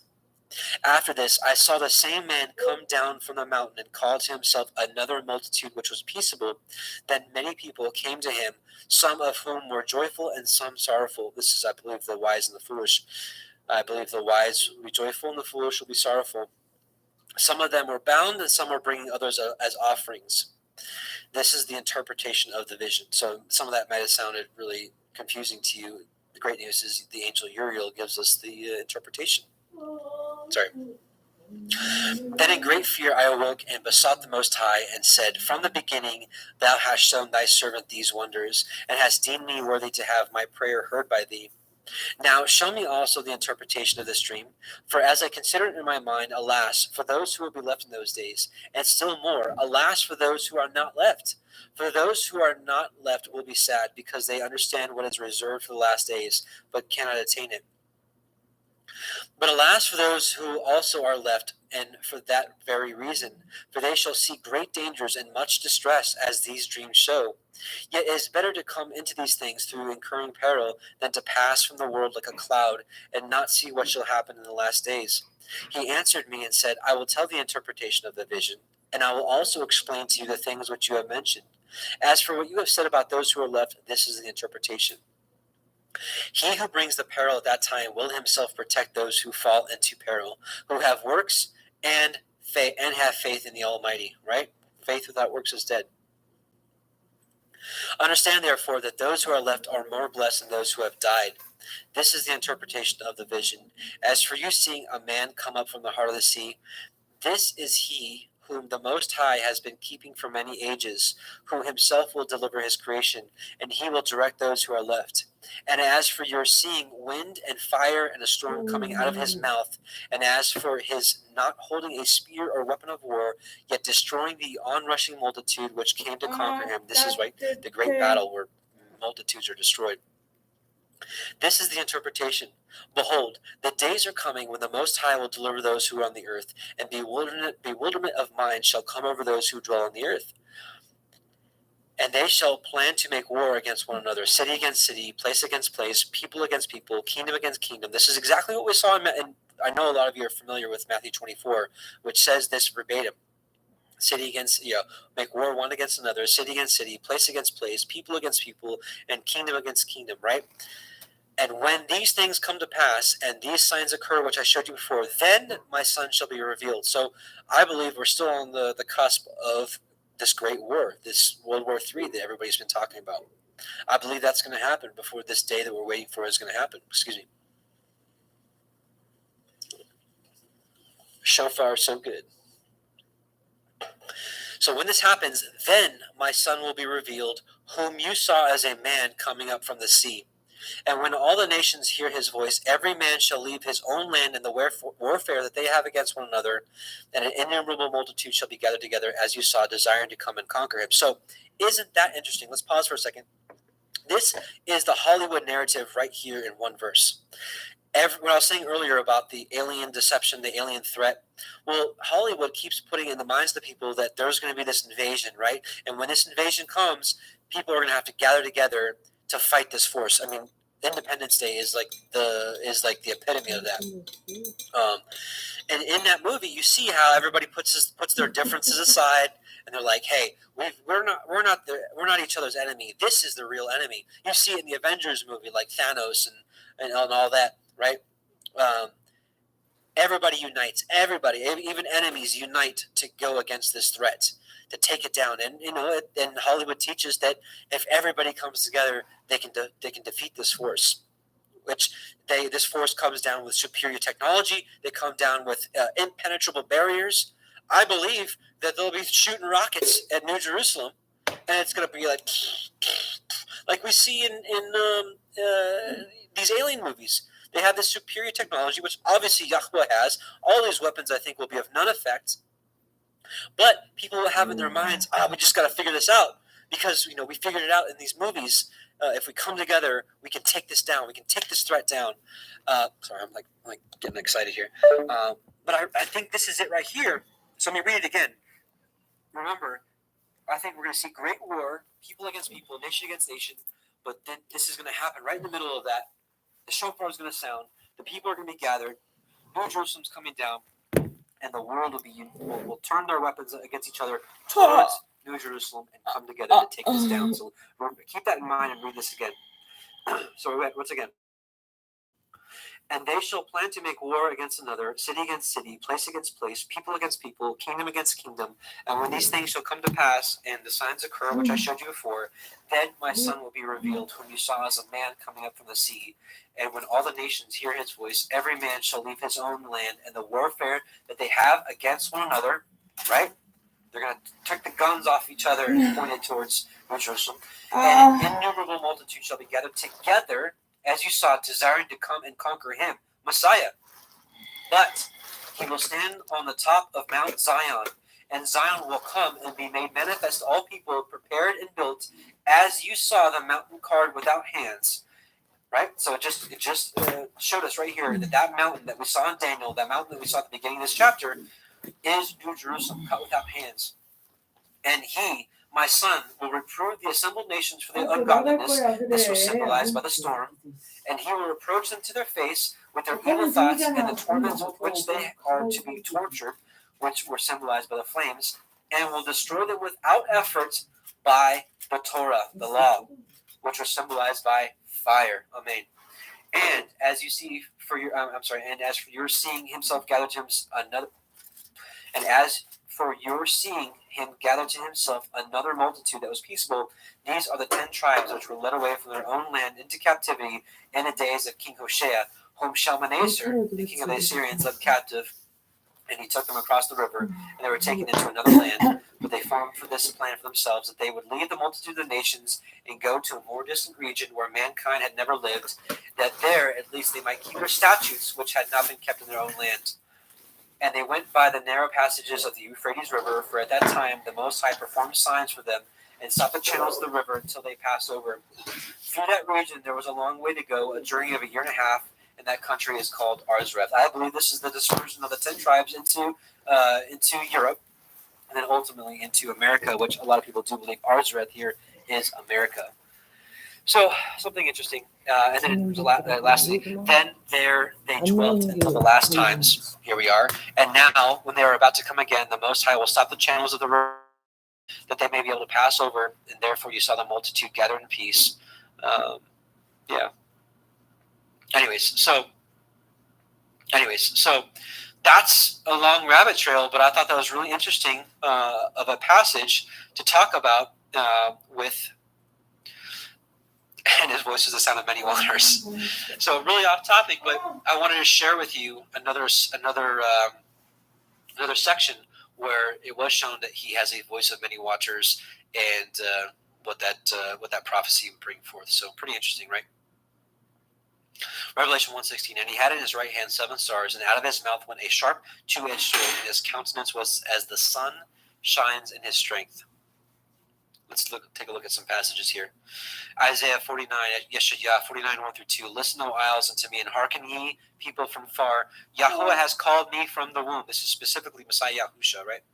From the bowels of my mother hath he made mention of my name. Now, we saw that some of the apostles took hold of this as well. And his prophets, like Jeremiah, same thing. And I think for his called out assembly, his end times remnant, which I know you guys know by now that I believe are his witnesses. In a sense, we are not, we're prophesying because we're sharing the scriptures with discernment and sharing it with people. So this can also, kind of in a shadow relate to us as well, because he separated us from the beginning of the earth. He knew who would be who from the beginning, from the foundation of the earth. Let that sink in. Think about it. He thought about you before the world was made. And he had made my mouth like a sharp sword. In the shadow of his hand he hath hid me, and made me a polished shaft. In his quiver hath he hid me. Hebrews 4:12. For the word of Yahweh is quick and powerful and sharper than any two-edged sword, piercing even to the dividing asunder of soul and spirit and the joints and marrow, and as a discerner of the thoughts and the intents of the heart. Amen. And then lastly, so that's talking about the sharp two-edged sword out of his mouth. It's the law, it's the Torah, it's the prophets, it's the writings, it's all of it. And his countenance was as the sun shines in his strength. And we saw that in the transfiguration, Matthew 17, 1-2. After 6 days, Yahusha taketh Peter, James, and John his brother, and bring them up to a high mountain apart, and was transfigured before them, and his face did shine as the sun, and his raiment was as white as the light. So amen to that.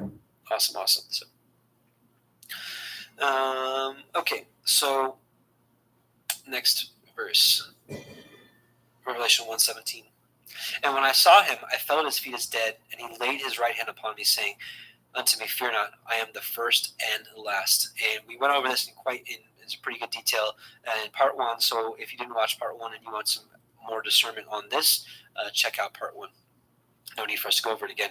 Revelation 1:19, I am he that lives and was dead, and behold, I am alive forevermore. Amen.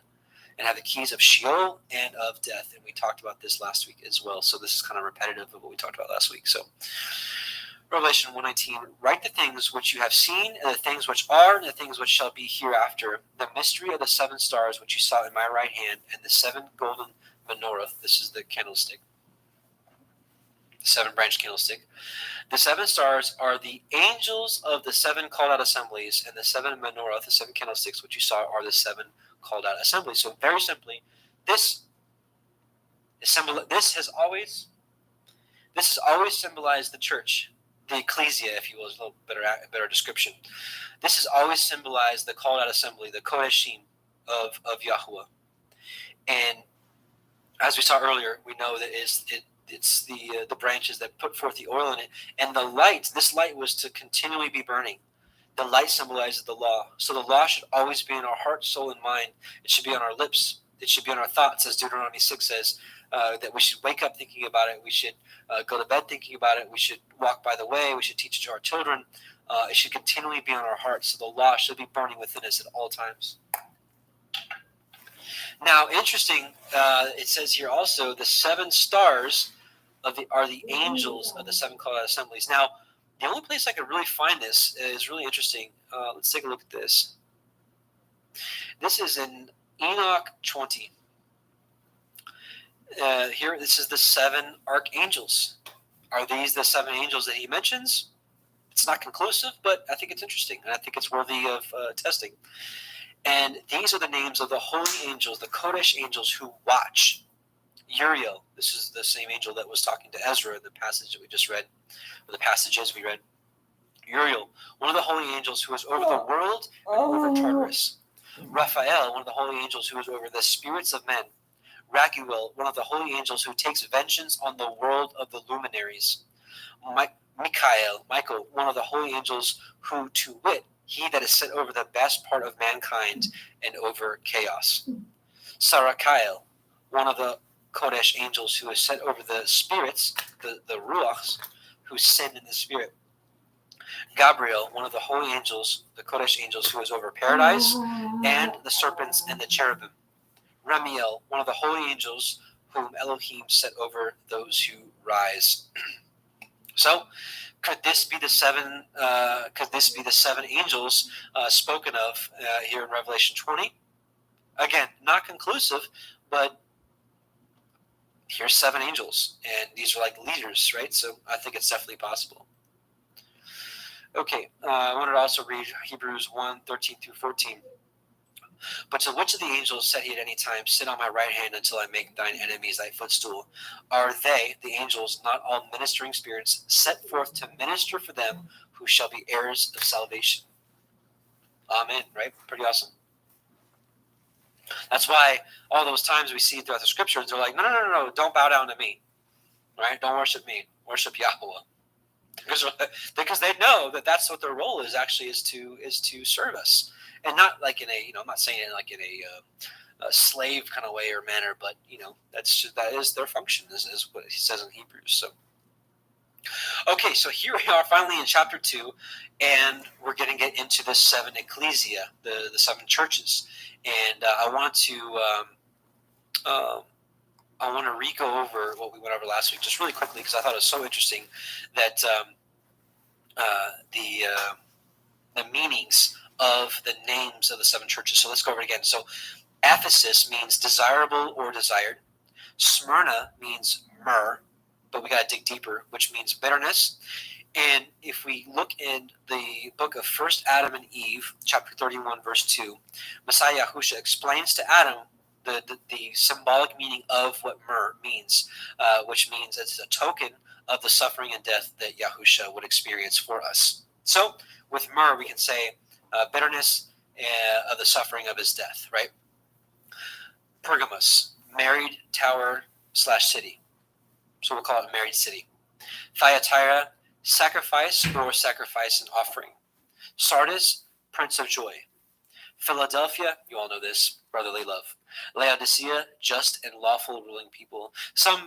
There's many descriptions out there. Some said just ruling people, some said lawful ruling people. So I said, you know what, it's the same thing, just and lawful ruling people. I put it together. So when you put all those together, you get a message.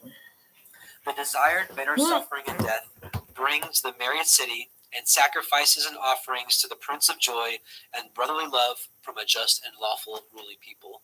Amen, amen. So I just thought that is so awesome. Praise be to Yah for that. So I got a little comment here I want to preface before we get into the seven churches. And I don't know how many we'll be able to get into tonight, maybe one or two of them. But I want to read this real quickly. So with the descriptions of the seven churches, the ecclesias, I've seen many interpretations regarding them. Some will say these seven ecclesias span from the time of the apostles until now, so one following after the other in a timeline fashion. Another says that one or two may be around in these last days, but the rest have passed. As we dig into each ecclesia, you will notice that you may recognize the qualities of all of these ecclesia may be around now, and that is what the Ruach, the Spirit, has led me to understand.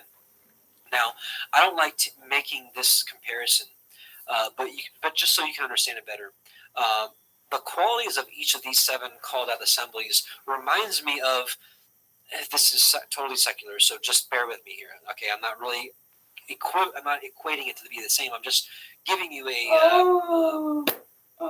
something to think about, a comparison. Some of you are familiar with the Briggs-Meyer MTBI, the personality exam, which puts people in categories in a basic sense based off your personality. in the choices you make. Of course, you can't box everybody into 16 personality types, but this is a modern way of explaining as to what we're going to see in the 7 called out assemblies. They all have good characteristics. Some of them only have good characteristics, and some of them have some good characteristics, but some of them have some things they got to work on, right? So it's like what I truly believe is that in the teaching of these 7 ecclesia, you're going to see great qualities in some of these, and you're going to see some things that they need to work on. But the great news is I think we can glean from all of these called out assemblies, right?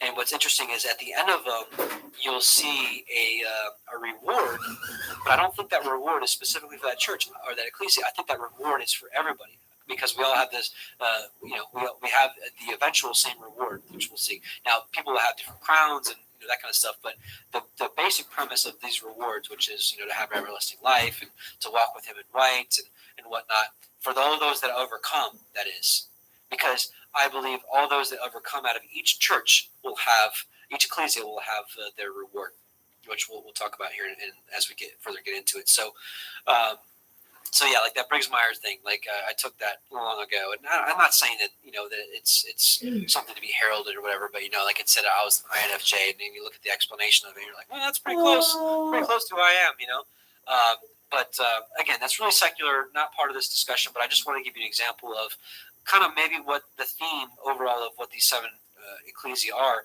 Is it kind of it describes certain 7 different types of people that I think that are alive right now that are quote unquote believers. So, all right, without further delay, let's get into the church, the ecclesia of Ephesus, right? And so let's give a quick synopsis of Ephesus. This is not going to be a quick one. Oh, no, let us read it anyways because we have to subscribe. Oh, I've got ad blocker.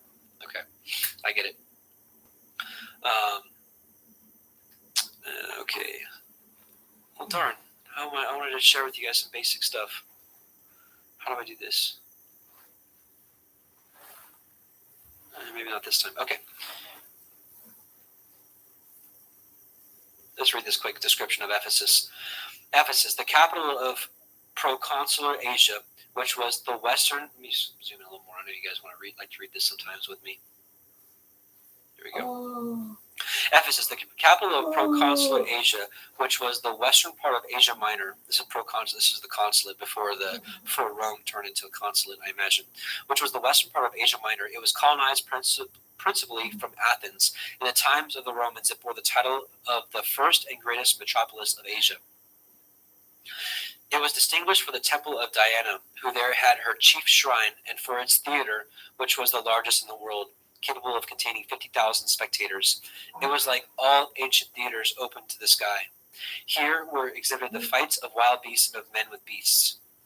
Many Jews took up their residence in this city, and here the seeds of the gospel were sown immediately after Pentecost. At the close of his second missionary journey, about 51 AD, when Paul was returning from Greece to Syria, he first visited the city. He remained, however, for only a short time, as he was hastening to keep the feast.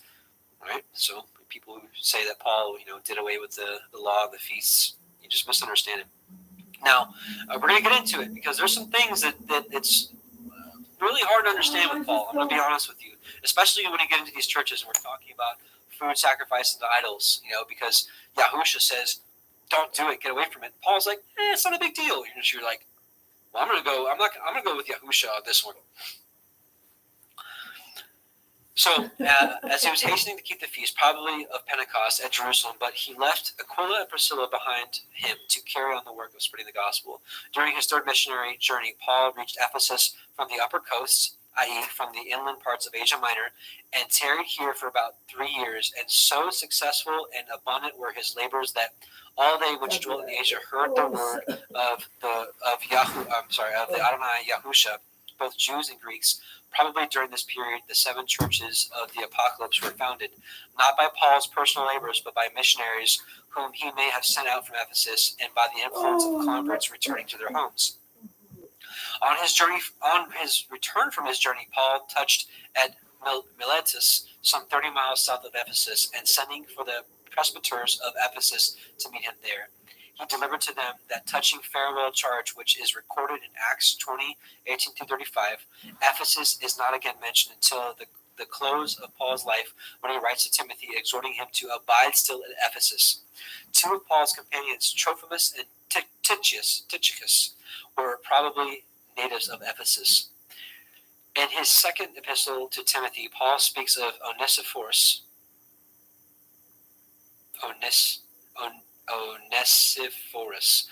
as having served him in many things at Ephesus. He also sent Tychicus to Ephesus, probably to attend to the interests of the church there. Ephesus is twice mentioned in the Apocalypse. The Apostle John, according to tradition, spent many years in Ephesus, where he died and was buried. A part of the site of this once famous city is now occupied by a small Turkish village, Ayasaluk, which is regarded as a corruption of the two Greek words Hygos Theologus, the holy divine. So there's a little bit about Ephesus. So let's move on. Revelation 2:1. Unto the angel of the called out assembly of Ephesus write, these things says he that holds the seven stars in his right hand, who walks in the midst of the seven golden candlesticks, menorah.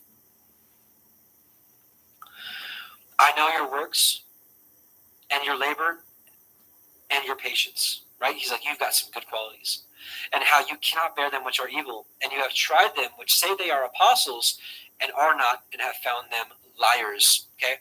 So, as I was just saying before, there's some interesting things that Paul says that I'm just going to straight up say I don't agree with. Because, and one of them is when we're going to talk about this food sacrificed to idols. We're going to see it very starkly. Yahusha is like, I have something against you. You're mixing with, food sacrificed to idols and such and such. And then there's a passage from Paul. It's like, hey, food sacrificed to idols, that's nothing. Don't even worry about it. And you're like, what? What's going on here? So, I'm not on the Paul as a false apostle bandwagon. Not by any means. I'm not. But there's just some passages in there that boggles my mind. Like the food sacrificed to idol thing. Like, what's going on here? And when he talks ill about circumcision, I get it. He basically, when it comes to circumcision, he's like, if you get circumcised and you deny Messiah, what does that mean? It means nothing. I get it. But, I do believe circumcision is part of, it's still relevant for us. Circumcision of the heart is what really matters. But it's like, is that a commandment that we can keep to circumcise ourselves and our sons? Yeah, I do. A lot of people, I'm sure, will argue with me about this because this, circumcision has been taught against for many centuries due to Paul's writings. But anyways, in general, Paul brought a lot of wisdom to the table that no other prophet did. So we'll talk about it in a second. So actually, let's slow down here. So we saw works, labor, and patience. They have amazing qualities. They're probably amazing human beings. They are probably loving, patient. They're probably kind. They're doing good deeds, like maybe they're feeding the homeless. Maybe they're even doing missionary work. It looks like maybe even a servant type of personality. And it says they cannot bear them which are evil. In our modern time, could these people be possibly truth seekers, hating the evil and corruption of this world, maybe exposing the Illuminati and just wickedness of this world? Maybe these are truth seekers. Maybe these are truthers. We'll go on a little further. And then, the apostles thing, right? And you have tried them which say they are apostles and are not, and have found them liars. People will put this on Paul. Let's read a couple passages.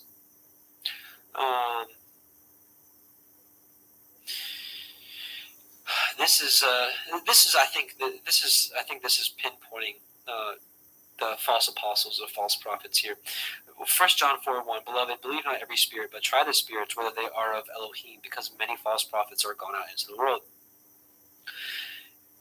Matthew 7:15-23, Beware of false prophets, which come to you in sheep's clothing, but are inwardly are ravening wolves. You shall know them by their fruits. And it's always been about the Torah. That's the fruits Yahuwah has always been looking for. And Yahusha taught nothing different. He just taught parables, so to veil the understanding for those that don't love his word and don't understand what the word actually says. Do men gather grapes of thorns or of figs of thistles? Right? Even so, every good tree bringeth forth good fruit, but a corrupt tree bringeth forth evil fruit. A good tree cannot bring forth evil fruit, neither can a corrupt tree bring forth good fruit. Every tree that bringeth forth not good fruit is hewn down and cast into the fire. Wherefore by their fruits ye shall know them. Not everyone that saith unto me, Adonai, Adonai, shall enter into the kingdom of heaven, but he that doeth the will of my Father which is in heaven.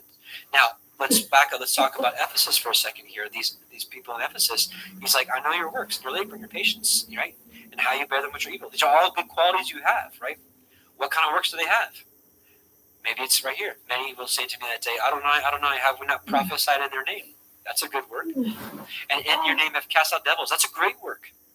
And in your name have done many wonderful works. I've done missionary work. I've fed the poor, the homeless. I've given them a place to stay. I've done all these great things. And then Messiah says, and then I'll profess unto them, I never knew you. Depart from me, you that work iniquity. This word is lawlessness. They were lawless to his Torah. And we're going to see that they were rebuked here in Ephesus, right? So we'll just keep reading. And have borne and have had patience for my name's sake, and have labored and have not fainted. All great stuff from this church. Nevertheless, he's like, nevertheless, I have somewhat against you, because you have left your first love. So we're going to talk about your first love in a second, but I'm getting ahead of myself. I want to go back to this Paul thing, right? This Paul is a false apostle thing. It's not Paul, in my opinion. Let's read a couple passages. Acts 20:17-31. And from Miletus he sent to Ephesus, and called the elders of the church. And when they were come into him, he said to them, You know, from the first day that I came into Asia, after what manner I have been with you at all seasons, serving Yahweh with all humility of mind, and with many tears and temptations which befell me by the lying in wait of the Jews. And how I kept back nothing that was profitable unto you, but have showed you and have taught you publicly from house to house, testifying both to the Jews and also to the Greeks, repentance towards Elohim and faith towards our Adonai Yahushua HaMashiach. Now, behold, I go bound in the Spirit unto Jerusalem, not knowing the things that shall befall me there, saying that the Ruach HaKodesh witnesses in every city, saying that bonds and afflictions abide me. But none of these things move me, neither count I my life dear unto myself, so that I might finish my course with joy, and the ministry which I have received of the Adonai Yahushua, to testify the gospel of the grace of Elohim. And now, behold, I know that ye all among whom I have gone preaching the kingdom of Elohim shall see my face no more. Here we go. He's got some warnings here. Wherefore I take to you this record this day, that I am pure from the blood of all men, for I have not shunned to declare unto you all the counsel of Elohim. Take heed therefore to yourselves and to all the flock, over which the Ruach HaKodesh hath made you overseers, to feed the ecclesia of Elohim, which he hath purchased with his own blood. Here it is. This is the false apostles that I think he's talking about. For I know this, that after my departing shall grievous wolves enter in among you, not sparing the flock. Also of your own selves shall men arise, speaking perverse things, to draw away disciples after them. Therefore watch and remember that by the space of 3 years I cease not to warn every one night and day with tears. 2 Corinthians 11:12-15. But what I do, that I will do, that I may cut off occasion from them which desire occasion, that wherein they glory they may be found even as we are. For such are false apostles, deceitful workers, transforming themselves into the apostles of Mashiach. And no marvel, for Satan himself is transformed into an angel of light. Therefore it is no great thing if his ministers also shall be transformed as the ministers of righteousness, whose end shall be according to their works. And how do we judge them? According to their fruits, right? You have men that will be drawing people unto themselves, gathering followers for themselves, and they will not be bringing forth fruits of the Torah.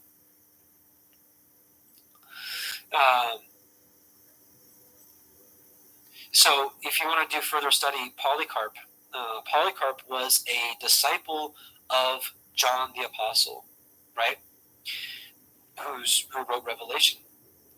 And Polycarp had a lot of great things to say about Paul. He confirmed Paul. Polycarp was considered one of the three main. Polycarp is regarded as one of the three chief apostolic fathers, along with Clement of Rome and Ignatius of Antioch. Okay, he confirmed Paul. We're going to read one quick chapter from Polycarp's letter. Just a quick chapter 3, right here. Brothers, I am not writing these things that concern righteousness to you because I took it upon myself to do so, but because you invited me to. Neither I nor anyone else can live up to the wisdom of the blessed and glorified Paul. When he was among you, he accurately and consistently taught the word of truth, the word of the Torah, in front of those who were living then. When he was away from you, he wrote you a letter. If you study that letter, you will find it to be the way to build you up in the faith you have been given, which, when it is followed by hope and preceded by love towards Elohim, Mashiach, and our neighbor, is the mother of us all. For if anyone has these graces inside and is moved by them, he has fulfilled the command of righteousness, since the one that has love is far from all sin. And we know that the love is defined by the Torah, so Polycarp was teaching the truth as well. Peter backs up Paul. So basically what I'm saying is, what I'm getting at is, if we're going to call Paul a false apostle, you've got to throw out all the book of Acts. You got to throw out all of Paul's letters, of course. You got to throw out 2 Peter here, which we're going to read right here. 2 Peter 3:15 through 18. On account of the long-suffering of our Adonai is salvation, even as our beloved brother Paul, also according to the wisdom given unto him, hath written unto you, as also in all his epistles, speaking in them of these things, in which are some things hard to be understood. So even Peter was like, he says some stuff that it's just like, I don't know, which they that are unlearned and are unstable rest, as they do other scriptures, unto their own destruction. So he prophesied that people would use Paul's letters for lawlessness.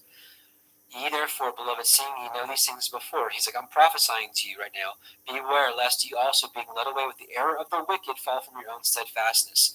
But grow in grace and the knowledge of our Adonai and Savior, Yahushua HaMashiach. To him be glory both now and forever. Amen. So again, you got to throw out 2 Peter to perpetrate that Paul is a false apostle. Oops. We already read Psalm 1. We'll move forward. This is a test even for nowadays. We've got to test people by the fruit, adherence to the commands of the Torah, aka the truth. And Paul spoke boldly for the truth. He spoke in parables, just like Yahusha taught. So let's establish that Psalm 142 says, Thy righteousness is everlasting righteousness, and thy law, which the Hebrew word is Torah, is the truth. The truth. The truth, period. And Paul knew this. Paul was a Pharisee. He memorized the scriptures. Romans 1:18, for the wrath of Elohim is revealed from heaven against all ungodliness and unrighteousness, the opposite of righteousness, right? The unrighteousness of men who hold the truth, the Torah, in unrighteousness. He just spoke in code. Romans 2:8, but unto them that are contentious and do not obey the truth, but obey unrighteousness. See, can you not see that Paul knew what Psalm 142 says? Righteousness is equated to the law, the Torah, the truth. And so again, but unto them that are contentious and do not obey the truth, but obey unrighteousness, which is the opposite of righteousness, indignation and wrath. Romans 15:8. Now I say that Yahushua HaMashiach was a minister of the circumcision for the truth of Elohim, to confirm the promises made unto the fathers. This is not making sense. 1 Corinthians 13:6. Rejoice not in iniquity, which is lawlessness, but rejoiceth in the truth. Do you not see this stark contrast here? Lawlessness, lawfulness. Galatians 3:1. O foolish Galatians, who hath bewitched you, that you should not obey the truth. Paul knew Psalm 119, 142 like the back of his hand. And it's funny, that's not funny, it's horrible that the modern day church will actually use this against people like us, right? Who hath bewitched you that you should not obey the truth, right? That you go right back to the law. Like, my goodness, obeying the truth is the law. Before whose eyes Yahushua HaMashiach hath been evidently set forth, crucified among you. Galatians 5:7. Ye did run well. Who did hinder you that you should not obey the truth?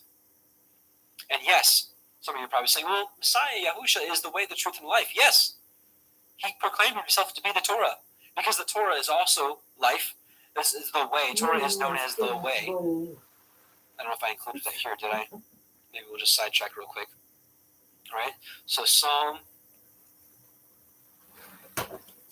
Blessed are undefiled in the way who walk in the Torah of Yahuwah. I'm not going to get into it now, but also Torah says that by keeping it, it is your life. And we also just saw it's the truth. Ephesians 4:15, but in speaking the truth in love may grow up into all things which is the head, even Mashiach. Ephesians 4:21. If so be that ye have heard him and have been taught by him, as the truth is in Yahusha. 2 Thessalonians 2:7-13. For the mystery of iniquity, lawlessness, doth already work. Only he who now letteth will let until he be taken out of the way. And then shall that wicked be revealed, whom the Adonai shall consume with the spirit of his mouth, and shall destroy with the brightness of his coming, even him whose coming is after the working of Satan, with all power and signs and lying wonders, and with deceivableness of unrighteousness in them that perish, because they receive not the love of the truth, that they might be saved. And for this cause Elohim shall send them a strong delusion, that they should believe a lie, that they might all be damned who believed not the truth, but had pleasure in unrighteousness. But we are bound to give thanks always to Elohim for you, brethren, beloved of Yahuwah, because Elohim hath from the beginning chosen you to salvation through sanctification of the Spirit and belief of the truth. Just a few more. 1 Timothy 2:4, who will have all men to be saved, and, right? So salvation is first, and come to the knowledge of the truth, the Torah. Paul taught it very, very, very well. He just spoke in parables. Acts 24:14, but this I confess unto thee, that after the way, the Torah, which they call heresy, so I worship I, the Elohim of my fathers, believing all things which are written in the law, the Torah, and the prophets. That is not your false apostle, brothers and sisters. Okay, so going back here again, so the Church of Ephesus, they did call out the false apostles, right? It wasn't Paul. And have borne and have patience, and for my name's sakes have labored and not fainted. These are people that have great works, right? But nevertheless, I have something against you because you have left your first love. What is the first love? Okay, actually, back up for a second. Let's talk about works. It says they have works, right? All right, do the first works. I'm sorry. It talks about left your first love. Remember, wherefore you have fallen, repent, and do the first works. What is this word here? Do the first works. Let's look at it. The word is ergon. Let's look at a couple uses here, right? Now, when John heard the present of the works of Christ, right? But other works. This is what the people do. Mark 13, and then every man his work, and commanded to porter to watch. And Yahushua said, let her alone, why trouble her? She hath wrought a good work unto me.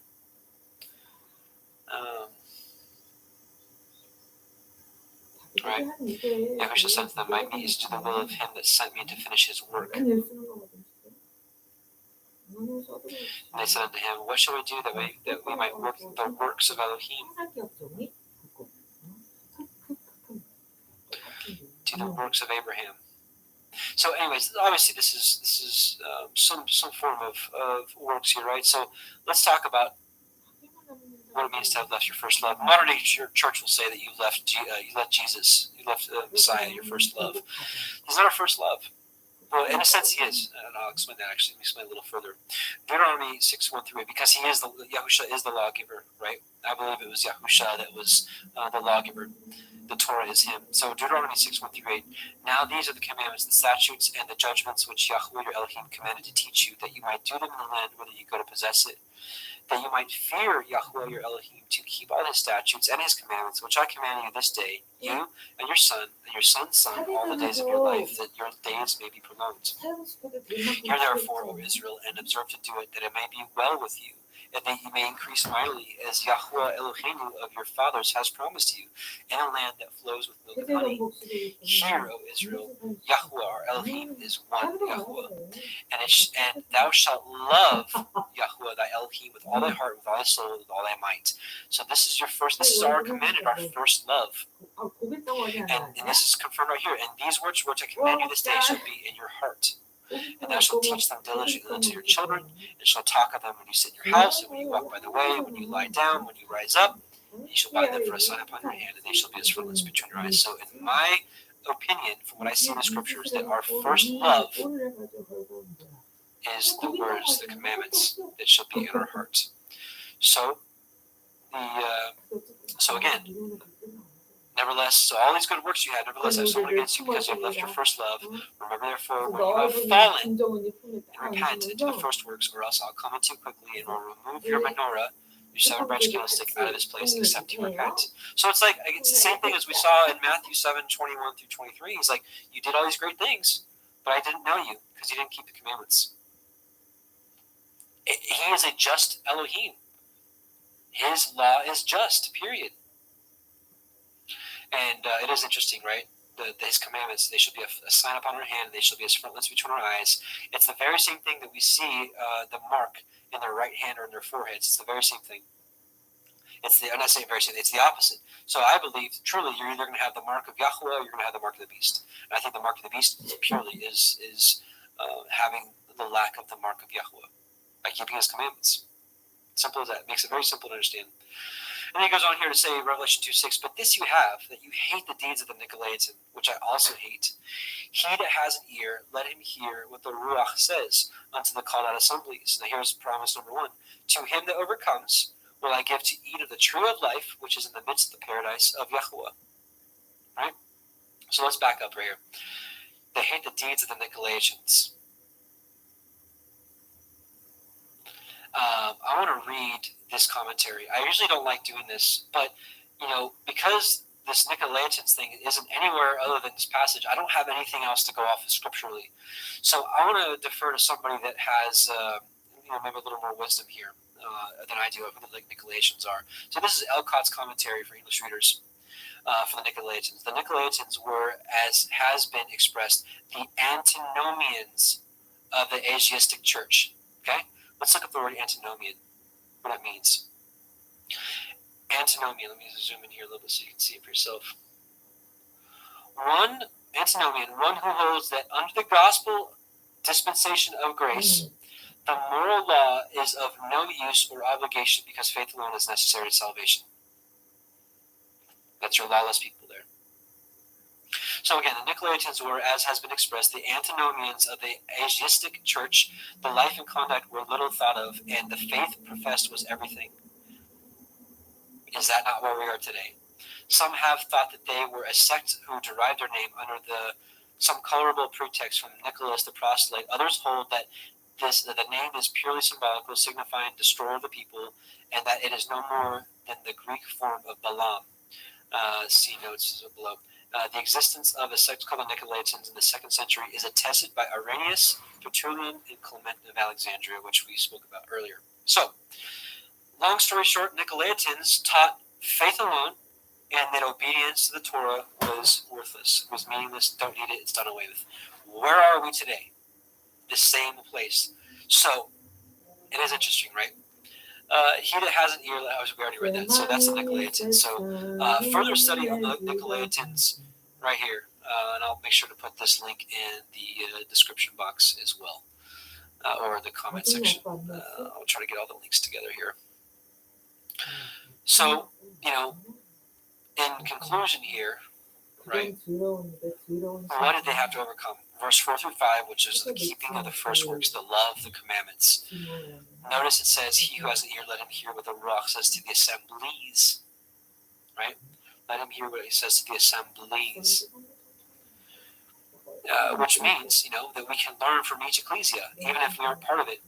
And I believe the rewards for every one that overcomes for each church, each ecclesia, are scattered through all the churches. But are all for one. Or no, one for all. No. All of them are for all. There you go. And it lines up with the promise of Revelation 22:14. Over this first one, eating of the tree of life, which this confirms our conclusion of this church. Blessed are they that do his commandments, that they have the right to the tree of life, which we just read, and may enter into the gates into the city. The city is New Jerusalem. So this is my conclusion on that. So it is interesting. Before we actually, unfortunately, I think we're going to have to end it here. This is a short one, and as you guys probably already realized, this is recording because my wife and I were just taking a quick little trip up to St. Louis this weekend. But before I came back to the Torah, the commandments, I actually would put myself in this category. And as we continue to go along through these ecclesia, I want you to take note because they will be interesting. You may recognize yourself in some of these, and you may recognize yourself in all of these. And this whole thing could just all be symbolic because some of us could be have a little bit of Ephesus in us, and some of us could have a little Smyrna in us, and, but I think we're all shooting for Philadelphia.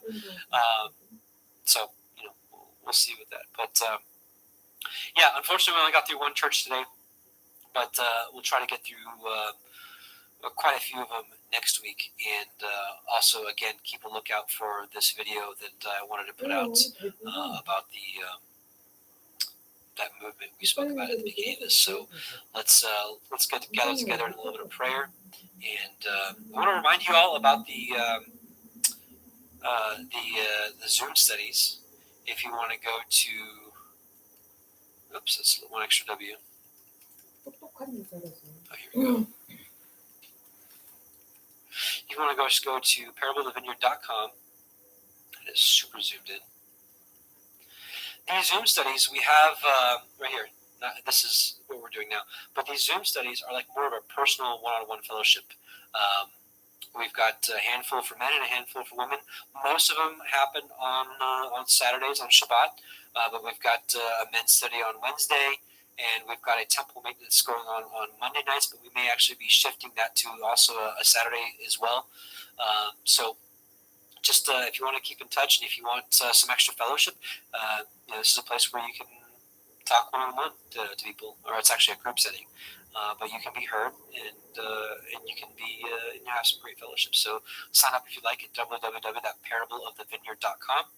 And otherwise, what else did I want to mention? Oh, yes, we've got a sister in need. Her name is Patrice Wolverton, and she is in the midst of her trials right now, and just it's been one thing after another with her, and she can really use our financial assistance. And she's got a PayPal. Or if you just want to maybe pray for her, that's great. But anybody that has maybe a little extra, maybe if you're planning on giving some to me, maybe just rethink that, maybe give it to her instead. But it's spelled WOLVERTON 1969 @gmail.com. So that's phonetically it's Alpha, Papa, Whiskey, Oscar, Lima, Victor, Echo, Romeo, Tango, Oscar, Nancy, 1969 @gmail.com. And just pray about it, consider it. She has a sister in need, and we know that we're supposed to help the poor, the afflicted, the widows, the orphans. So just keep that in mind, and keep her in mind. And if you can't help, maybe just keep her in prayer. That may be all she may need. Maybe Abba's got a way of delivering her. I don't know. But her name is Patrice Wolverton. Some of you may be friends with her on Facebook. And if you're on Facebook, friend her. If you're not on Facebook, I get it. I'm still actually highly considering deleting my personal Facebook page and just keeping up the ministry one. Don't need to get into that rabbit trail, but it is what it is. But also, probably about a 10-minute break, and you should see the pre-recorded Torah portion, week 20, coming up as well, which is interesting timing because it talks about Israel bringing forth and putting the oil bringing forth the oil for the lamps to keep the Torah burning continually. So awesome symbology and awesome timing, right?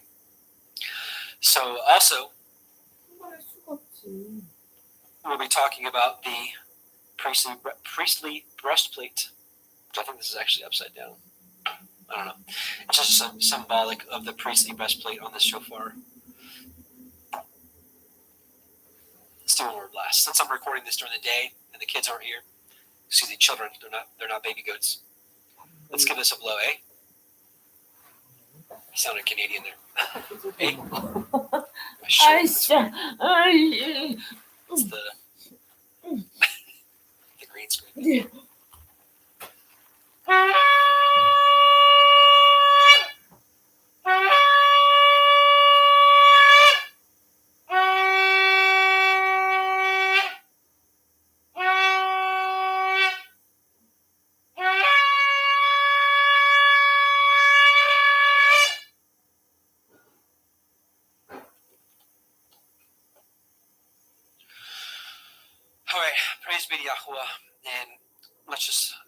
that as a reminder of the day we actually hear the shofar blast that we are waiting for, because that's going to be a day of rejoicing for us and a day of mourning for the world. So let's bow our hearts and thank Abba for allowing us to study the scriptures like this.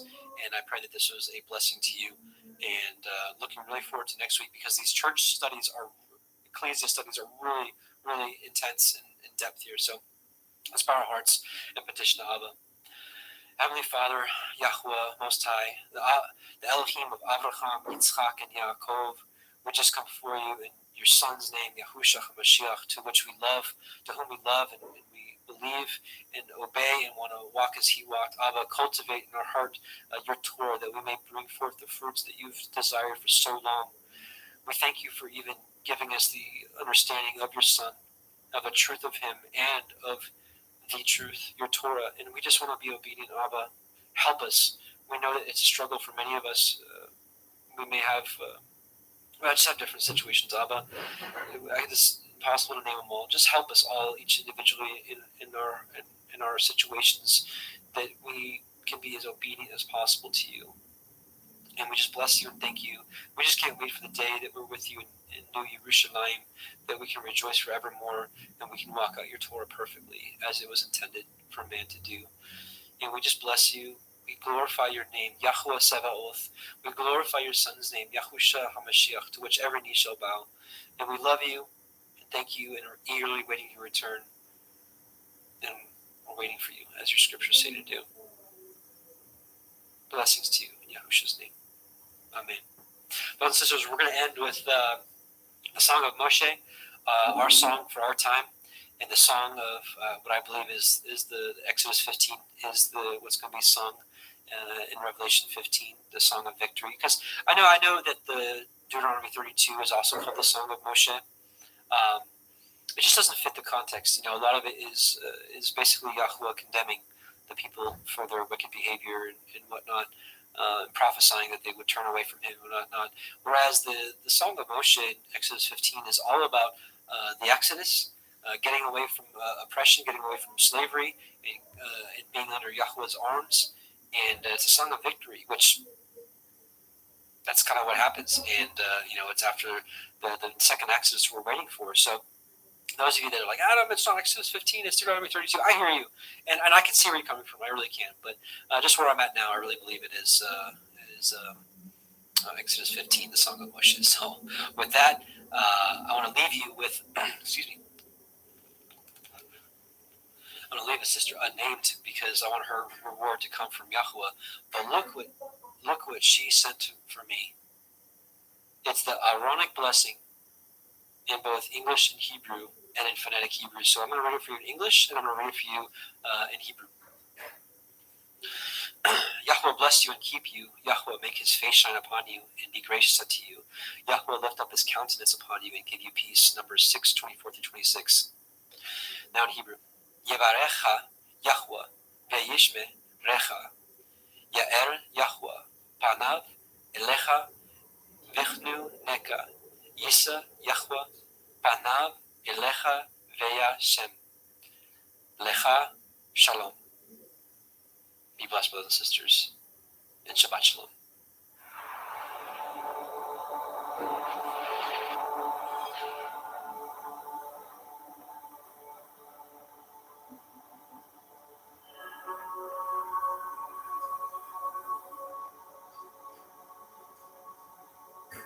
I sing to Yahweh, for he is highly exalted. The horse and its rider he has thrown into the sea. Yah is my strength and song, and he has become my deliverance. He is my El, and I praise him, Elohim of my father. And I exalt him. Yahweh is a man of battle. Yahweh is his name. He has cast Pharaoh's chariots and his army into the sea. and his chosen officers are drowned in the sea of reeds. The depths covered them. They went down to the bottom like a stone.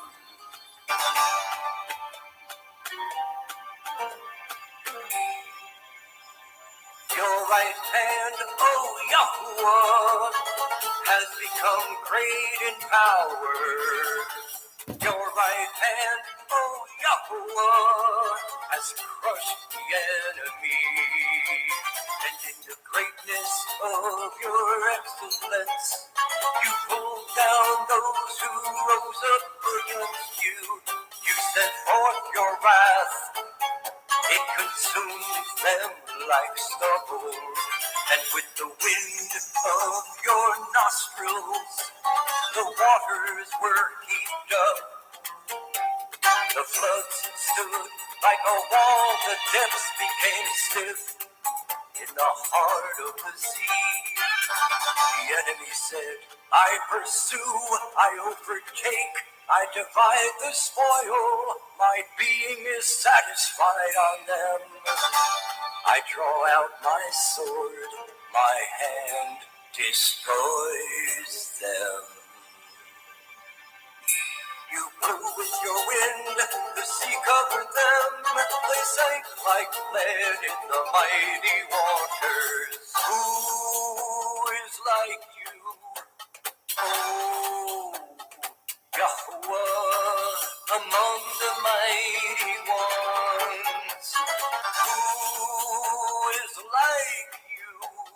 Great in Kodeshah, awesome in praises, working wonders. You stretched out your right hand, the earth swallowed them. In your kindness, you led the people whom you have redeemed. In your strength, you guided them to your Kodesh dwelling. Peoples heard, they trembled. Anguish gripped the inhabitants of Pelasheth. Then the chiefs of Edom were troubled, the mighty men of Moab. Trembling grips them, all the inhabitants of Kedar.